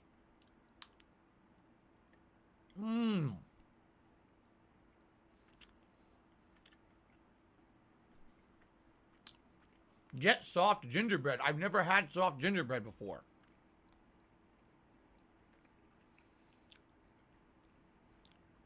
So it's sweet. It's not like American gingerbread.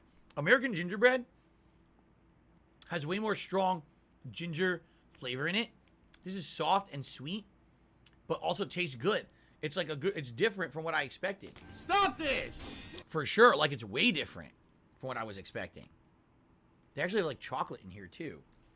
Is this I think this is a chocolate covered gingerbread. Look at that.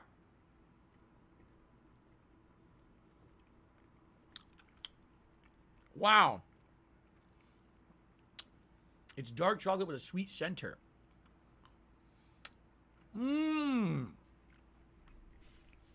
Whoa, that's so good.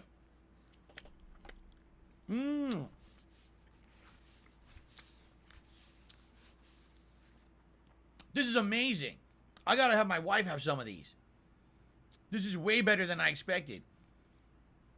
I thought it was crunchy gingerbread. It's not. It's soft bread, chewy, cake-like gingerbread with insanely good chocolate. Wow, we're eating these tonight. I've got to have her have some of these tonight. Whoa. Balsen, Bahlsen.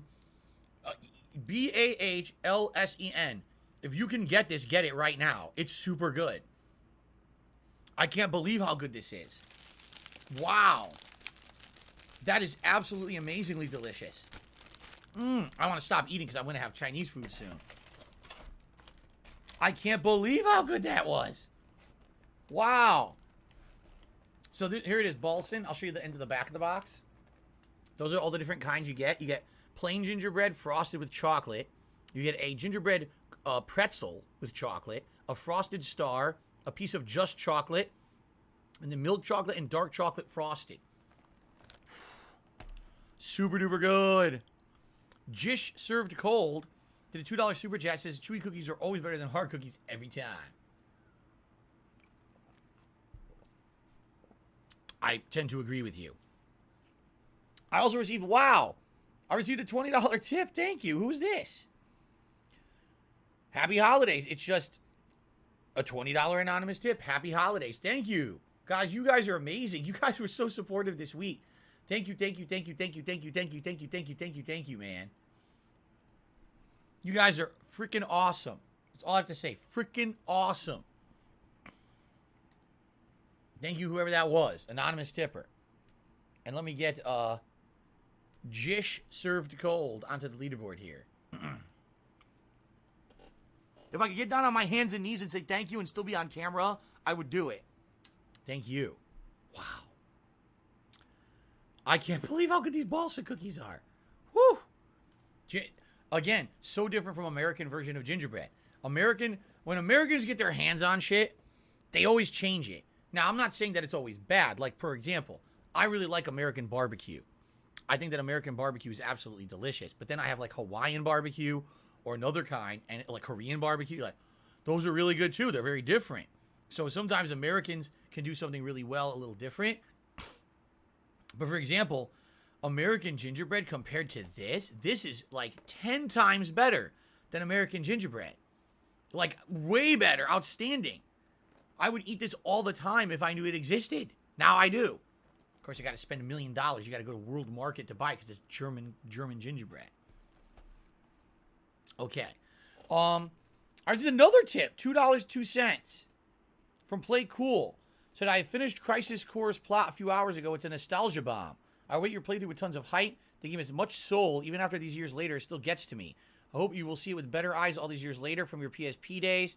Final Fantasy VI is my favorite, but Zack Fair is my favorite personal character. Happy Christmas, my dude. Thank you very much. I'm very curious, because here's the thing. All right? We have to finish God of War, High on Life, Pokemon Scarlet. I feel like we're doing that. Like, we're in the home stretch. 1 to 2 more weeks. Those games are done. We do the year-end awards. Now, we have a viewer's choice playthrough that's now going to take place. All right? And that's going to happen in January. You guys, as of Monday, you guys will begin to be able to nominate games for that. Okay? Think of all the options. First of all, think of all the games that I've skipped. Crisis Core, Evil West, Mario plus Rabbids, Sparks of Hope, Marvel, Midnight Suns, The Need for Speed game. And that's just a few off the top of my head. And those are new games I skipped. Now, compare that with the games I just played in the Christmas Marathon. I know a ton of people want Fallout 3, a ton of people want Resident Evil 1 Remake, and a ton of people want Oblivion. But now, in January, there's a one-piece RPG called One Piece Odyssey. It's a turn-based RPG that I'm very interested in. And there's the Dead Space remake. I know there's more, but those are the two that are coming to mind that are very prominent. So, you see how much... How do we determine what I play? Seriously.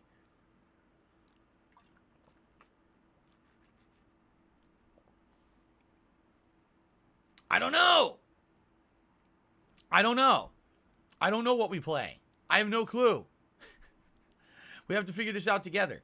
I'm certainly, whatever viewer's choice you guys pick will be one thing. All right? But let's see what happens. I received a $10 tip from Choco Pika. It says, we are Choco, Boko, and Pika Pika. We wish you a Merry Christmas and a bright 2023. Thank you. Choco, Boko, and Pika Pika. Thank you guys so much for the tip and the holiday wishes. I hope you have a great Christmas as well. Okay.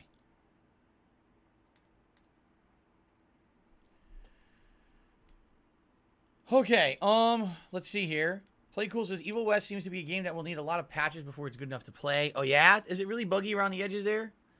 Emil says, Happy Christmas, everyone. Do we have a React event coming up? Do we have a React event coming up? I don't know if we have a scheduled React event coming up. But, let me put it this way. All right? Reacting this year went really well, correct? I think we can all agree.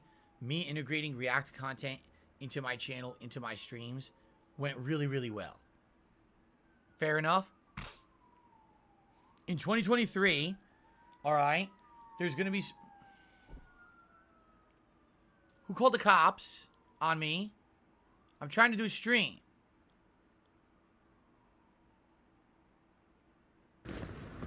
snort, snort. In 2023, all right, as I've already teased, I already have some interesting new things coming for you guys. I don't want to spoil them yet, okay? I don't want to, because I do feel that would be unfair if I spoiled and said, here's what's coming. I want to get it ready for you before I announce it. But all I will say is this. In 2023, there's some new stuff you guys are likely really going to like. It's directly related to some things that you've already told me you like, all right? And I told you guys, I'm doing my best to keep entertaining those who like what I already do, but I'm also attempting to diversify myself, right? This is important. It's not just about Phil's the guy who reacts to games and plays games on stream anymore. Phil's now a podcaster. Miserable. Phil is now Just a React miserable. content creator. This is all good because it means there's more reasons to come and check out my content on the internet rather than just Phil plays games. As I get older, I'm not going to be able to just play games, right? So, that being said, I'm happy that we're branching out. In 2023, there'll be major branching out in regards to kinds of content. And basically, let me put it this way. Let's not jump the gun and say, let's plan a React event for January yet. For good reason. That's all I'm going to say. I don't want to let the cat out of the bag. Okay, Emil? Because he's excited. He says, you got a lot of members. Didn't you say you were going to do a tier 2 goal with the React event? Well, it just so happens that I already have some plans for January, okay? So without completely spoiling everything for everyone, allow me to say there's something coming, and we didn't necessarily even have to hit a tier 2 goal. There was no formal tier 2 goal because we didn't even hit the tier 1 to the last day to do it. I told you guys that if we hit the tier 1 goal, that then we could discuss a tier 2 goal, and then all of a sudden we hit it today. It's like, right? But let me put it this way. I think you guys are going to like it. I hope, rather than let's just plan a formal React event where I react to a documentary or whatever. Let's not do that. Let's wait. Let's finish the games I'm playing. Let's do the year-end series. Let's give me a little bit of time here to set up, and then there's going to be something interesting. Let's just put it that way. Okay? I promise you, I'm not changing my mind on this. This is something that I want to do next year, something very interesting that I've been interested in doing for a while and just haven't really had the time or the means, and now it looks like I'm going to work on it to do it next year. Okay? Okay. I hope that sounds good to you. Thank you, Email. Thank you for, oh my God. You want to talk about big supporters this year?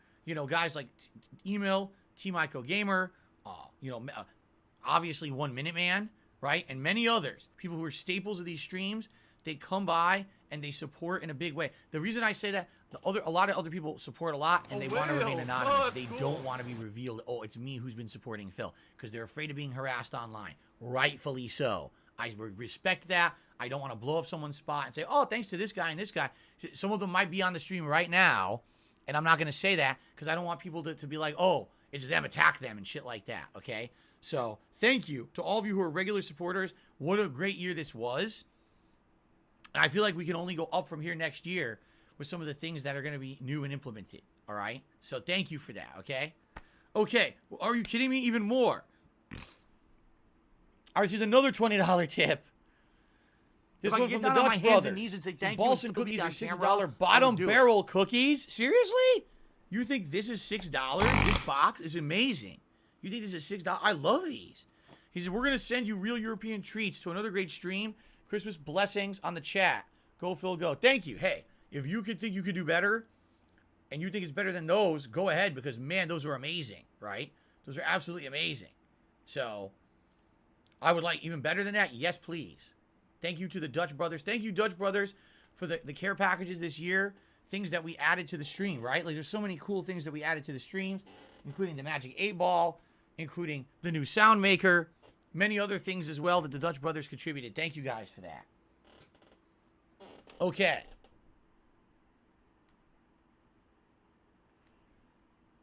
And then another tip. Oh my goodness. Another tip. An $8 tip. Crap. An $8 tip. That's it. Just an $8 tip. There's no name attached. It's an anonymous $8 tip. Thank you to the anonymous $8 tipper for that. So that's $224 now. Wow. Thank you guys. Email.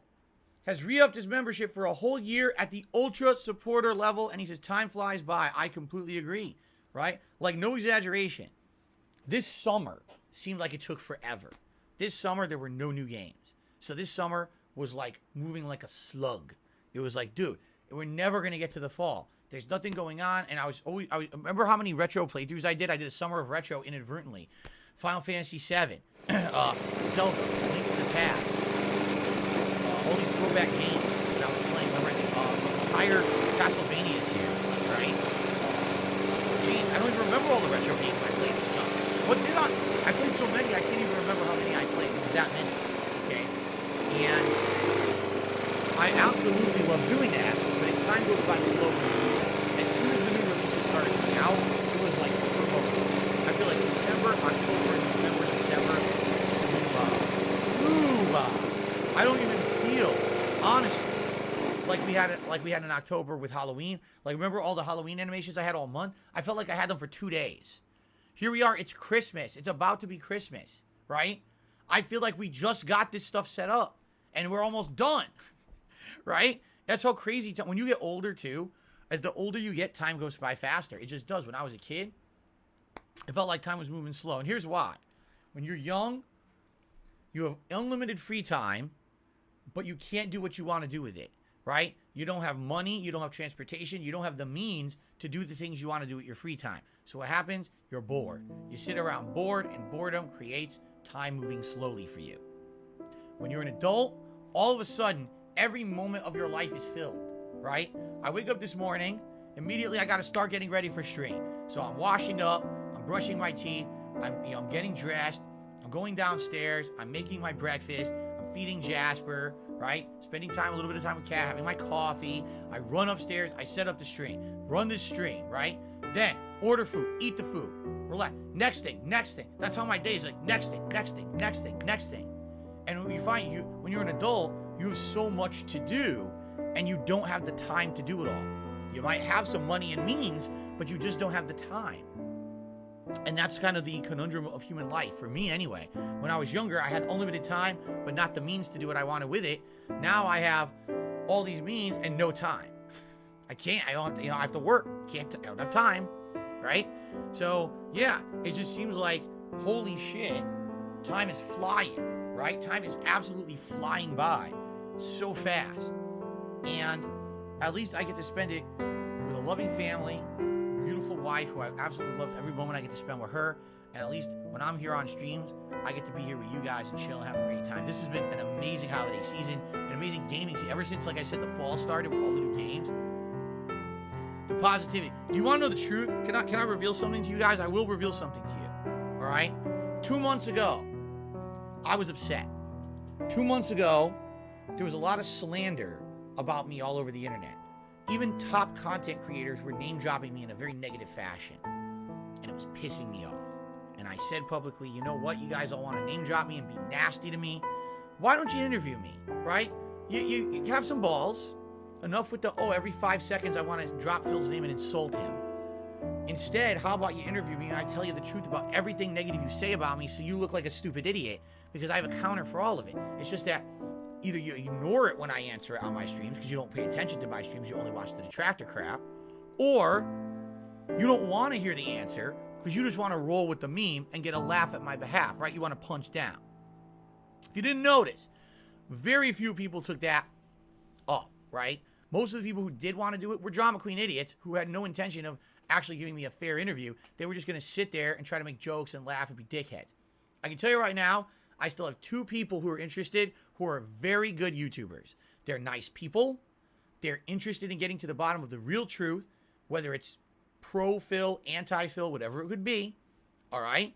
And they've been lined up, and, they've been patient, because I told them last month I was interested, and I said, listen, I'm just so busy. Let's talk about it, maybe end of December, early January. And that's where I left it, okay? But here's the thing. I almost feel like in the last couple of months, things are very different, correct? If you haven't noticed, all that nonsense has calmed down. What it happens is I just said I'm not going to pay attention to their bullshit anymore, all right? I'm not. I stopped listening to the nonsense, the slander. I shut it off, all right? And here's what's happened. If you haven't noticed, there's been no drama. There's been no controversy.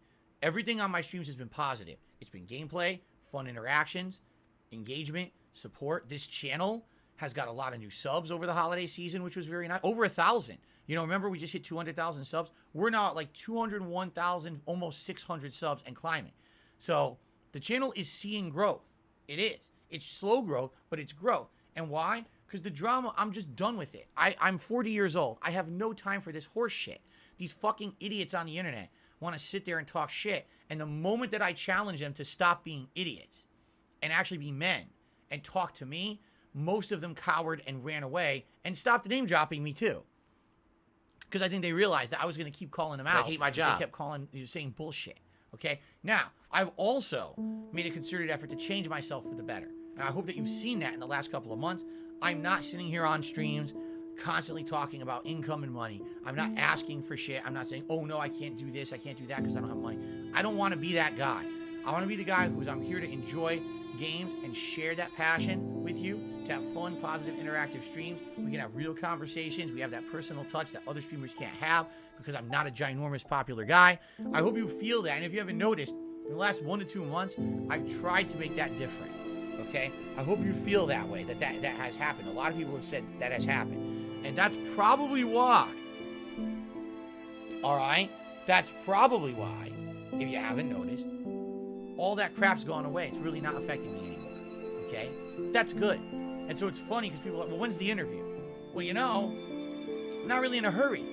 Do we really need it right now? Because right now, I'm not hearing anyone talking about the bullshit anymore. They've calmed the fuck down. They shut up. Right? There's no real reason to be all so worried about it when everything here is good. We're having positivity, fun, no drama. I'm ignoring the nonsense from the idiotic detractor community. I don't care what they say. I never have. It's just that I get shoved it down my throat, right? Like, okay, now I don't have to hear it anymore. I've shut it off, right?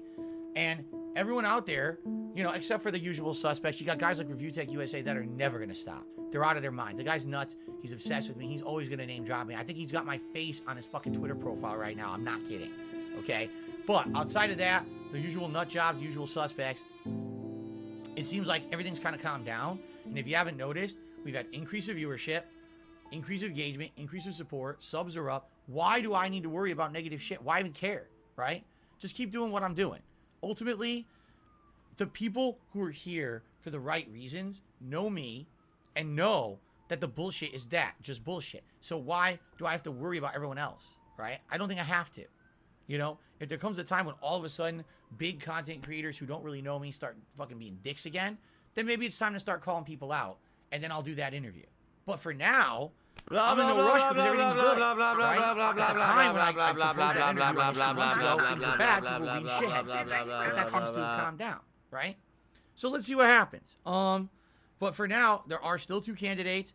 I likely will catch up with those people in January, let them know the status, and go from there. But I'm in no rush because everything's good. Okay, guys? Thank you. Merry Christmas.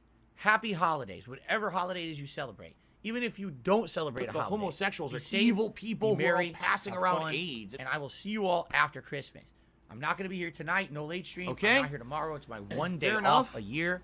All right. Return on Monday. We are back to full-time gameplay streaming. I'll update the schedule so you know all about it. But in the meantime, thank you very, very much. You've been an amazing audience for this holiday season. It will continue on Monday, and I hope that you will join me for gameplay, as usual, Monday morning. After a Level 1 podcast, where I'll get you all caught up on how I celebrated my Christmas. Okay? Guys, thank you very much. Awesome session today. Awesome stream.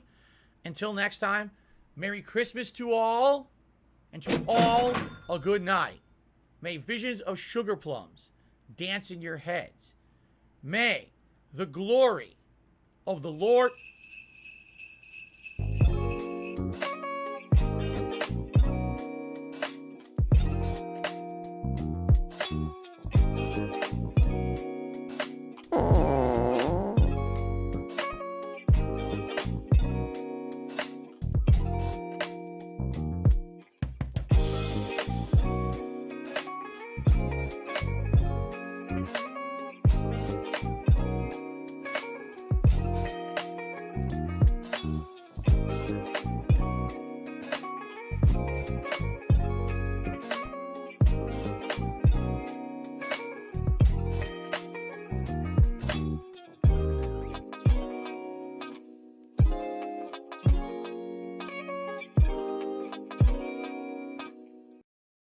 more Ragnarok Endgame stuff, and High on Life. Okay? If you're wondering what else is this week, Pokemon Scarlet and Warzone are Tuesday.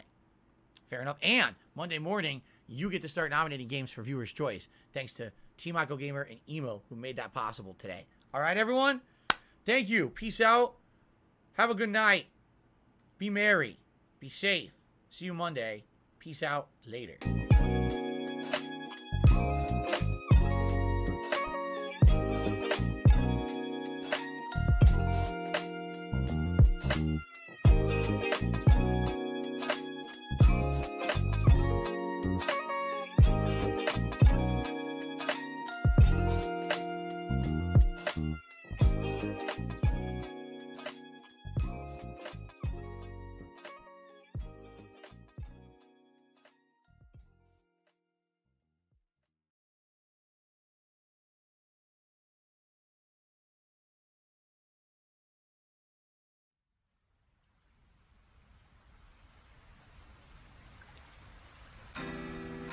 Say goodbye.